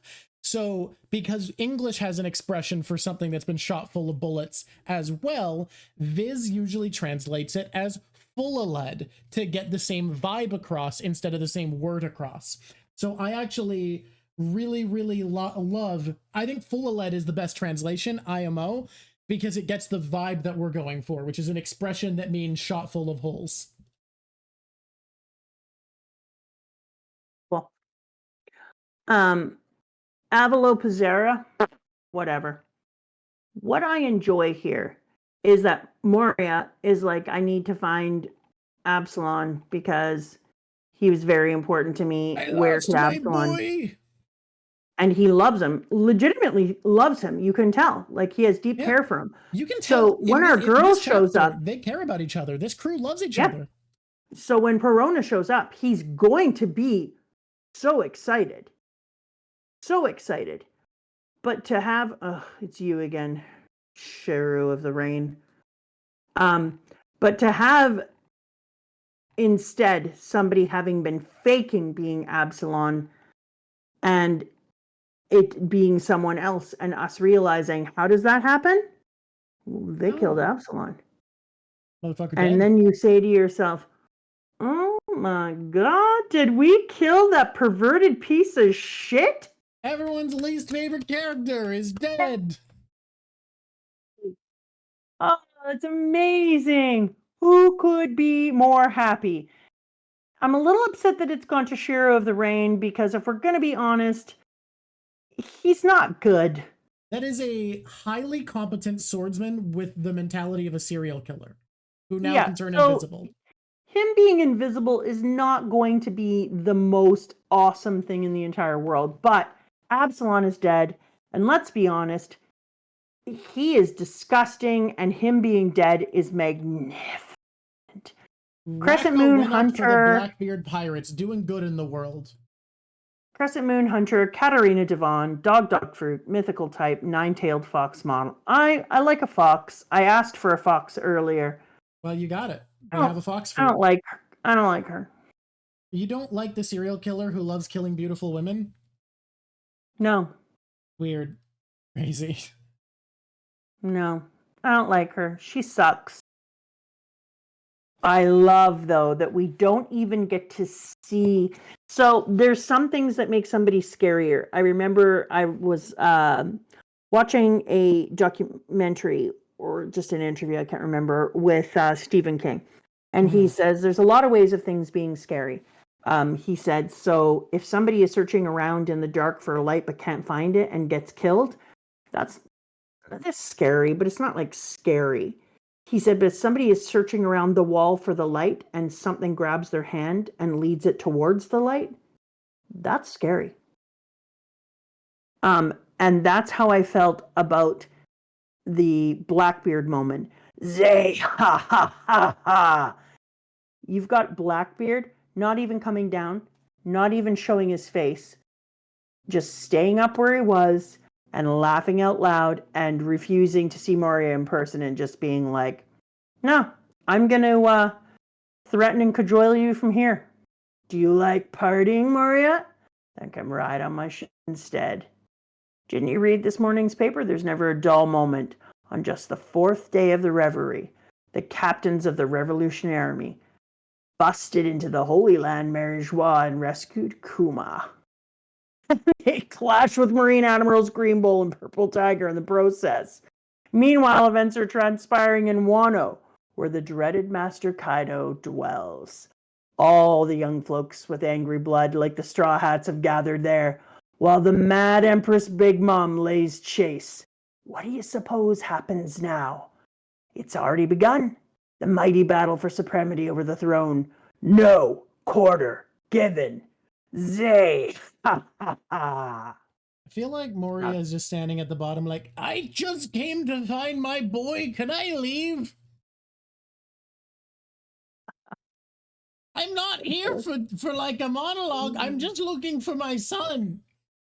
I didn't expect to have to stand here and hear all about this. Now that I found out you killed him and my soul is crushed, I'd like to go, please. Just want to go home, man. I just want to grieve alone. And you killed my son, right? He was your son. Well, like figuratively, you killed him? Fuck, I'm gonna get out of here.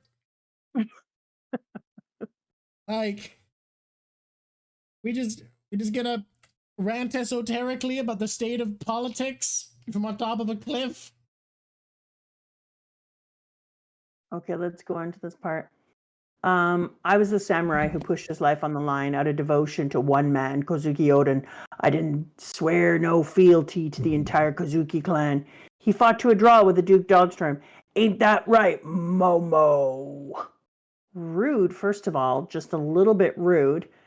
And you had better not forget what kind of a man I was. I will gain your loyalty. That's a weird threat. Weird threat. I will gain your loyalty? Okay. Cool. It's like Good. saying to someone, I will make you like me. Okay. All And right. if you can, more power to you. But don't assume that everyone's gonna jump for joy at the return of Kazuki Samurai. Y'all all been in the country for 20 long years, and that absence won't ever vanish.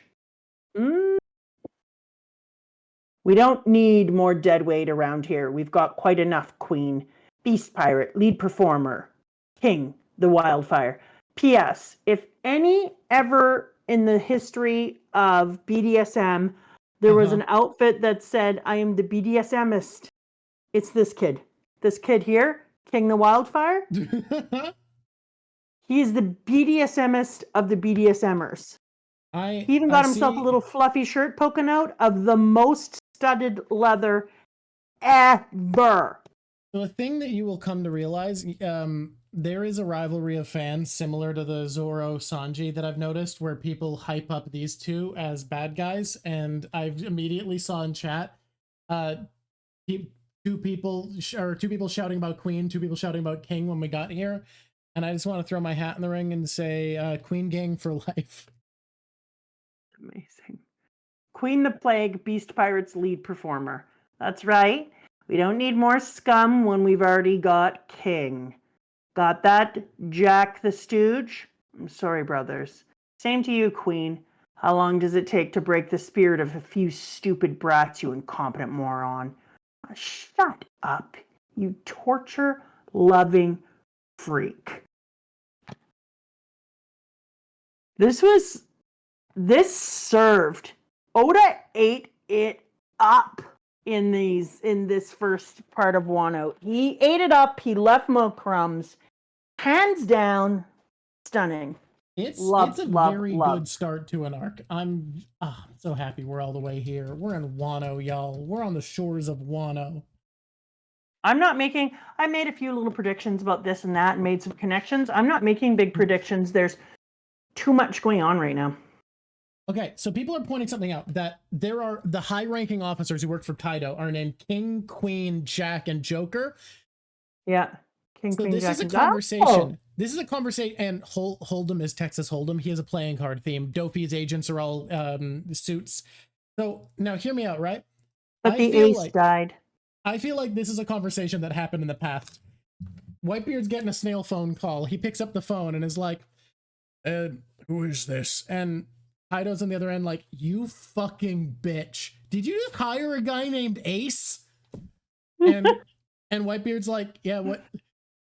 Kaido? Yeah. What the fuck?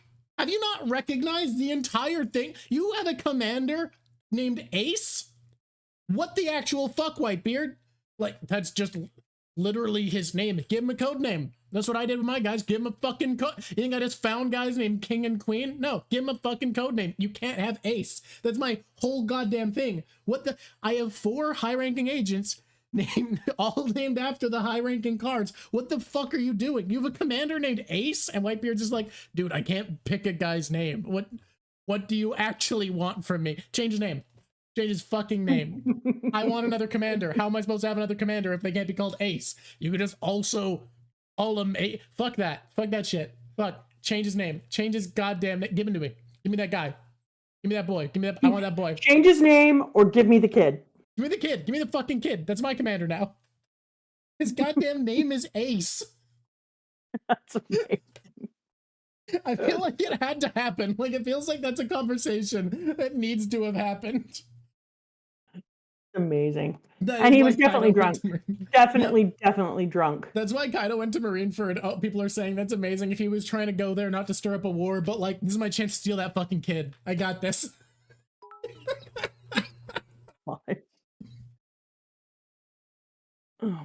Let me just see the thing before I forget where the thing is. 913. Is this the thing?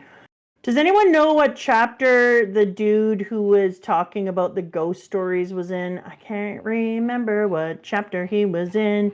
Telling ghost stories. I cannot remember. Ghost story.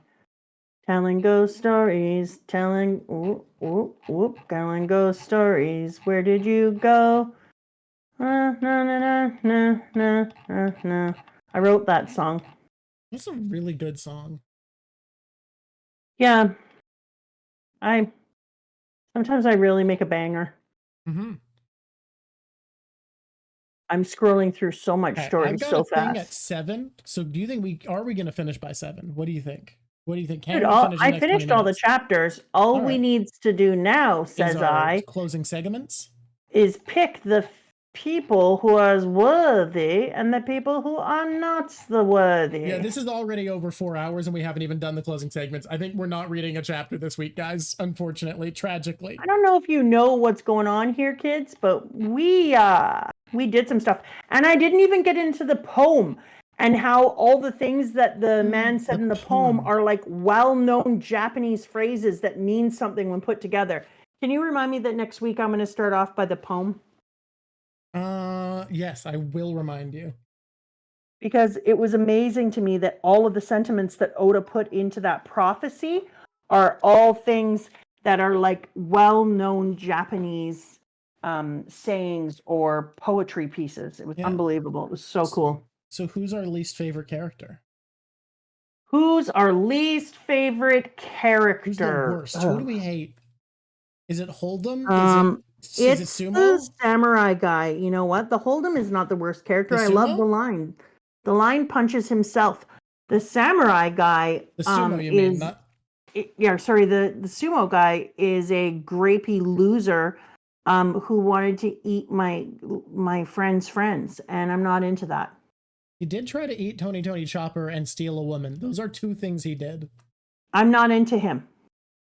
All right. No, I that's forget not the his worst. name. Urashima. There he is. Urashima's down. Urashima, the sumo loser. He's the worst. He is Absagon, lost. Nice.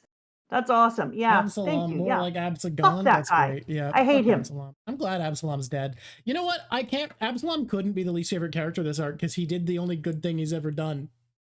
Die. Okay, are we ready? Redeemed. Who is my favorite character off to the side? Favorite side character? Favorite little guy? Favorite just little guy? Okay, well, the problem is that there was just an old woman with a sword at one point standing there against a bunch of people being like, come at me, bitch. Oh, that's pretty good. And I loved her. What? You can pick her.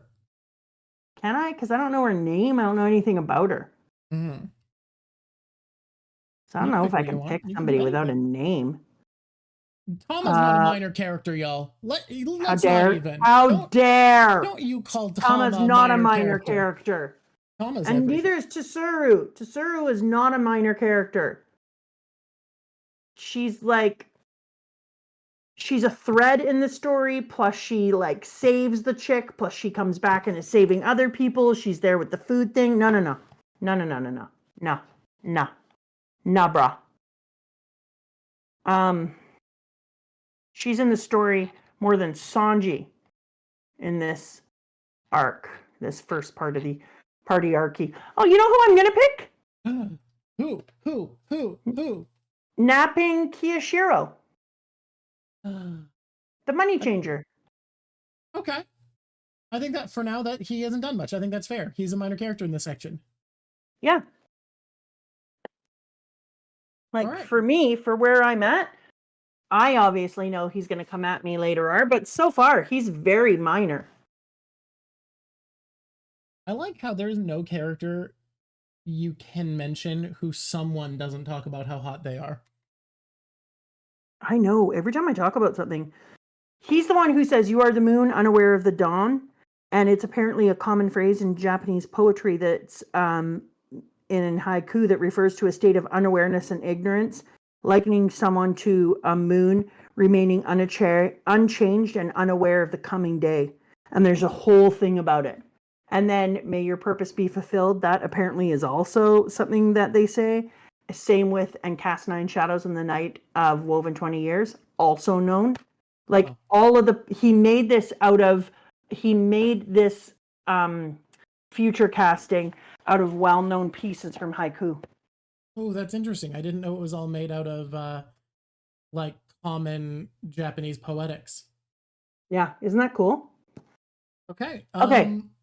We gotta do our 2 drips and our top 5 characters. Oh, okay. And then the Well, Luffy tier list of I Luffy. hate Jesus, to we do got a lot this of to closing you. segments now. You ain't gonna like it, but my first drip is also napping Kiyoshiro. Dude, you can do that. Why not? Go for it. Because he's wearing a goddamn cape, and I don't know if you've heard this. You're a big fan of the cape as a And look, he's also wearing more colors than anyone has worn. If you are lucky enough to read chapter 919 in color, he's good stuff. Capes, capes, capes for life, Dusty. Capes for life. All right, Okay. carrying on. Second Luffy. biggest drip is actually hard. Wano right. is hard in the drip character. There's some good designs. I love Robin's drip. All right. I don't get Geisha to hear a Robin. lot, but I'm making Robin be my drip. Okay. Luffy on the tier list of Luffys. Luffy on a tier list of Toofies is Toofy Sad Luffy. I'm putting him. You good? Toofy Luffy Sanufi is Luffy Roofy. S. I don't know how to respond to that, but yeah, S Luffy. You're welcome. Okay, and now, we must do our top 5 characters of the segment of Act 1 of Wano. Shit on a turkey. My top. I was doing this, yeah. My top is Kaido the dragon, and just totally bite my butt. Yeah, no, fair. Do what you want. If this were my list I was making for me, I would immediately say Shiryu for killing Absalom. Good job, buddy. You did it. That is just a high five. You don't give Nazi power people top positions. You can't. Hey, Kaido, number 1. Yeah, he wasn't a Nazi. He was a guy so fucked up the Nazis were scared of him. That's a really good point. He was a guy that was so bad that the Nazis were like, no, thank you. You should go to jail, actually, is what the Nazis said. We can't, you were bad. Tama is number 2, Frostfire. Good thinkies. Good job. I'm proud of you, Tama. I am going to put... No. Okiku is number 5. Hell yeah. Go girl. The Slaver gets me number 2. We're getting hard called for our morals this time. Didn't you hear about how cute she is? I feel like, were you there for the conversation about her cuteness level? I don't think they were. Guys, a bit harsh, considering how cute she is. Mystery's cutest slaver. I have 2. I have 1. I have 5. I need 4, 3. You need 4, 3. 4 and Except 3. we're in an ad break, so apparently we need to wait, so you have some time to figure it out. Oh, sweet. I'll wait, everybody. Here's me just waiting. I think it's going to be fun to render and put all together, but I really think I got to wait to render them all at once for the... What if I picked my 3rd one? Do I just have to wait? What if, then I guess you got to wait for 1 minute. What is an ad break? That's crazy. Thank you. Thank you for saying you love the art. I think it's going to be fun to mix together. Good art. That is fire art. It's going to be interesting to stitch this together into also known as art. I have ideas for how to do this. Mama's favorite Grand Fleet cover stories. I love that you just ignored that I said that. I didn't hear anything. I said that's fire art, also known as fart. It does need to be rendered is the thing. Like, it's not fart. Rendered. Come on. You didn't even laugh at my fart joke. I'm having a great time pretending to not. Fart. From now on, when I love your art, I'm going to call it fart. Probably the coloring book is the way that I draw the render. It really fucks with the lines. I don't know if Drock the Magnificent will let me do that, but you're not wrong. All right, it's time. 3 and 4. They're back from ads in 3, 2, 1. Let's go. Yeah, number 3 is Bellamy and number 4 is Zoro. Yeah, I mean, look, he's a cover story, but you know what? It's a touching cover story, so I'll let you go for it. It's beyond touching. It just pulled so many things together for me. It is genuinely one of my favorite pictures Oda has ever drawn is Bellamy I agree. by a lantern. Like it I is agree. genuinely beautiful in a way that's hard to explain. Yeah, unless Anime you've been there. Anime only people right now are like, fucking what? Bellamy wins as like number 3 best character in Wano part Only 1. people are losing their goddamn mind right now. You know what though? I'm gonna put Zoro in 3 and Bellamy in 4. Okay, Sorry, Bellamy. You're but either still way, there. But, anime onlys are so confused. you're still there. You're still there, Bell. But I have to admit that Zoro deserved to be moved up higher. Fair enough. Yeah, I love me some Zoro this time. When he gave those words off and was like, "Don't pretend you need my help." Goddamn, man, so hot. Okay, did we kill it? Did we do the thing? I think we're good. I think we say goodbye now. I think that's what we do. All right. Hey everybody, goodbye. And also, goddamn, I am excited for the next one to continue this mural. I think it's gonna be very. Can you please fun. tell me where I read next? I want to be able to read. Thing. I'm gonna go grab the notes that I have put together by the person who set these up. Thank you guys for being here. Thank you for you guys are amazing. This is so much fun. You are getting better as Jins. You're better than amazing. You're squishy. Aw, you guys are becoming better and better, Jin. Like today you had a lot of like very mean teases that Mama couldn't possibly get information from, that if anyone is watching this video in the future and looks at chat, they're gonna see so many great jokes.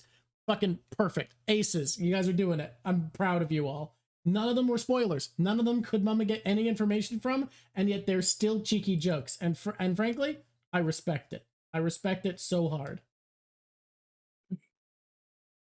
Okay, where am I reading to? I've been in the process of finding. It was a lot of scroll. I didn't get to do that. Hey, Patreons? Yeah. You count as our heroes. You let us feed the editors. You believe in us and like what's being done enough that you support it, and I really appreciate it. And for all of you who can't, know that you are loved and respected. Thank you for doing all the things you do. Thank you for liking this. Thank you for being part of our community. I cannot tell you how much we appreciate it. You are squishy squishersons, and I'm so honored and proud to be a part of this. Can I add one on? This is for all of you out there who could easily afford it, aren't supporting any other creators that are kind of taking you're supporting a creator budget, aren't even like putting money away to savings that are important, and you aren't supporting us. I'm a little judging you. Just a bit. Look, if you're supporting other creators, you have a budget for it and you picked other people, that's a-okay. But otherwise, yeah, a little bit, just a little judgment. Drock is a mean jerk. I still love you. You got shit you're doing. And sometimes you need to buy cheese, and cheese costs a lot of money. I said specifically, if you could easily afford it. If you could easily afford it. Have you heard about cheese, I put enough caveats, I don't feel bad. Have you heard about cheese? Cheese is expensive as ass. We're reading Act 2 next, including the interlude. And what about Race Revenge? What about their caviar? You asshat. In this economy, do you know how much caviar is? We are going to be rating. Send me cheese. Oh my god. We're going to be reading Act 2 plus the interlude next, which goes up to chapter 958. It's 33 chapters. 33 and then the one after that. Chapters? Put my P.O. box here so people send me fun pieces of themselves. This is my town, Mama Drock, and it's a effing factory. This is where I live, Mama Drock. It's cheese. Okay. I want to send things to Patreons. I want to do like a thing where we put our Patreons in a hat and I make them something. And I know you don't love it, but I want to. Lotteries are literally against the rules of Patreon. We need to find another way to do it because people have in the past exploited that and cheated to just give their friends stuff and act like there's a chance. Lotteries are explicitly against the rules because people have exploited it. Yes. I want to send people my bad art and shit. Do you know what my bad art is like? We can find a way to give people gifts without it being like a Patreon thing, because it's against their rules to do lotteries. Anyways, raid take my fun away by Paleoraptor, being trans artist, 2 assholes in rules. this You know world. what? It's been a while since we've rated an art stream. I love it. On Tuesdays, Hey, we no, raid a lady who draws what chapter is it? lewd What animes. chapter? I didn't listen to told you. What? Just told you. In my 958. defense, I didn't listen to you. 958. 9:58. You heard it, folks. 9:58. We just didn't listen. Okay, I want to say my thing to them second from now on because it's nicer. Okay, I mean, okay. I feel like mine has such sign-off energy, but you know what? It really does. You know what? I'm going to allow that. You know what? You go second. Let's try it. Let's see how it feels. Everybody. Okay. We love you being here. This is so much fun. I had a great time. I'm so thrilled. Guys, part 5 of Wano. This is why we're doing all of this for part 5. You know why you're all hyped for part 5. We're ecstatic for part 5 of Should Wano. I read part 5 aloud? There's parts that we're going to read with the Patreons, and there's 2 episodes, one in part 4, one in part 5 that you're watching live instead of reading, and I'm going to flag them in advance, and we're going to schedule it. That's like, we're going to read up to them live and then watch the episode together. That's how hyped they are. Anyways. Oh, I'm so excited. Until next time, it's been lovely talking to you. Squish on, squishies. Oh, you said it's soft. Okay. Bye, everybody. Bye, sweets. That was cute.